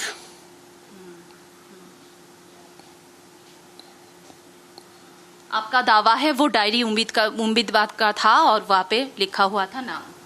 ऐसी 7-8 डायरी मिली है, मैंने देखी है, लैपटॉप है, सब है, तो प्रूफ बहुत है। अच्छा, क्या ऑफिशियल, लास्ट मेरा क्वेश्चन है, ये ऑफिशियल क्या आप कोई रिटर्न कंप्लेन इलेक्शन कमीशन को देंगे? कब देंगे? आज अभी तो 7:30 बजे हैं, 6:30 बजे। ईमेल करूंगा ना, मेल कर डाल दूंगा इलेक्शन कमीशन के नाम पे, जो एलिगेशन है, जो है आपके मीडिया में आ रहे।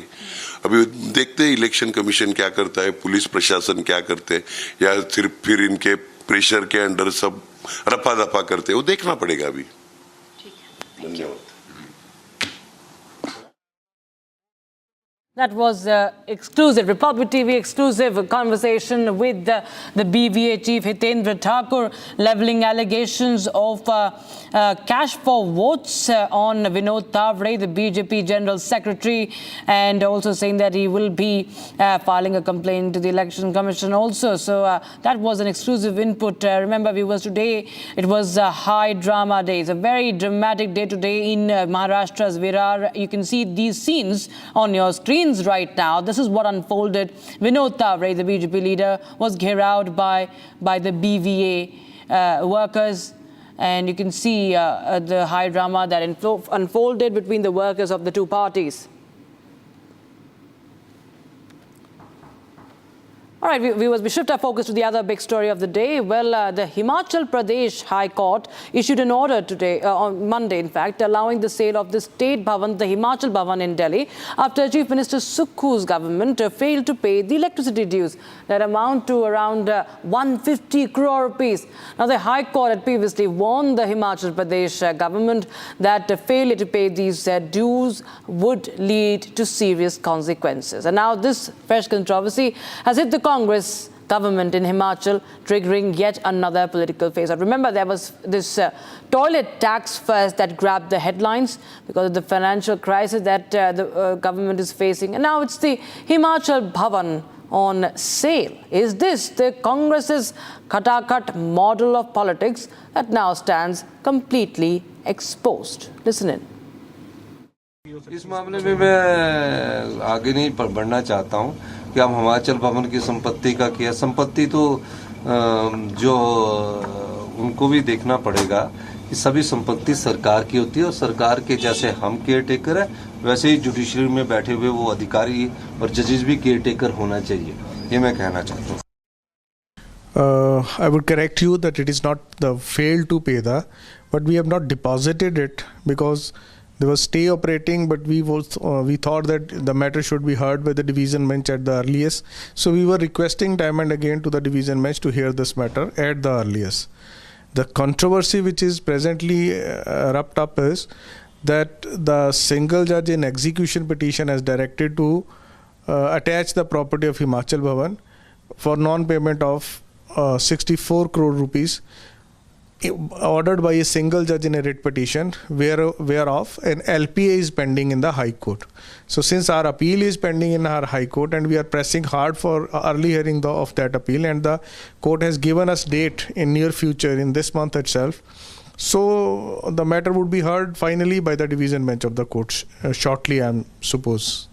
Mr. Ratan, the court had already warned the government in this regard, saying that if they fail to pay the 64 crores, which was the actual due, they will have to bear the brunt, and which also led to the increase in the amount, which is now 150 crores, including the interest. So that is called the failure to the payment of the dues. No, this all is with respect to the judgment of single judge. Actually, what had happened, the government has suffered a loss of around 700 crore up to now because of non-construction of this project by the company. It's the company that failed to construct the project. The company was allotted this project way back in 2009. PIA was entered into in 2011. After that PIA, the company was given time to prepare a DPR within 36 months. Company prepared that DPR, and after preparation of that DPR, company submitted it for techno-economic clearances. सबसे बड़ी बात है कि high court का फैसला 13 जनवरी 2023 को आया हूँ और उसके बावजूद भी सरकार जो है वो गंभीरता से इसको नहीं ले रही है। ये जो सेली प्रोजेक्ट का अपफ्रंट प्रीमियम का जो पैसा 64 करोड़ रुपए देने के लिए आदेश हुए थे, मुझे लगता है कि जो हिमाचल प्रदेश की सरकार सारे विषयों को बहुत गंभीरता से नहीं ले रही है। 70 के करीब इनके एडवोकेट जो है, additional advocate, deputy advocate general, इस प्रकार की पोस्टों पर इन्होंने लगाए हुए हैं, लेकिन उनकी प्राथमिकता नहीं है सरकार को डिफेंड करने की। सरकार को डिफेंड करने के लिए सीपीएस के मामले में अगर देखते हैं तो दिल्ली से जो है वो वकील आते हैं और लगभग 6 करोड़ रुपए जो है उनकी फीस हो गई, और एसएलपी में सुप्रीम कोर्ट में जहां वो 1 करोड़ रुपए खड़ा होकर के एक दिन में लेंगे, उसके लिए पैसे हैं, उसके लिए वकील हैं।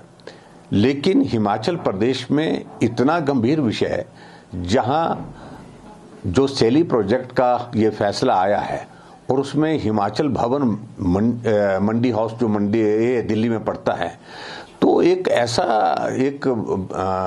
जो हमारे हिमाचल के लिए, हिमाचल का तो गर्व है, यानी कि दिल्ली में अगर हिमाचल का दिल है तो हिमाचल भवन है। कोई भी हिमाचली जाता है तो गर्व के साथ वहां जाता है, उसकी ही नीलामी की नौबत आ गई। में खाने को नहीं, अम्मा चली भुनाने।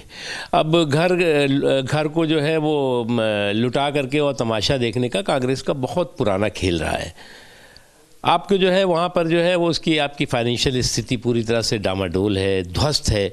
उसके बाद भी आप खटाखट फटाफट टकाटक सब सारी चीज़ें कर रहे हैं। उसका नतीजा हो रहा है कि आपके खुद के जो है वो जो संसाधन है वो नीलामी के कगार पे खड़े हो गए हैं। Late salaries, toilet tax, Himachal Bhavan on sale. इस मामले में मैं आगे नहीं बढ़ना चाहता हूँ। सभी संपत्ति सरकार की होती है और सरकार के जैसे हम केयर टेकर है, वैसे ही जुडिशरी में बैठे हुए वो अधिकारी और जजेस भी केयर टेकर होना चाहिए। Himachal's Khatakhat economic meltdown, debating tonight at 8 p.m. Amity has been ranked India's #1 not-for-profit private university for 11th year, with top 10 ranked institutions in management, engineering, biotech, law, masscom, telecom, hospitality, fashion and more.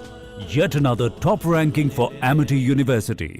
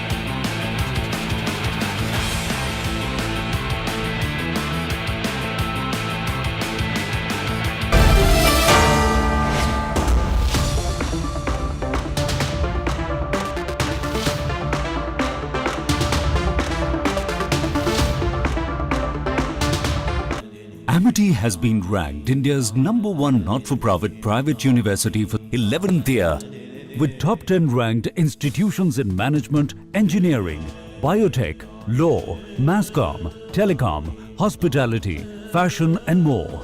Yet another top ranking for Amity University.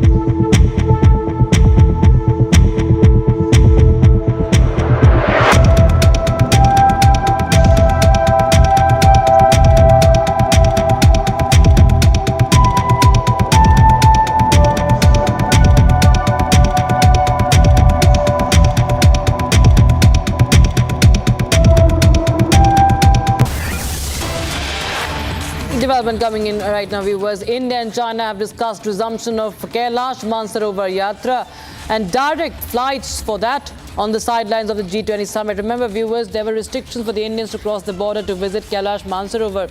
And now, after the thaw in the ties, and we saw that that Foreign Minister of India, the External Affairs Minister of India, Dr. Jaishankar, held talks with Wang Yi, his Chinese counterpart. This is one of the important things that have been discussed, and that is the resumption of the Kailash Mansarovar Yatra pilgrimage. Remember, it's a very important site for the Indians, for the believers of Sanatan. And this is an important step that could be taken. Mansarovar, remember, is a freshwater lake in Tibet near Mount Kailash. And these are places of, is a place of pilgrimage, place of worship, and it would attract religious people, of course, from India and other countries as well.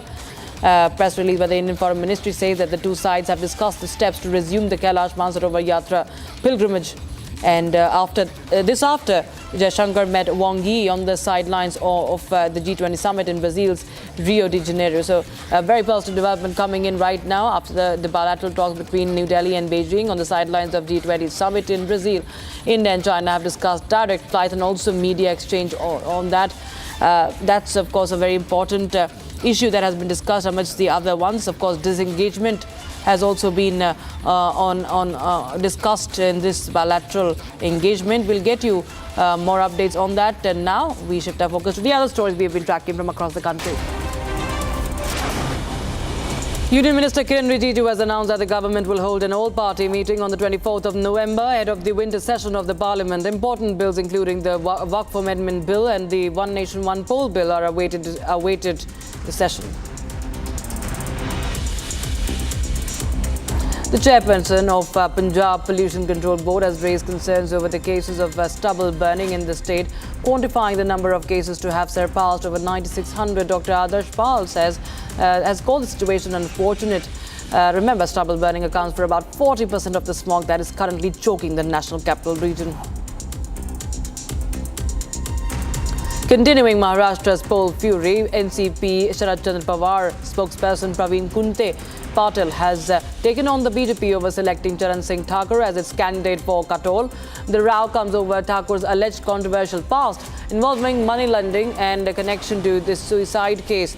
Patil also called for accountability from Home Minister Devendra Fadnavis over the deteriorating condition of this state, as he calls it.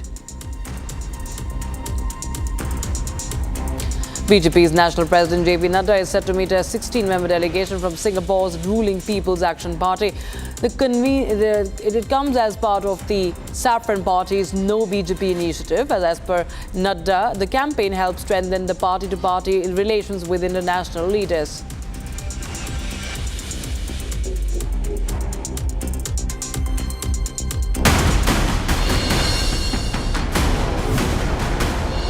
Eknathrao Shinde असतील, देवेंद्र फडणवीस असेल, मी असेल किंवा माझे सगळे सहकारी असतील, आपण ती योजना चांगल्या प्रकारे राबवू शकतो. लेक लाडकी लखपती योजना देणार आहे पहिलं सरकार. तुम्हाला माहिती आहे, शिंदे साहेब बोलतात तर एक तुफान आले महाराष्ट्रामध्ये, भगवं वादळ आलेले. मग पहिल्यांदा मराठा आणि ब्राह्मण वाद सुरू केला आणि आता मराठा आणि ओबीसी वाद सुरू केला. आपण आणून कुठे बसवलं आहे ना जातीत. पुण्यामध्ये ते वोट जिहाद करतायत, वोट जिहाद. अमरावती वालों का बहुत बहुत धन्यवाद.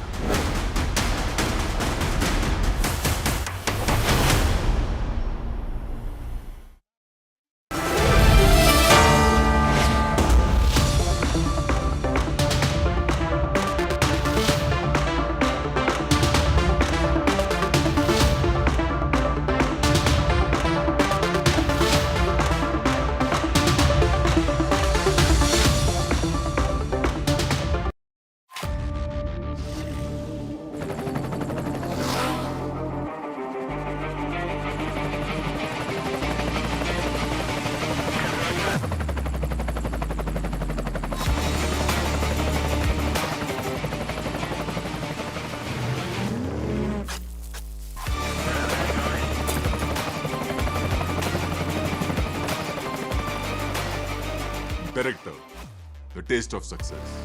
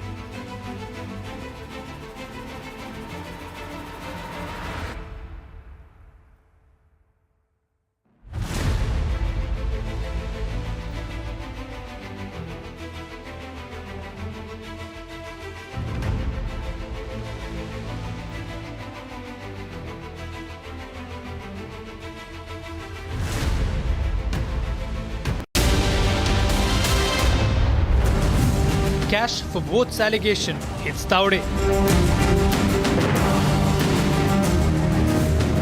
Big jolt to Sukhu government. Manipur CM's clincher interview. All this and a lot more on tonight's episode of This Is Exclusive at 7 p.m.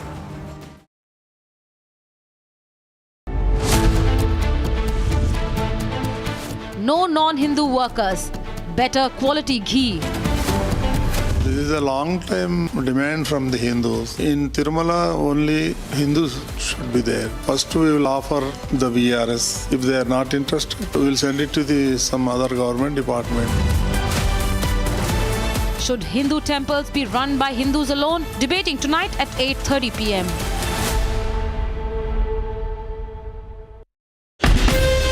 From Asia's largest news headquarters, setting the agenda for Bharat.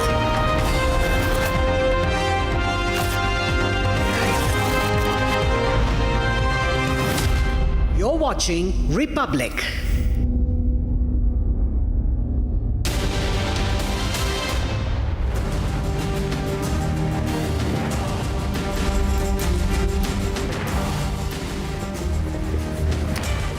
Hello and welcome. You're watching the Tuesday edition of This is Exclusive with me, Shavan Sen. Ladies and gentlemen, tonight our focus on three crucial stories. One, just ahead of the polling in Maharashtra, BJP finds itself in a major controversy. Top leader of the BJP has been charged for distributing cash. Is there any truth to the allegations that have been leveled against senior BJP leader Vinod Tawde? We'll get you that exclusive interview with the BVA chief Hitendra Thakur. Not just that, Himachal government once again is in a complete soup. This time, the High Court has said that they need to sell off Himachal Bhavan. Joining us tonight is the Attorney General of the Himachal government. And not just that, the other big focus that we've had over the last 48 hours, what's really happening in Manipur. For the first time, Manipur Chief Minister N. Biren Singh opens up. All this and much more in this edition of This is Exclusive. But up first, let's take you through the headlines we are tracking at this hour.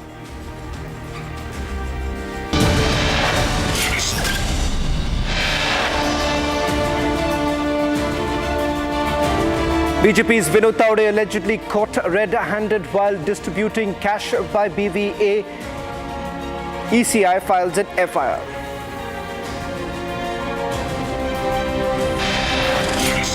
जिस प्रकार का absurd and illogical और दुर्भाग्यपूर्ण आरोप लगाया गया है कि 5 करोड़ रुपए आए थे, तो कांग्रेस वालों से पूछना चाहता हूं भाई, ये 5 करोड़ रुपए जो होते हैं वो दिखाएं, हवा में आरोप मत लगाएं। BJP has defended Vinod Tawde. The party has said that it is a conspiracy against Vinod Tawde to defame him ahead of the polls. नहीं, मैंने अभी हाई कोर्ट का जो आदेश है उसको मैंने पढ़ा नहीं है। इट्स ओपन सर, लेकिन नहीं, कोई पढ़ा नहीं है। लेकिन अपफ्रंट प्रीमियम जो है वो एक पॉलिसी के तहत है।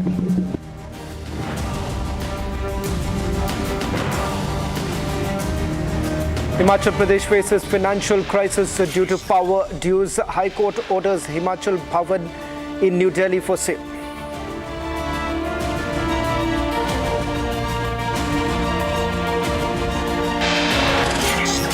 New Tirupati Temple Board holds a first meeting amid Laddu Rao orders to remove all non-Hindu staff from the temple.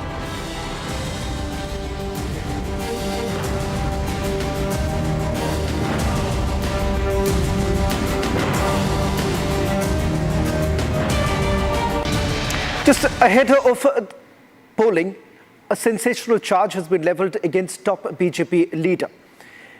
The charge was leveled by Bahujan Vikas Aghadi, and now the charge was essentially this, that this was senior BJP leader Vinod Tawde, who was in Virar in a meeting, and they had a tip-off that he was carrying money with him. In fact, BVA chief Hitendra Thakur has gone a step ahead, and he makes the allegation that he was carrying 5 crore rupees in cash. And not just that, he was also carrying a diary which had instructions that 15 crore rupees would have been distributed ahead of the elections. Now, these are some charges that have been leveled against Vinod Tawde. Vinod Tawde, in fact, has responded by saying that these are baseless charges. In fact, the FIR that has been registered against the senior leader has nothing to do with the cash for votes charges that have been leveled, and the fact that this is to do with an MCC violation. Hitendra Thakur, BVA chief, spoke to my colleague Meenakshi a short while back. Listen. बाहर का कोई भी party का leader 48 घंटे पहले election का प्रचार जैसे ही खत्म होता है तो उस लीडर ने अपने घर जाने का, कॉन्स्टिट्यूंसी में जाने का, दूसरे कॉन्स्टिट्यूंसी में रहने का नहीं। अभी 12 घंटे नहीं रहे थे इलेक्शन को और ये इधर क्या करने को आए? ये सब जो जमा किए गए, खाने का ऑर्डर किसको दिया, पूरा होटल क्यों बुक किया, कार्यकर्ताओं को मिलने के लिए पूरा होटल लगता है, पूरा होटल बुक करके अलग अलग इसमें पैसे रखे, 5,000, 50,000, लाख, ऐसे अलग अलग बंडल। कहाँ पे? होटल पे? यस, दिखाए ना हमने वीडियो उधर, होटल पे रखा हुआ। हाँ, पुलिस ने बाद में लिया कब्जे में, बैग में दिखाया, डायरिया थी उसमें लिखे कि किस लीडर को बैग लिखा है कि ये लीडर को बैग पहुंचानी है। डायरी में लिखा है कि 300 के, 400 के, एक्स पर्सन को 300 के, वाई को 500 के। सारे बीजेपी लीडर्स के नाम लिखे हैं, यहाँ के कार्यकर्ताओं के नाम लिखे हुए हैं। तो बीजेपी ये बोल रहा है कि ये सारे बेबुनियाद इंजाम है इलेक्शन से पहले। बीजेपी की डायरी है, उम्मीदवार की डायरी है, उनके कार्यकर्ताओं की है, बीजेपी की ऑफिशियल डायरी है, वो देख लीजिए आप। लेकिन वो दे रहे पैसा, ऐसा कोई वीडियो तो नहीं आया अभी तक। अभी वो हमारे सामने वीडियो नहीं आया, वो वीडियो कैसे? अभी उनके कार्यकर्ताओं ने लिया होगा तो मालूम नहीं, आएगा आज नहीं कल वो आएगा वो आगे। लेकिन आज ये भी जाना जा रहा है कि आप विनोद तावड़े को लेके एक गाड़ी में बैठे, उसके बाद आपने कुछ जगह पे उनको छोड़ा, ये इसके बारे में क्या? उनको मुझे पुलिस प्रशासन ने रिक्वेस्ट की कि उनके गाड़ी की हवा निकल डाली है। पार्टी की तो हवा गई है, अभी उनकी गाड़ी की हवा, और बोला इधर बीच में कोई पत्थर फेंकेगा, कुछ करेगा, तो पुलिस प्रशासन ने मुझे रिक्वेस्ट किया आप इनको यहाँ से बाहर लेके जाओ क्योंकि मॉब जमा है, अच्छा नहीं होगा अपने इलेक्शन के मुंह पे ऐसा कोई भी अप्रिय घटना घटने, ये बुरा है। तो एक इंसानियत के नाते उनको मैंने उधर से बाहर निकाला, मेरे गाड़ी में इधर आके दूसरी गाड़ी दी और उनके घर पे भेज दिया। Well, in fact, these are some charges that have been leveled by Bahujan Vikas Aghadi, and the fact that the BJP essentially now says that where exactly is the proof, whether at all there was any distribution to begin with. Sudhanshu Trivedi of the BJP rebutting the charges that were leveled against Vinod Tawde.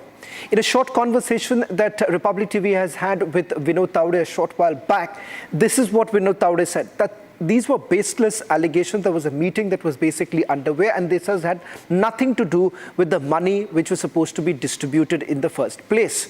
These are the charges that were leveled. In fact, a short while back, Vinod Tawde was supposed to do a press conference in Mumbai, but that was cancelled. Let me just quickly take you through some of these images that you see on your screens right now. First, this is what happened. There was a meeting that was underway in a luxury hotel in Virar. This is in the outskirts of Mumbai. In fact, Vinod Tawde was present in the meeting. What you see suddenly is BVA members barging into the room where Vinod Tawde was present. And what you see right now on your screens, these are BVA workers who are basically flaunting the money that they say were found from Vinod Tawde's room where he was present, where the meeting was underway. And that's what you see right now, where the BJP General Secretary was being GheraoedBy by Bahujan Vikas Aghadi members. Hitendra Thakur, who gave an exclusive interview a short while back, indicated that they have evidence against him. Let me also go across to my colleague Meenakshi for a quick update on the story. Meenakshi is joining us also from Virar, where this incident took place. Meenakshi, Hitendra Thakur insists that there is evidence. BJP says that how exactly is the money being linked to Vinod Tawde? You're there at the spot. What more details have you picked up?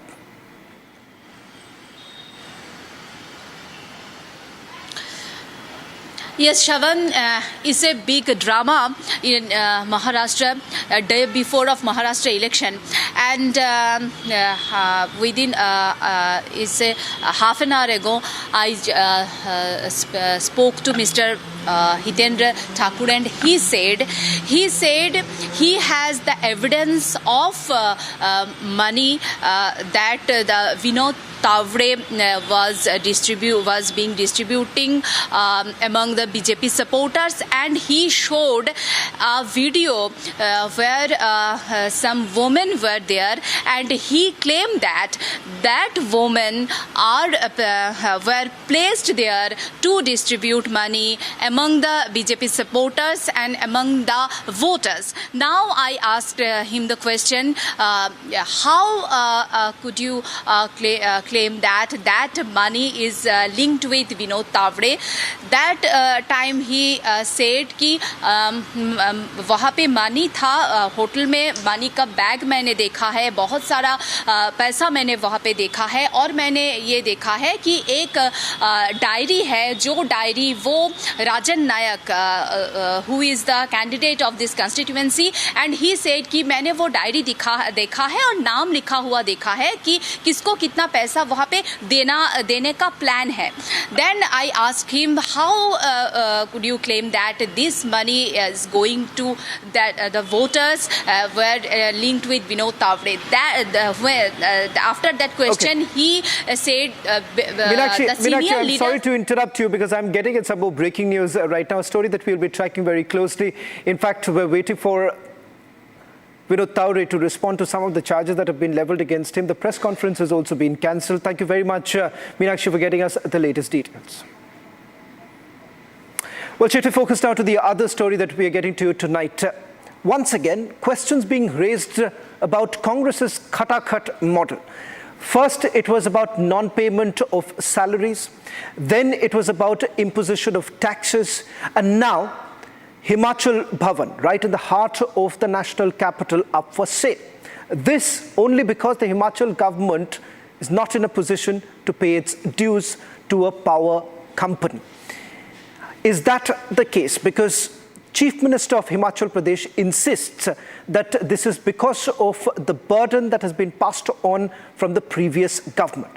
Joining us tonight is the Attorney General of Himachal Pradesh, Mr. Arnab Goswami.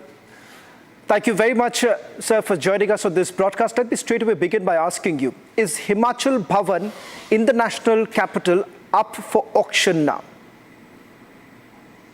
I don't think it is auction. I'm Advocate General for the state of Himachal Pradesh.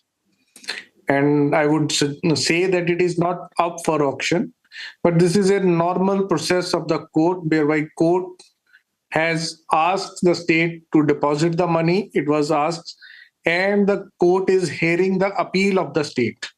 So we are at a stage, today the appeal was listed for hearing, but somehow it could not be taken up. Now it will be taken up on 16th of December 2024.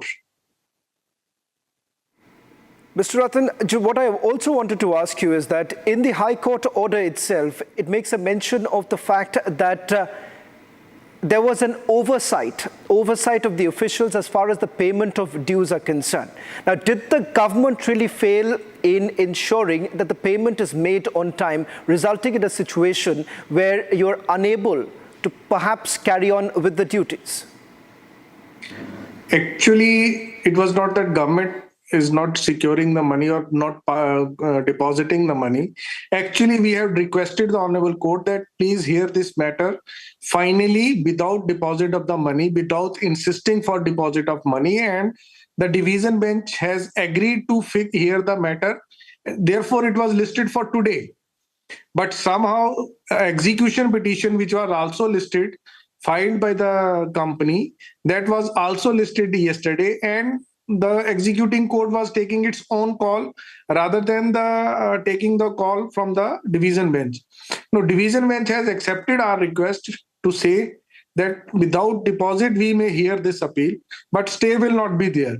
We say that if matter is heard at the earliest, both parties will be at a win-win situation. Whosoever will win will go ahead or will go ahead with the verdict of the court. So therefore, in such circumstances, when division bench we had already made a request to the division bench, and this is not for the first time.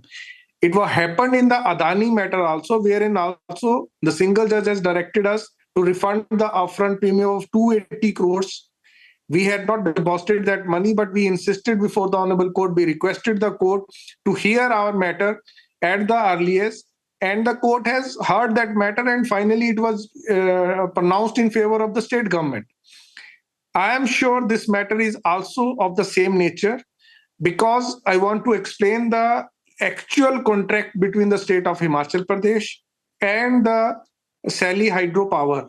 The contract was that while preparing DPR, in case the project proponent found that project is not viable, in such situation, the state government will refund the project proponent this upfront premium. But in case the DPR is prepared and DPR is submitted and project is found viable, after that situation, the upfront premium will not be given back to the project proponent. They had submitted the project report in the year 2015 itself, within the period which were mentioned in the pre-implementation agreement. After that submission of DPR, they lost their right as per contract to claim the refund. Learned single judge of the High Court has not considered this aspect, though mentioned in para 17 of the judgment. If you go through the para 17 of the single judge judgment, he has mentioned this fact. But after mentioning this fact, he has not taken call on this fact. No reasoning is assigned with respect to said this factum. Therefore, we are in appeal, and we are requesting the appellate court. We are submitting before the appellate court that there are many legal issues which were not considered by the learned single judge. Hence, the appeal was admitted for hearing. If there is no merit, it would have been dismissed in limine by the High Court. But Advocate General, the High Court order also makes a point about the appointments being made on the basis of an impunged act. I believe that you will be taking up this matter further. Isn't it not? The court has basically called the appointment both unconstitutional and a wastage of public funds. That's page number 33 of the High Court order. Now, can I also then ask you, how exactly is the government really taking this forward? Because you've already seen questions essentially being raised about public money essentially being wasted. If at all this entire litigation continues, it is also going to put more burden on the state exchequer. Now I think you are taking the another issue rather than taking the power project issue or Himachal Bhavan issue. You have left that issue, or I am answering another issue? I'm connecting both here. Because some of the arguments that have been made against your government has essentially been about the fact that insisting on a case which perhaps is largely seen as a wastage of public fund. I'm sorry to say, it's a right of every individual and every government to protect its laws, its legal rights, and so the state government is doing. It is not wastage. Whosoever is saying that is a wastage of financial resources is on wrong footing. He is befooling the people of the state as well as the country. Can I just get also one The Constitution has given this right to every person. Even this right is available to you also, to me also, but Advocate General, to the state. Advocate General, can I just quickly get a clarification from you? Because here the matter has become political in nature. The reason being, the Chief Minister says that, look here, the government cannot be faulted because this is a burden that has been passed over from the predecessors. And that is the reason why payments perhaps may not have been completed. Is that the case right now? Is the government not in a position to pay the dues? No. This is not the case at all. Government is paying the salaries of 6,000 crores in 1 month for 2 times in November. So government is not in a crunch. The Chief Minister has time and again said that by 2027, after regenerating our resources, we will be the self-reliant state in 2027. So there is no such, it cannot be linked to this. 64 crore rupees were a small amount. But since the court had agreed to hear our appeal, and we have said that appeal is being heard at the expeditiously, therefore, it was thought fit not to deposit the amount at this stage. I would like to submit, this project was allotted in 2011.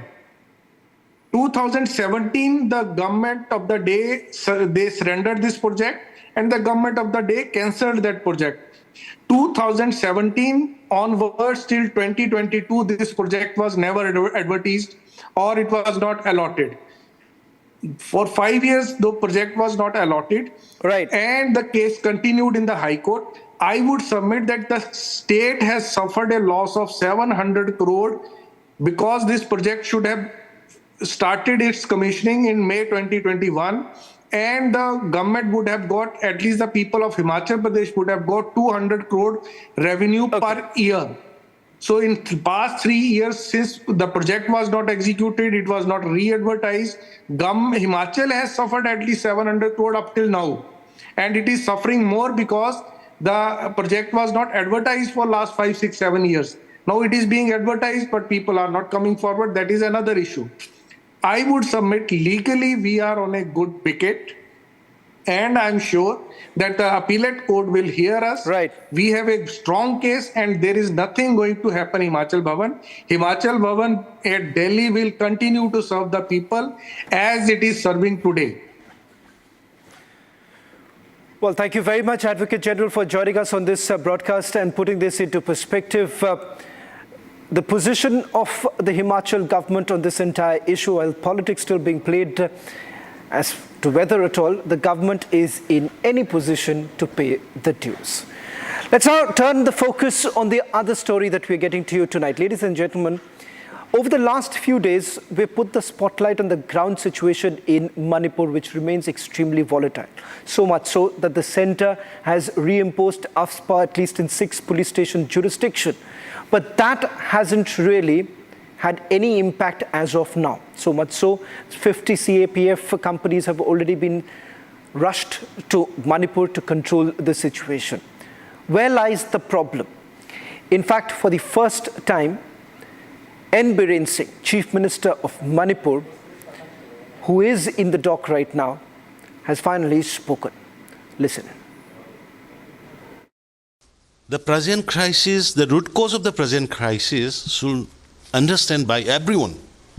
The root cause of the present crisis is begin from where? The beginner is him. Yes. The present crisis of Manipur, the illegal migrants problems from Myanmar, is the beginner is the peace in Dabram. You see the photograph here. When he was the Union Home Minister in 2008, he signed a suspension of operation agreement with the state government of Manipur and the government of India representative, and he welcomed it. He approved it. But you know, this particular person who involved in the signing, Mr. Thanglen Pao Guite, he himself was contested MP in Myanmar. And he is a Myanmar citizen. And he is the president of the Zomi Revolution Army. You see, you think? In 2008, he allowed to bring a Myanmarese citizen inside India and sign a suspension of operation agreement with the India government and the Manipur government, tripartite agreement. Then that was the beginning of coming of influx illegal migrants from the Myanmar. The present demographic imbalance in the state of Manipur, the central leaders should try to understand it. Yeah, our BJP leader know. Our BJP leaders understand it. But the Congress leader, they created it, even then they are trying to blame to the people who is trying to solve the issues. My duty is I have to protect my estate, I have to protect my land, I have to protect my country, I have to protect my people too. Our indigenous people is very limited, very few, not much. Nagas, Meiteis, Thados, Paite, Mar, we're very few numbers. Only hardly our population might be 30 lakhs. But you know, if after this hanging, huge number of Myanmar illegal migrants has entered. If I'm not wrong, in 2008, so you opposed the signing of this agreement, tripartite agreement. Yeah. I was the member of the cabinet. I opposite. But you know what we can do there. So if I ask you, since 2008, has the Sioux agreement served any purpose? I don't see any changes. Thus, in the hills, particularly the particular area community is dominating, plantation of poppy increasing day by day, drugs smuggling increasing, illegal migrants entry of grabbing our land, destroying the forest, that increasing. There are the few things, but you know, Manipur is unique. We are having 34 tribes. Very unique. 34 tribes, you know. Here, Paite is there, Wi-Fi is there, Mar is there, Thadau is there, Mate is there, Tangkhul is there, Mao is there, Meitei is there. No, like this. We're composite of 34 tribes. 34 tribes living together since time immemorial. But unfortunate part is due to this some illegal migrants from the outside. Now Manipur has facing a demographic imbalance. That's why I approached to the union government to save our land and life of the indigenous peoples. So, by these divisive politics that the Congress wants to play in Manipur also now, they have been doing it in Maharashtra, they have been doing it in Jharkhand also, clearly taking side of the immigrants in Jharkhand particularly, and now in Manipur also they want to divide the people on the ethnic lines. What purpose they really want to serve, and do you think that the government of India should actually initiate action against P. Chidambaram, because in his capacity as the Home Minister he signed an agreement with a Myanmar citizen? Exactly. Thorough investigation, proper documentation and the screenings of who's who should be done.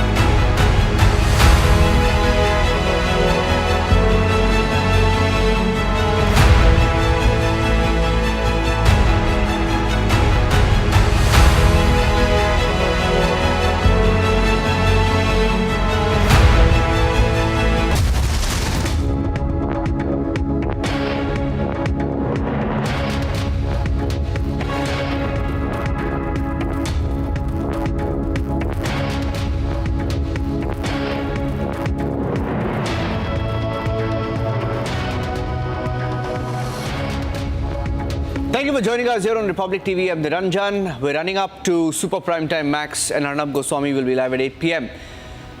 Tomorrow, Maharashtra will be voting, ladies and gentlemen, along with Jharkhand. And there are by-elections in critical states like Uttar Pradesh and even Karnataka. It's been a high-stakes campaign. Every election is important, of course, these days, but especially to Maharashtra and in Jharkhand, we've seen not just aggressive campaigning, but some of the biggest controversies. We look at one controversy from Maharashtra over the next 20 minutes, the cash for votes controversy. But here are the headlines. First up.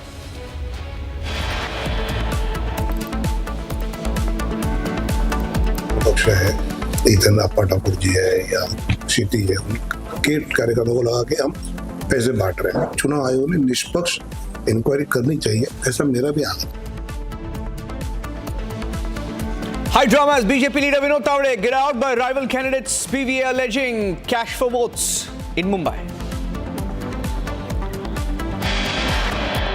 जिस प्रकार का absurd and illogical और दुर्भाग्यपूर्ण आरोप लगाया गया है कि 5 करोड़ रुपए आए थे, मैं कांग्रेस वालों से पूछना चाहता हूं, भाई ये 5 करोड़ रुपए जो होते हैं वो दिखाएं, हवा में आरोप मत लगाएं। BJP defends Vinod Tawde as they claim conspiracy against him to defame him ahead of polls. नहीं, मैंने अभी हाई कोर्ट का जो आदेश है उसको मैंने पढ़ा नहीं है। इट्स ओपन सर, लेकिन नहीं, कोई पढ़ा नहीं है, लेकिन अपफ्रंट प्रीमियम जो है वो एक पॉलिसी के तहत है। Another low for the Himachal government. Himachal Pradesh facing financial crisis due to power dues. High Court has ordered for the Himachal Bhavan in New Delhi to be sold.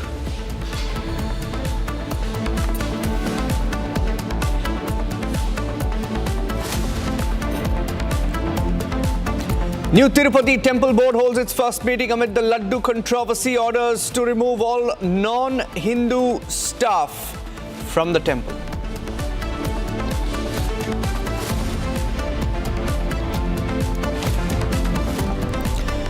Over 100 New Delhi-bound passengers on an Air India flight stranded in Thailand's Phuket for over 80 hours now. Civil Aviation Ministry seeks a report.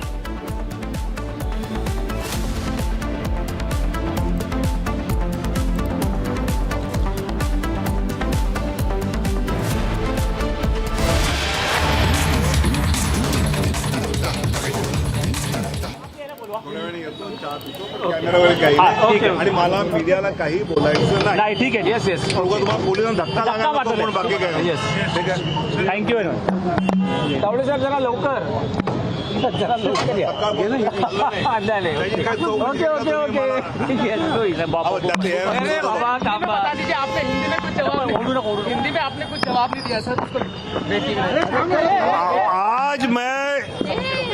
आज मैं वहां से गुजरते समय phone करके पूछा कैसे चल रहा है। मुझे राजन नाइक उम्मीदवार ने कहा कि हम सब बैठे, आप चाय पीने आ जाओ। मैं चाय पीने गया और 200-250 बूथ प्रमुख थे, तो हितेंद्र ठाकुर जी और उनके बेटे को लगा कि मैं पैसे बांटने आया हूं। वो 200-250 कार्यकर्ता उनके आए, चिल्लाने लगे, हंगामा हो गया। मैंने पुलिस को कहा, चुनाव आयोग को कहा कि आप सीसीटीवी फुटेज देखिए, जो चेक करना है वो कीजिए। जो कार्यकर्ता दिन रात पार्टी के लिए मेहनत करता है उसके साथ चाय पीने के लिए जाना कुछ गलत नहीं। और मैं 40 साल से राजनीति करता हूं, मेरे जीवन में कभी पैसे का मामला आया नहीं, ये दुनिया जानती है। सुप्रिया ताई सुळे, राहुल गांधी और ये लोग ऐसा क्यों कह रहे हैं? और वो आके सीसीटीवी फुटेज आके देखे, जो चेक करना है चेक करे। और बाद में ये होने के बाद तो हितेंद्र ठाकुर और क्षितिज ने मेरे को गाड़ी से, अपने गाड़ी से छोड़ा, तो ऐसा कोई मामला नहीं है। पैसा दिखाया Maharashtra seeing a controversy with BJP leader Vinod Tawde being accused of distributing money to voters in Maharashtra. Senior leaders of the Mahavikas Aghadi or the MVA accusing the BJP of using money power in Maharashtra. Elections. Meenakshi is joining us live. There was a video that is doing the rounds. That's the video. Let me go across to Meenakshi joining us now. Meenakshi has been getting us responses as well from the ground. Hours before Maharashtra votes, a controversy. The cash for votes charge by the opposition. Let's listen in. बाहर का कोई भी party का leader 48 घंटे पहले election का प्रचार जैसे ही खत्म होता है तो उस लीडर ने अपने घर जाने का, कॉन्स्टिट्यूंसी में जाने का, दूसरे कॉन्स्टिट्यूंसी में रहने का नहीं।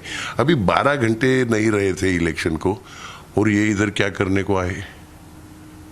ये सब जो जमा किए गए, खाने का ऑर्डर किसको दिया, पूरा होटल क्यों बुक किया, कार्यकर्ताओं को मिलने के लिए पूरा होटल लगता है, पूरा होटल बुक करके अलग अलग इसमें पैसे रखे 5,000।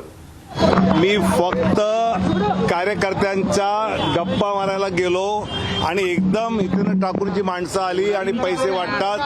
माझं म्हणणं आहे निवडणूक आयोगाने, पोलिसांनी, राहुल गांधी, सुप्रिया सुळे सगळ्यांनी तिथलं सीसीटीव्ही पाहावं, तिथलं सगळं पाहावं, पैसे कुठे वाटले, काय वाटले। कार्यकर्ते जे दिवस रात्र मर मरतात त्यांना भेटून चहा पिणं हे सुद्धा संजय राऊत, सुप्रिया सुळे आणि राहुल गांधीला इतकं वाईट वाटतं। आणि मी 40 वर्ष राजकारणात एक दमडी कधी वाटली नाही। मी हितेंद्र ठाकूरांचं मत विधान परिषद मिळवलेलं आहे, मला नंतर बाहेर पडताना हितेंद्र ठाकूर आणि यांनीच सोडलेलं आहे। त्यामुळे शंका आली असेल त्यांनी केलं असेल, निवडणूक आयोगाने पूर्ण चौकशी करावी।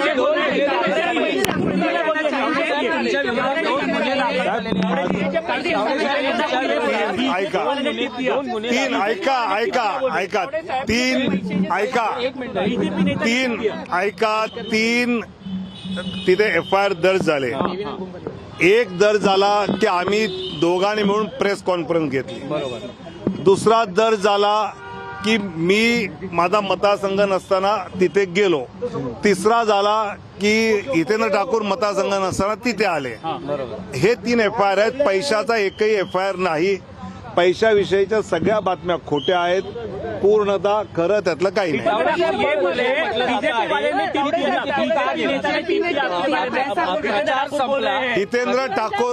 हितेंद्र ठाकूरांनी असं म्हटलं की भाजपच्या नेत्याने टीप दिली, हे धादांत खोटं आहे।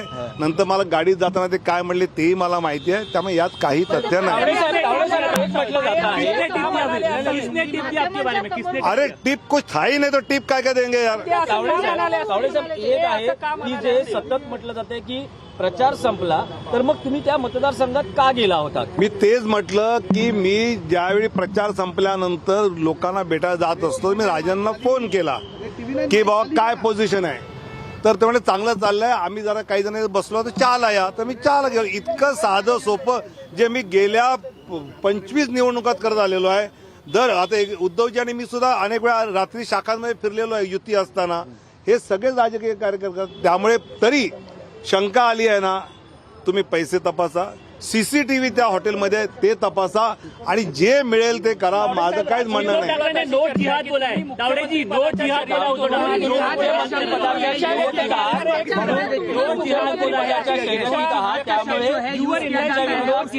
त्यामुळे गेला आहे का? मुख्यमंत्री पदाच्या शर्यतीत आहात, तुमच्या विरोधात कारस्थान रचलं आहे। मुख्यमंत्री पदाच्या शर्यतीविषयी मी म्हटलं की माझं ओनली राष्ट्र नो महाराष्ट्र, आणि याला मुळात पक्षात पण कोणाला माहित नाही की मी तिकडे आज जाणार आहे, बरोबर। त्यामुळे असा काही विषय नाही। धन्यवाद। तर ते चुकीचं गेलंय।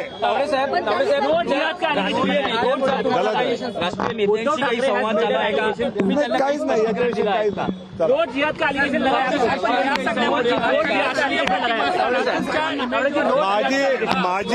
माझी प्रतिमा मलिन व्हायचं कारण नाही, कारण मी पैशाचा विषय माझ्या विषयात नाही।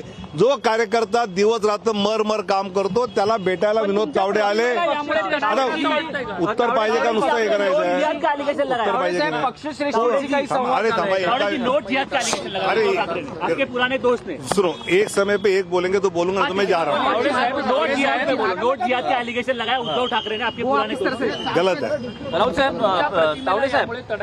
अजिबात माझी प्रतिमा, मी 40 वर्ष राजकारणात एक दमडीचं राजकारण केलं, पैसे कधी I have given whatever, I have clarified whatever media. All right, my colleague Alisha there translating for us. High drama, remember, has unfolded in Maharashtra today. Vinod Tawde there was in the latest making a statement after the police reached the BJP headquarters. He says that this is a conspiracy to defame the BJP ahead of the polls. Remember, this is coming in right just with a few hours to go for Maharashtra to poll. And we just heard Vinod Tawde saying that he has asked the police to probe the CCTV footage, which is being claimed to have the evidence of the cash as by the BVA. In fact, the BVA has spoken to Republic TV and also said that the tip-off was received from the BJP itself. In fact, let's take a listen into that conversation my colleague Meenakshi has got for us.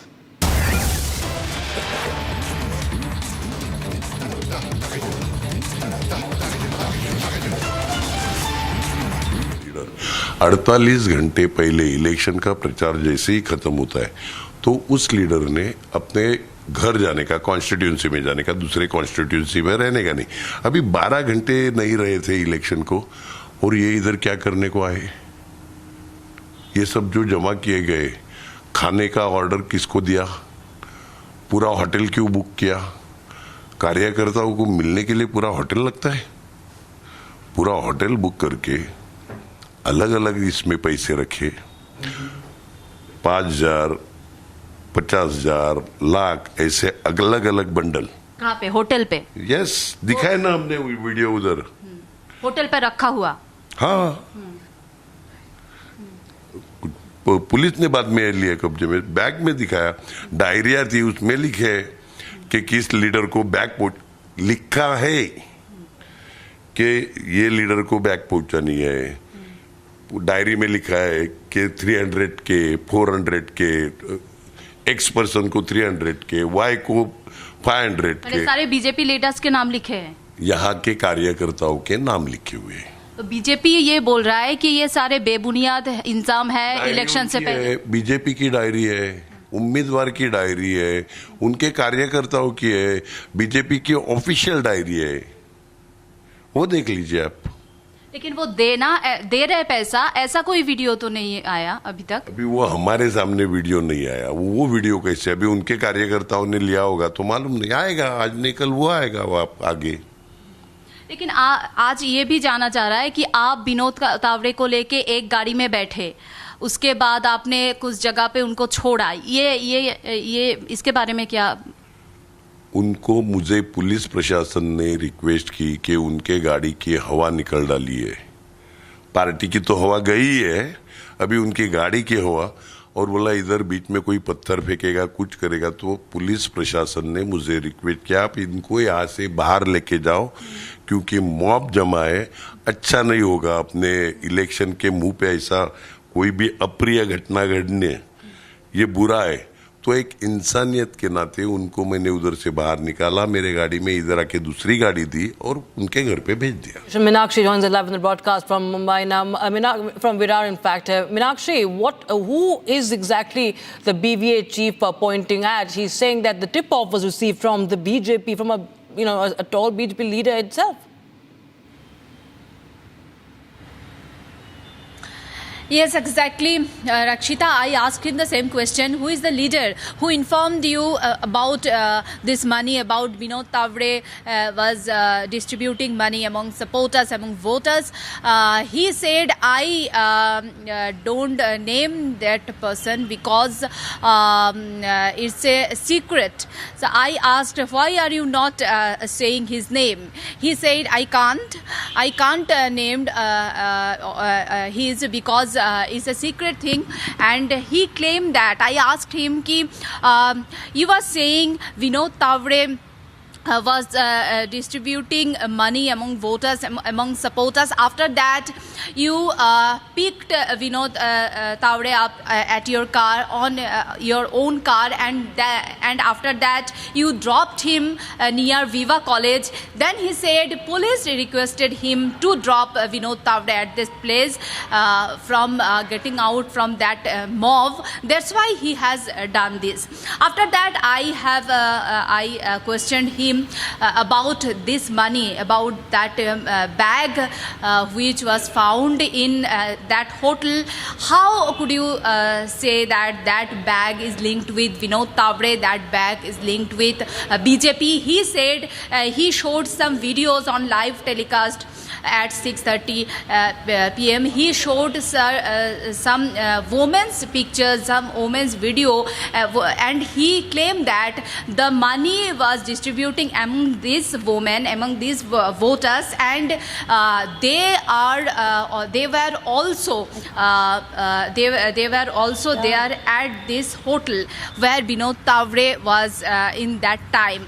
So he is claiming that he will lodge a written complaint in election commission. I asked him what is the evidence. He said evidence is there and I will send it to election commission. I will send some video, I will send some photos to election commission which are the main evidence, and he is claiming that he will do at today night only, because after a few hours there is a election in Maharashtra. Rakshita.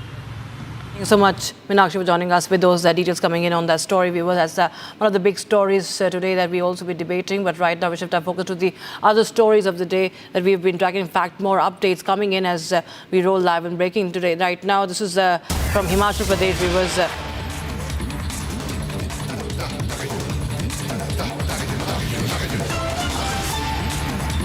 All right, we are getting in the breaking inputs on the same story from Maharashtra. BJP claims that no FIR has been filed against cash for votes charge. That's the big breaking news, viewers, that we are getting right now.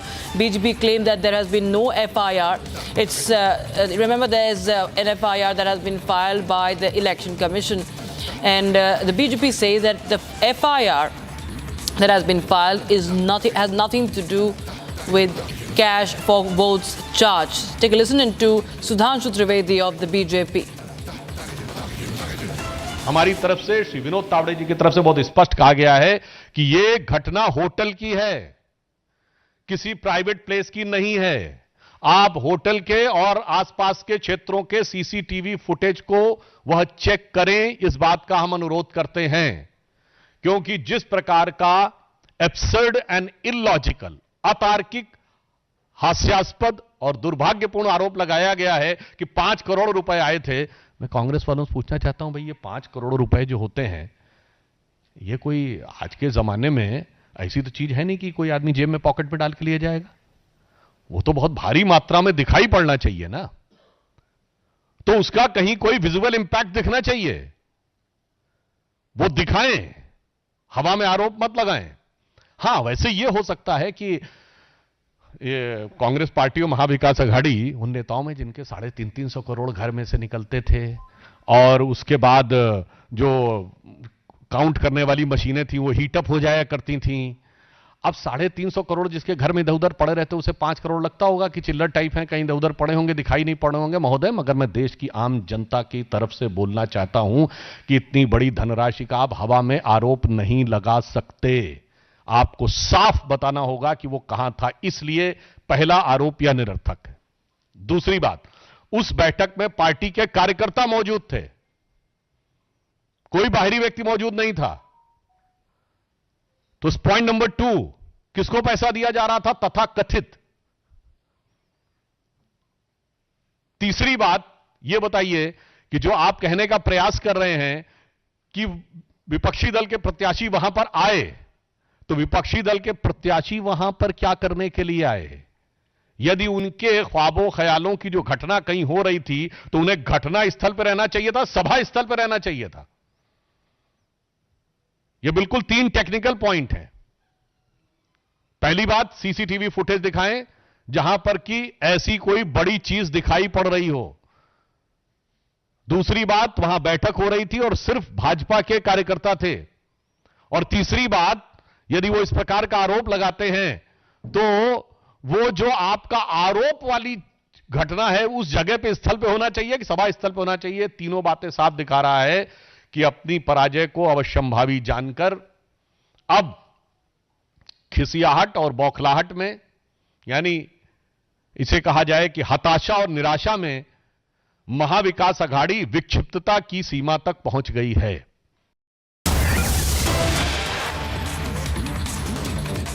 And viewers, we're continuing to get you the latest updates on that. Now, the Congress has urged the Election Commission to act on this grave charge leveled by the BVA, the cash for vote allegation against Vinod Tawde of the BJP. Take a listen into what Congress's Sandeep Dixit and Secy Vinod Tawde had to say.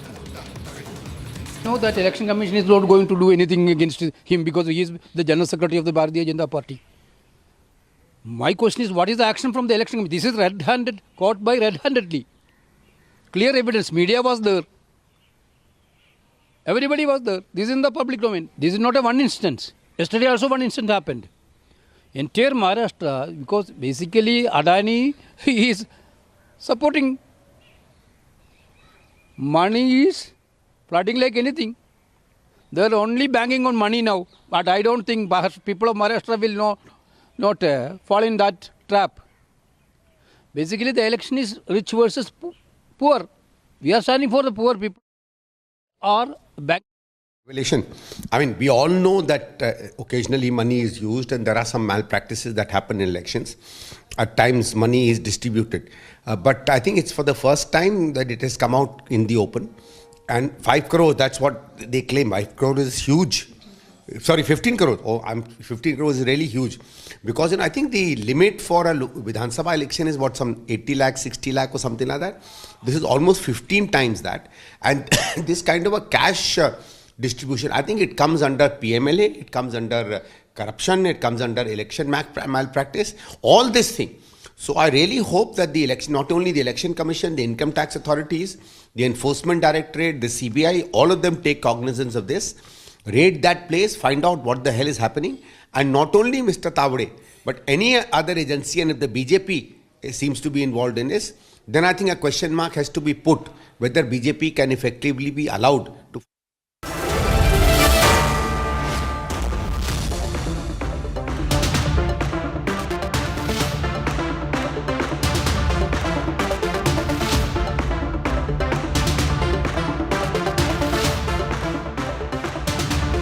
Amity has been ranked India's #1 not-for-profit private university for 11th year, with top 10 ranked institutions in management, engineering, biotech, law, masscom, telecom, hospitality, fashion and more.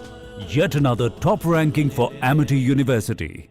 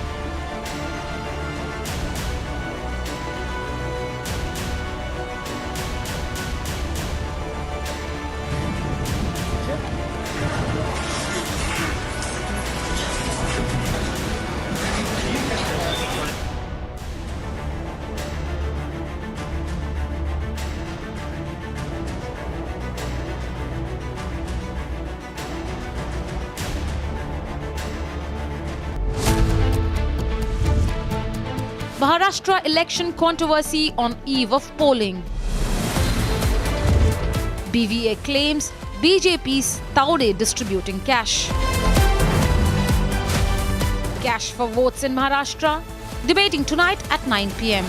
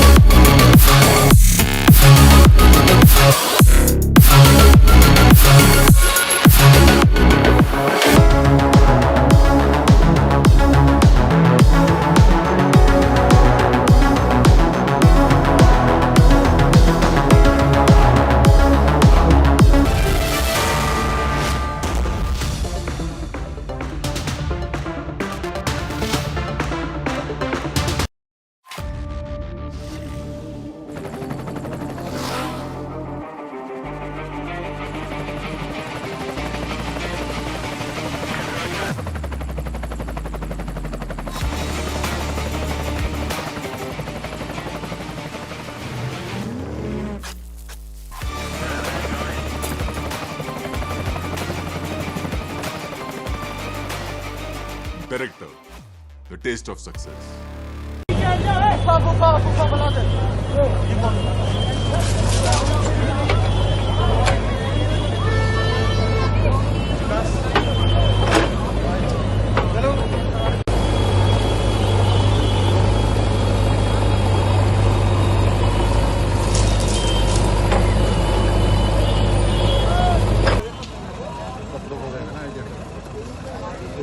रुको यार एक minute ये गहराई ये sir कल का photo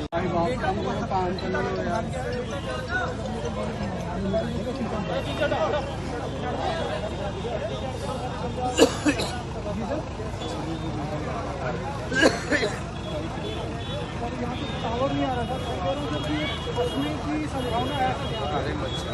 पिताजी कह रहा है कि मैं मौके पर था, मैं तो इधर भाग गया, वो ऑपोजिट डायरेक्शन में भागा।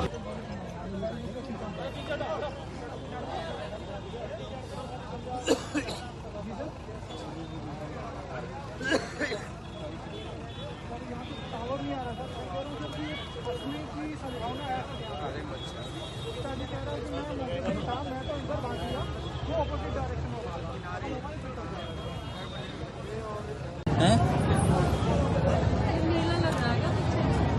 अभी छुट्टी होगी कंपनी की न्यूज़ देख रहे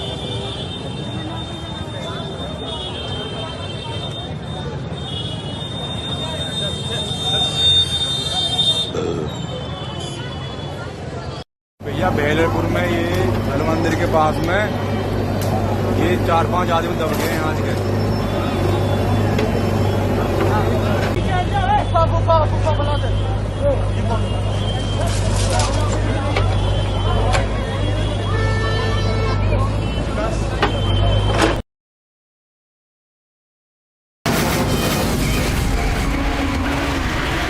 From the Republic Media Network headquarters, it's time for the debate.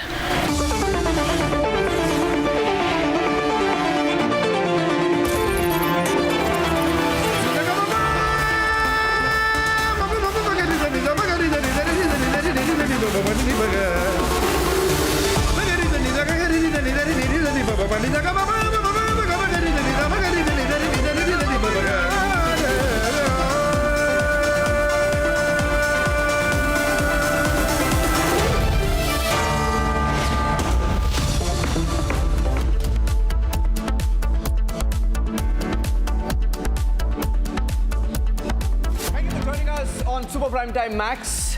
Arnab will be live in just a few minutes from now. I'm Niranjan and I have Shravan with me in the studios at Asia's largest news center.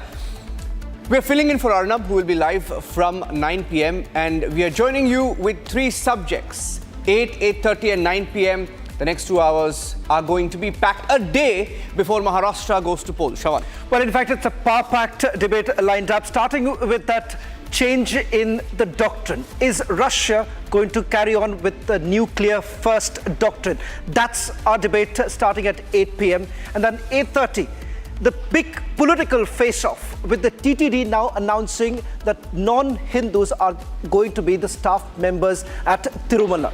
AIMIM has now hit out. And at 9 o'clock tonight, ladies and gentlemen, just ahead of the polling, that's the big political face-off with senior BJP leader caught red-handed distributing cash. That's the allegation that's been leveled against Vinod Tawde. Vinod Tawde defends himself. That's the debate coming up at 9 p.m. Let's take a look at the headlines we're tracking at this hour.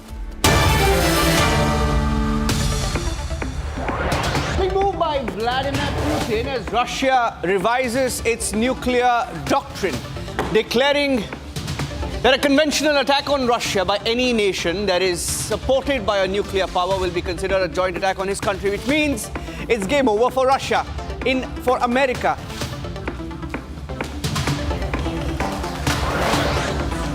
First, we will offer the VRS and we will send it to some other government department. We will take their opinion and we will go according to that.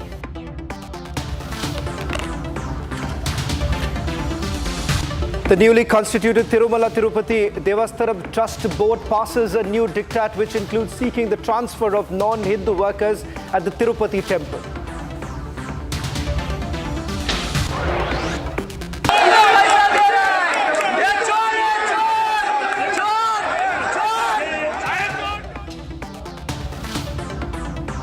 Biggest controversy of the election season in Maharashtra, and that 2 hours before Maharashtra votes. Cash for votes charge hits the BJP. Allegations, counter allegations, flying thick and fast.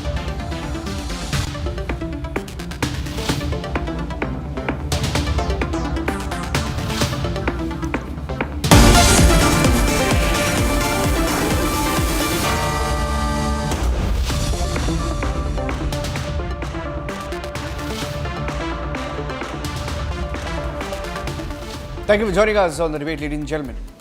Vladimir Putin, the Russian president, has lost his patience, and America and Ukraine are having their missiles and their entire doctrine being tested. This is the Cuban crisis moment. Russia has been forced to revise its nuclear doctrine, and now the nuclear threshold of the world's second largest nuclear power is at its lowest since inception. But what led to this historic revision of Russia's nuclear policy? That's our focus this evening, Shravan.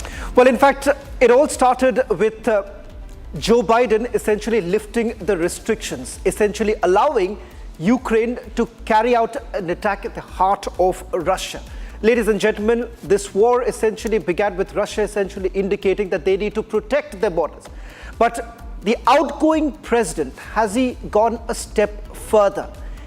Are we really at the brink of a third world war? And if at all, Russia changes its doctrine, what does it mean for the entire region? That's the focus.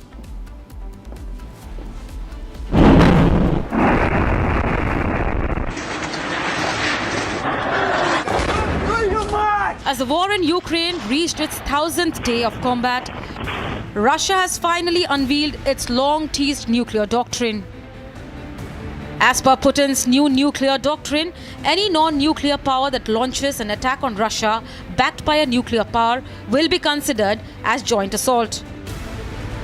This means Ukraine, a non-nuclear power, if it launches an attack on Russia with US backing, it will be considered a joint attack. Russia also amended its doctrine to include any conventional missile, drone or aircraft attack worthy of nuclear retaliation. Not just that, the doctrine also says that any attack by a coalition member on Russia will be treated as joint aggression by the whole coalition. clearly taking a firm stance against NATO. Почему это потребовалось? Нужно было привести в соответствие наши основы с нынешней обстановкой. Это первое. Второе, Россия всегда рассматривала ядерное оружие как средство сдерживания, применение которого является крайней и вынужденной мерой. И Россия всегда занимала ответственную позицию и принимала необходимые усилия. The announcement comes just days after US finally gave in to Ukrainian demand to allow American-made long-range missiles to be used in the war against Russia. Addressing the EU Parliament today, this is what Ukrainian President Zelensky had to say on the war with Russia as it enters a new phase. Together we have accomplished much, but we must not fear doing even more. Now, Putin has brought 11,000 North Korean troops to Ukraine's borders. This contingent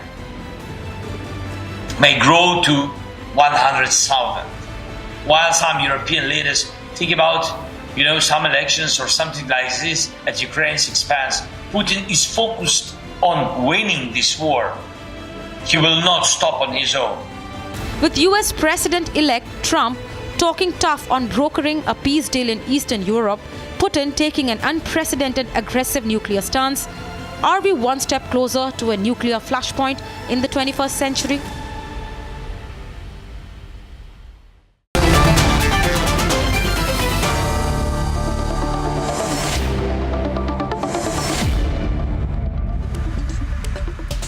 It's a dangerous situation that we are facing right now. Tara Kartha, Peter Kuznick and Fred joining us on the debate tonight. Opening up with the comments coming in from Moscow first. Fred, it's a clear position that Kremlin has taken. The first nuclear use policy that is going to be taken into consideration. Do you believe that Russia was waiting for this to happen? Because at the end of the day, what many do not know is the fact that Russia too would be in a situation where they would like to at least consolidate their position before President Trump takes power. Well, it's a very dangerous situation, that's for sure. It's been building for some time, these red lines, one after another. And back in September, Putin made it very, very clear that the use of weapons of this sort, sophisticated missiles, would have to, in his view, entail direct hands-on participation by NATO officers, which means they would be directly at war with Russia. But was this some sort of an excuse? Fred, was this some sort of an excuse? Because Russia was waiting for this position to be taken, and they perhaps need something to justify their current position or changing the nuclear doctrine. Was this an excuse that they were waiting for? I think that the history of the past couple of years led to this. The Russians knew something like this was coming, and they have been struggling to assert their deterrence, invoking rather freely their nuclear arsenal. This is true. And the new doctrine does say very clearly that if a conventional power attacks Russia in coalition with a nuclear power, that would cross the threshold for use of nuclear weapons. That doesn't mean they will, because that's exactly the situation we're in right now. Russia says that Ukraine has fired at least one of these missiles into Russian territory, so we're in that place right now. Peter, it brings to the same question that an outgoing president lifting restrictions that were imposed right from the start of the war is an indication of the fact that perhaps, as Kremlin has been pointing out, that President Biden is trying to only destabilize the situation. Well, it's pretty transparent that, can I take, Biden Fred, the question was for Peter Kuznick, because I want to also understand, if at all we're reaching this position, it's because of the miscalculations of this outgoing administration. Peter Kuznick. I think it's worse than a miscalculation. It's a very, very reckless move. All the experts are saying it's too little, too late. It's not going to affect the outcome of the war. Knowing that, Biden has still given this permission in a way that's possibly going to provoke Russia into a much more aggressive response. We've seen that capability even without use of nuclear weapons. You look at what Israel has done in Gaza, the way it's leveled Gaza. Putin has not done that inside of Ukraine. We see what happened in World War II, in Korea, in other wars that have taken place. They have that capability, and they have not exercised it. But every time you cross one of Putin's red lines, it puts him in a position of either delivering or backing down. And we've seen throughout history that people can back down once, maybe even twice, but then they're in a position where they either entirely lose credibility or they act on it. I think this is so reckless to endanger, to even risk that for a policy that is going to have no demonstrable effect on the outcome of this war. Russia is in the driver's seat. They are moving aggressively and rapidly in eastern Ukraine, and now they're going to try to claw back those 650 square kilometers that Ukraine holds in Kursk, and they'll be able to do that. So this is just an insanely dangerous risk that could provoke a nuclear war. Peter, from an outside view, and I want to bring in Tara Karta here. Tara Karta is a former National Security Council Secretary. She's left in Delhi. From India, as we view it, right? You've had an election in America. Trump has come in promising an end to the wars, right? It's looking so bad for America. America is looking like a confused country. We're all wondering here, sitting in India, what is going on? I mean, you have one incoming president who's saying that he's going to end all wars. And you have an old Joe Biden, right? And people know that he's not in his not in his best capacity to serve as the president, and he's nowhere to be seen, even in that G20 picture. But that's not the point. Point is, it's looking very bad on America. I don't know what the American people think about this. Tara Karta, from an outsider's view, how is this looking to you? I think it's political spite. He wants to make sure. Trump said the day he comes, he says, I'll end this in one day. He'll end the war in one day. Joe Biden, by giving this supply of missiles, is trying to make sure that doesn't happen, because this is a clear escalation. As we said, the first couple of missiles have already been fired. It's extremely dangerous, and I can't believe that a politician would resort to such a tactic. There are people's lives at stake. Yes.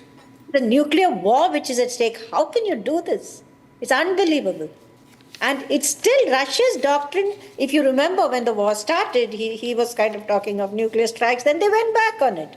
They kind of reversed that. They didn't say, they said, we will not go into that kind of escalation. But now I don't think Putin really has a choice. And as I said, he's been talking about this in September. So it's not even as if you didn't know. Yeah. Fred, the fact here is this. While on the one hand, this is also about petty politics playing out in the United States of America, but many would say that as far as Kremlin is concerned, Kremlin essentially wants to change this given the fact that time is running out. Under President Trump, perhaps President Putin may not have that kind of maneuvering that you would expect, and that would essentially mean consolidate the area as soon as you can. Particularly what we are witnessing in Donetsk right now, where he's trying to consolidate their position, and the fact that he's brought in the North Koreans. How exactly do you think this is going to really pan out even for Russia right now? I don't think that the Russian war agenda is pegged in any way to Trump's coming in. I think that the Russians have very, very few hopes that Trump will change much, if anything. It's been my impression for at least the last year that they are just grimly determined to win the war on the battlefield. And they are, in the process of apparently doing that. Now, it would be helpful if big countries were to step in and try to mediate a peace, but it would have to be realistic. And if they're going to twist Moscow's arm, they probably got to be prepared to twist Kiev's arm too. But I don't see any moves like that, certainly no signals of that sort coming from the West, other than Trump's rhetoric. Neither are big countries like India or China or Brazil apparently stepping up. There might be things happening under the radar that I don't know about, but basically we've got a war that's going on, and January 20th will come and go, and it will still be going on in much the same way. Okay, I want to get in Peter right now. Peter, you see, I mean, allies and partners have made significant contributions to Ukraine, right? Including delivery of 10 long-range multiple launch rocket systems, which are MLRS systems, 178 long-range artillery pieces, nearly 100,000 rounds of artillery ammunition, 250,000 anti-tank munitions, 359 tanks, 629 armored personnel carriers, and America still wants to go all out, right? It appears like Biden and the Democrats want to somehow, before they go, just oil the war machinery one last time. It's appearing increasingly like that. This war has gone on now for 1,000 days. Today is this 1,000th day anniversary. And the losses have been horrific on both sides. The human destruction, the economic destruction. It's been a horrific war in so many ways. And clearly, Biden sees this as part of his legacy. And he is trying to do whatever he can to put Trump in a position where Trump can't follow through on his promises. But Trump has made such an issue of this that I think he's going to be forced to deliver.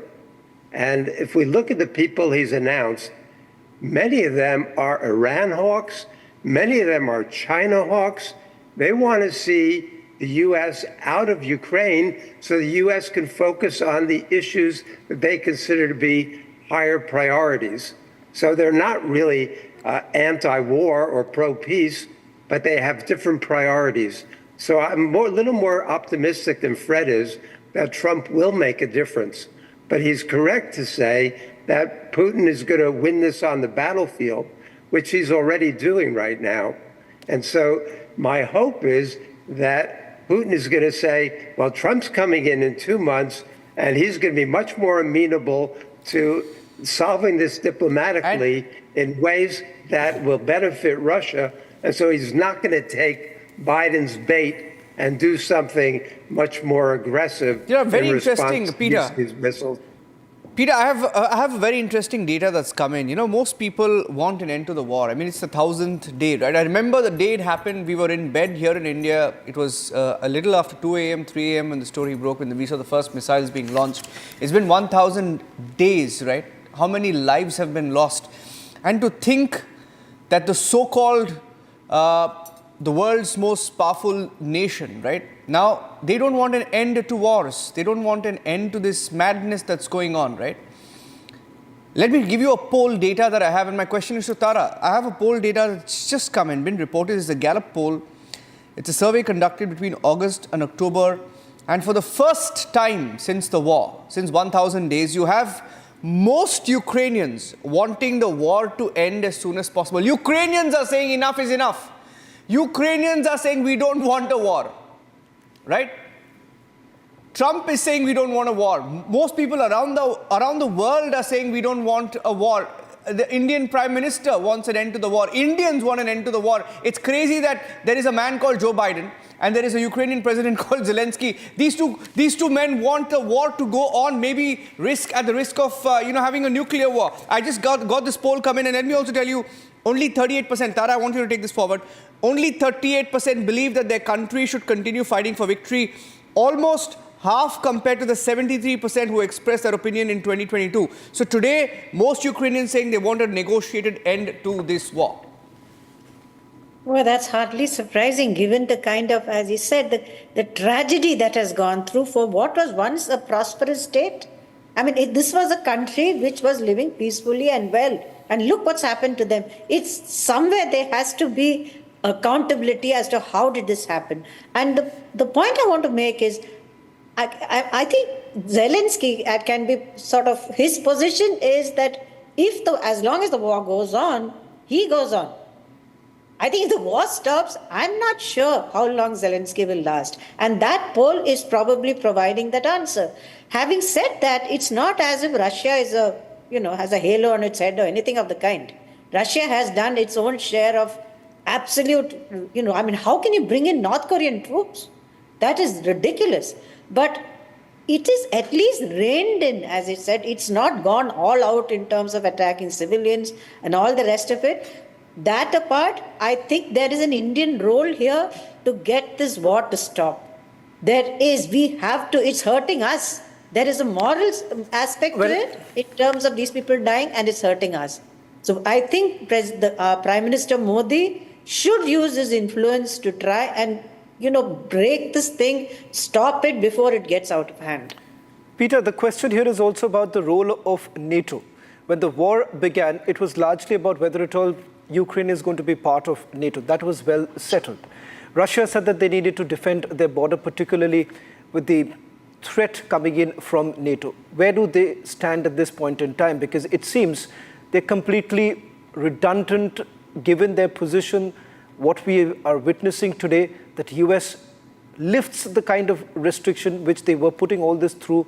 And today it's very clear that this is not Ukraine's war. It is now turning out to be West's war against Russia. Well, you have to remember that back in March and April of 2022, shortly after the war started, Zelensky was willing to accept a negotiated settlement, what we call the Turkish Accords. And then Boris Johnson flies in there and says, don't accept that. We're going to arm you and support you unlimitedly. And then the United States doubles down on that. So there have been people inside Ukraine who have wanted a negotiated settlement from the very beginning.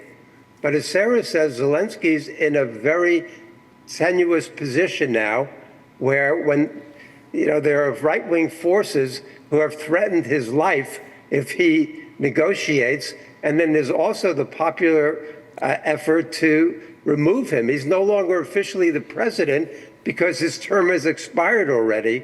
And so, but when you talk about NATO, that is an absolute red line for Russia. Ukraine is going to have to accept neutrality, and as well as other changes that Russia's demanding. Russia is not going to give up what it controls on the battlefield, which it's claimed 4 provinces as part of Russia. It doesn't control all of those yet, but that's where the negotiations are going to take place. The area that Russia militarily controls will become part of Russia, as well as Crimea. And Ukraine is going to suffer a loss of approximately 20% of its territory. But the Ukrainian people are fed up. I mean, they've lost, the morale is terrible. The casualties and the deaths are astronomical. And the suffering of the economy has been really, very, very extensive. Fred, there's a role that perhaps Russia also plays here. The fact that today you're looking at this change in the doctrine itself is an indication of where it is headed. Someone will have to rein in Russia too, because if this continues, today we've seen the position that they've taken vis-a-vis Belarus too. So it's a clear indication that somewhere down the line, their entire expansionist policy will also have to be reined in. I think that what will be necessary, and I'm afraid it probably won't happen, but it would be good to get a legal end to this war when it's winding down, and it's clearly coming to an end.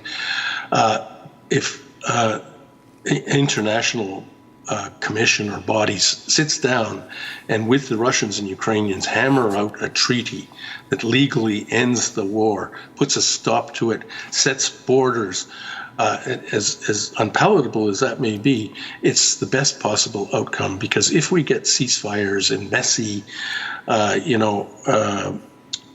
unfinished business, this is going to go on down there in the region for a long time. It's going to be almost as bad as it is now, and the international climate, that is, relations between Russia and the West, will become absolutely irreparable, and we'll be facing another long, brutal Cold War. Yeah, looking at the live pictures coming from the G20 in Brazil, in Rio. I don't see Joe Biden there. Joe Biden hasn't been seen in most of the photo opportunities there, Shravan.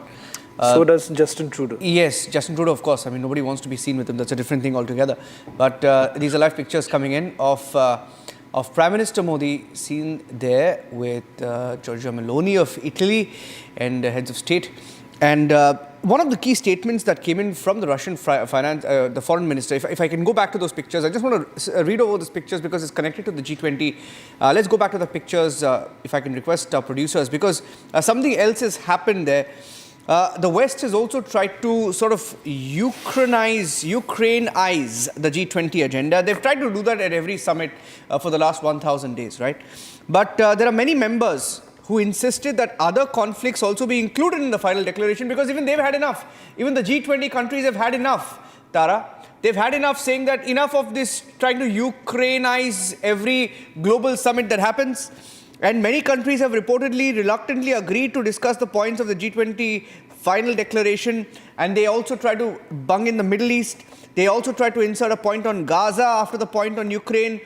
And it's become, I think even the world is split now. I mean, China doesn't want the war. Russia is willing to end the war. And the world is split on this issue. Yeah, I think it's hurting us, like I said, and it's hurting the global south. These are very high, costs which we are paying for wars for which we have no stakes in any of these. And what surprises me most is the fact that nobody is even trying to mediate. And what kind of wars are these when nobody is even trying to put a stop to them? That is what surprises me the most. And, I hope they won't mind me saying, but Europeans have been at war like forever. Yeah. And getting tired of being dragged into these wars. Middle East, well, more or less likewise. So I think the global south, India, we need a break here. We need to get on with our economy, with things that affect our peoples, and that's the job of the Prime Minister, right? We continue to pay for the wars that Americans start in the Middle East. You just mentioned the Middle East. I mean, very interestingly, what has happened today, and while Russia escalates this, right, because of American needling, what has also happened is that for the first time since what happened in Israel, Lebanon and Hezbollah have agreed to a US proposal for a ceasefire with Israel. That's also happening, right? It's for the first time that Lebanon and Hezbollah have agreed to a US proposal for a ceasefire with Israel. And the Assistant Speaker of the Lebanese Parliament has told the media, confirming that they are ready to even do a ceasefire with Israel. Everyone's had enough of the wars that Americans sort of play an active role in, right? The White House has confirmed that one of their envoys is in Beirut. They've already discussed the offer with the Lebanese Parliament Speaker. And these are some breaking news developments that I'm also getting, Shravan, on this issue. Well, in fact, Fred, if I can just get that word from you too. The fact of the matter is this, that somewhere down the line, both sides will have to be on the negotiating table, starting from what we saw in Belarus to, of course, in Switzerland. And the fact here that even today, Russia says that we are not willing to sit on the negotiating table. So how does this really end? If you're saying a legal recourse to it, legal recourse can only be possible if Russia agrees to the fact that you will have to demarcate the areas, allow the Ukrainians the position that they have had in the past, and perhaps come to terms with the situation. Oh, I don't think Russia is refusing to talk. They want conditions that will satisfy them. They don't. But agreements have been flouted in the past too. The Minsk agreement was flouted. Yes, but that's why but we never had down there any agreements that worked. The Minsk Accords were an abject failure, partly because Kiev absolutely refused to implement them. But the main sticking point is NATO expansion. I think that the Russians will not accept any outcome other than neutrality. for Ukraine. Whatever Ukrainian state emerges from this, it has got to be like Finland during the Cold War or something like that.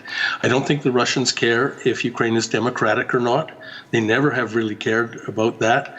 They will be happy if it has its independence, but as long as it's under those geostrategic conditions and neutrality first and foremost. Secondly, there will have to be rights for Russian speakers and a few other things, demilitarization of some regions. I think the Russians will demand, but otherwise they're ready to make that deal. But it's so far even the West is not signaling any willingness to do that. Fred, Peter and Taraji, thank you for joining us on the debate. We're moving on now. We're keeping a close track on the situation in Ukraine. To the other big story we're tracking now of the newly formed Tirupati Tirumala Devasthanam board, the TTD board, that has taken several decisions at its first meeting, one of which has been debated, and they will now write to the Andhra government seeking transfer of non-Hindu workers. This is post the Laddu controversy, Shravan. Well, in fact, this has led to a major political face-off too. You've had the AIMIM hitting out saying that if at all non-Hindus are to be booted out, then how exactly does this really happen in the Waqf board? This has led to a major political face-off in Andhra Pradesh, with the TDP essentially defending the decision that was taken by the TTD.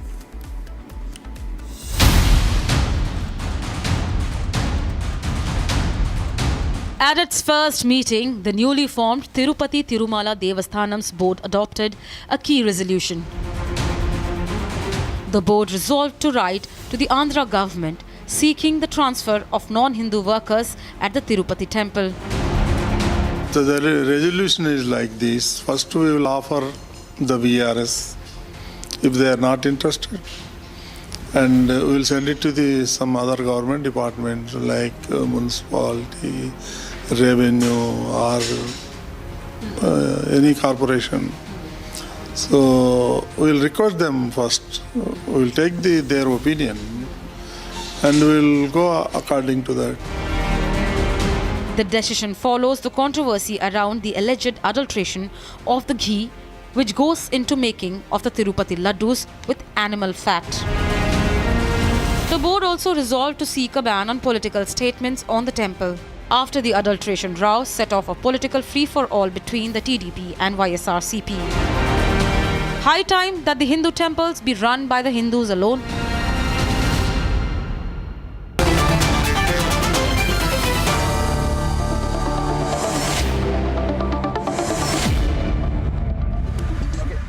First up, we have Bhanu Prakash Reddy, who's a TTD board member, taking a couple of questions with him before we move to the debate. Bhanu Prakash ji, people like Owaisi are saying that if only Hindus should be on the TTD board, which is the overarching, the majority view is that Hindus should be on Hindu boards, right?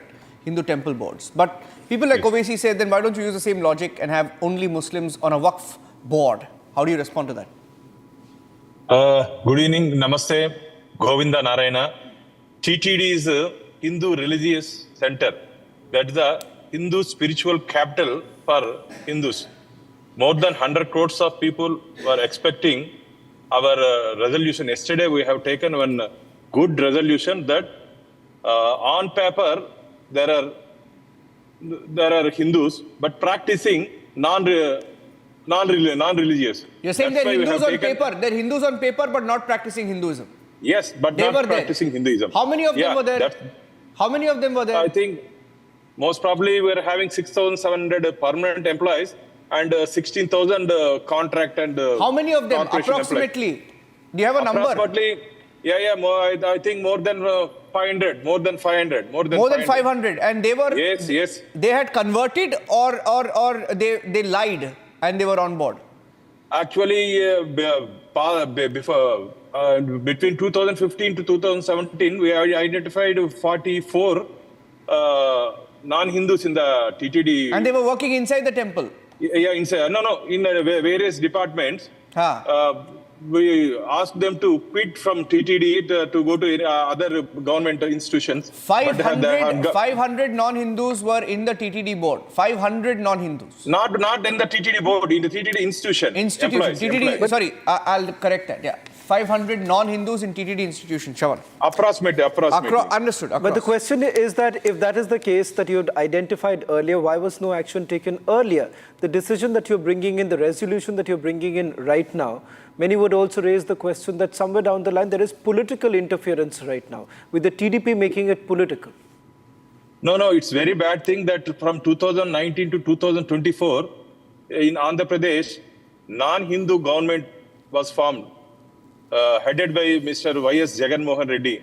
He don't follow the Hindu rituals and he won't believe in Hindu rituals. That's our bad luck. Past 5 years, this conversions has taken a large number in our state, that too in TTD. That's why yesterday we have taken that decision, practicing Hindu religion to be in TTD. Others, please quit from TTD. I am appealing from TTD as a board member. We don't need your services in our institution. You can go to government, any sector. Okay. You asked earlier, what about Works Board? Works Board is a real estate company.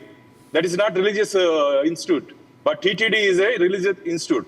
No, 1 minute. How are you? One second. A very controversial comment there. You're saying Waqf Board is a real estate company. That's Banu Prakash Reddy, TTD board member and BJP leader. Banu Prakash, yes. I'm just opening this up and getting some reactions. O.V. Ramana, ex-TTD board member, joining us live from Tirupati. Jyotsna Tirunagari, spokesperson TDP, joining us on the debate. Amerikai Narayanan, political analyst from Chennai. Dr. Shujat Ali Sufi, spokesperson of the Congress from Telangana. How do you respond to this, Amerikai? A TTD board member has just called Waqf a real estate company. Is he right or is he wrong? First, I welcome TTD implementing what they should have implemented as per law in the past. And I also want to make sure that your viewers understand, in Tamil Nadu, the HRNCE law specifically states only Hindus can be employed, number one. Number two, as I understand, I'm a practicing Hindu, and I'm happy to see this. However, what he said about Waqf Board, as I know it, is wrong. I was going to raise this question. The Waqf Board is, from what I understand, is the property given to Waqf Board, and it means property given to Allah, their God. Now, what is good for the goose should be good for the gander. While I welcome the clearly strict rules as per HRNCE in Tamil Nadu and what Tirupati Devasthanam should have done, I think they should the same rules should apply to Waqf you've taken a very wrong Muslims example. And people who have faith in Allah should govern that. It's not just a property. Property is given just like the Lord. Our Lord is Can I intervene? Make a small intervention. Small intervention. Deity is the owner of the temple. So is Allah. Small intervention. You took a very wrong example of Tamil Nadu to almost tell us that I know it's coming. That's why I brought it up. No, I understand you're from Tamil Nadu and I respect that. But I'm saying that it's not about Tamil Nadu. It's about the DMK, because the DMK is in power there, right? And my question is to Jyotsna. Jyotsna, what kind of an example is that? The DMK, you have the leader, now the Deputy Chief Minister of Tamil Nadu, abusing Hindus, abusing Hinduism. And you're giving me an example and saying Tamil Nadu is fantastic and is a role model for governance of Hindu institutions. I'm sorry, sir. I did not say that. You did not say that. You did not say that. You are quoting me out of context. No, I did not quote you. I did not quote you. You said Tamil Nadu has done a great job and has... The law states in Tamil Nadu. Yes. The HRNCE law clearly states in Tamil Nadu. Yes. Non-Hindus cannot be employed. Fine. As a matter of fact, it is a duty of all the Hindus to identify non-Hindus employed in HRNCE. As much as I am saying, in the Waqf Board also, they have the right to employ only Hindus. Yeah, on the Waqf Board, I want to... The non-Muslims to be employed in the Waqf Board is wrong. and it is not ethical, moral, or it need not be talked about. Yeah, okay. We have no right to talk about that. Yes. We want only the Hindus to govern the... I will send you after this debate. After this debate, America ji, I'm going to send you a dossier on the what is called classically as a Waqf land scam. Waqf land scam. After the debate, but Jyotsna wants to come in. Yes, Jyotsna. Let me please intervene here. Yes, let me please intervene. Yes. Couple of things we have to understand from yesterday's TTD resolutions are, but they have concentrated on 4 things. One is preserving the sanctity of the temple, sanctity of Lord Venkateshwara's temple. And second, all the reforms that they have gotten yesterday were devotee-centric reforms. We have to understand that. Third, maintaining the cultural integrity of the temple. And fourth, maintaining the transparency of the temple and the Devasthana. Here, when certain people are getting a comparison between Waqf Board and Tirumala Tirupati Devasthana Board, let me put in some very, very valid and crucial points here. One thing is, the Waqf Board is primarily an administrative body managing the properties and assets endowed for charitable purposes under the Islamic law. It's an administrative body. Whereas the Tirumala Tirupati Devasthana Board is both an administrative and religious body which oversees the religious activities, rituals and the sanctity of the temple. And also here focusing on the managing the Waqf Board properties for charitable, educational and welfare purposes not directly related to rituals, religious rituals is the work of the Waqf Board. I'm quoting it very clearly here. But TTD directly manages the rituals, traditions and maintains the religious sanctity of the Tirumala Tirupati Devasthana Board temple. And in fact, Islamic law permits non-Muslims to work in Waqf administration as the role primarily involves mere asset management and no religious practices there. But TTD's role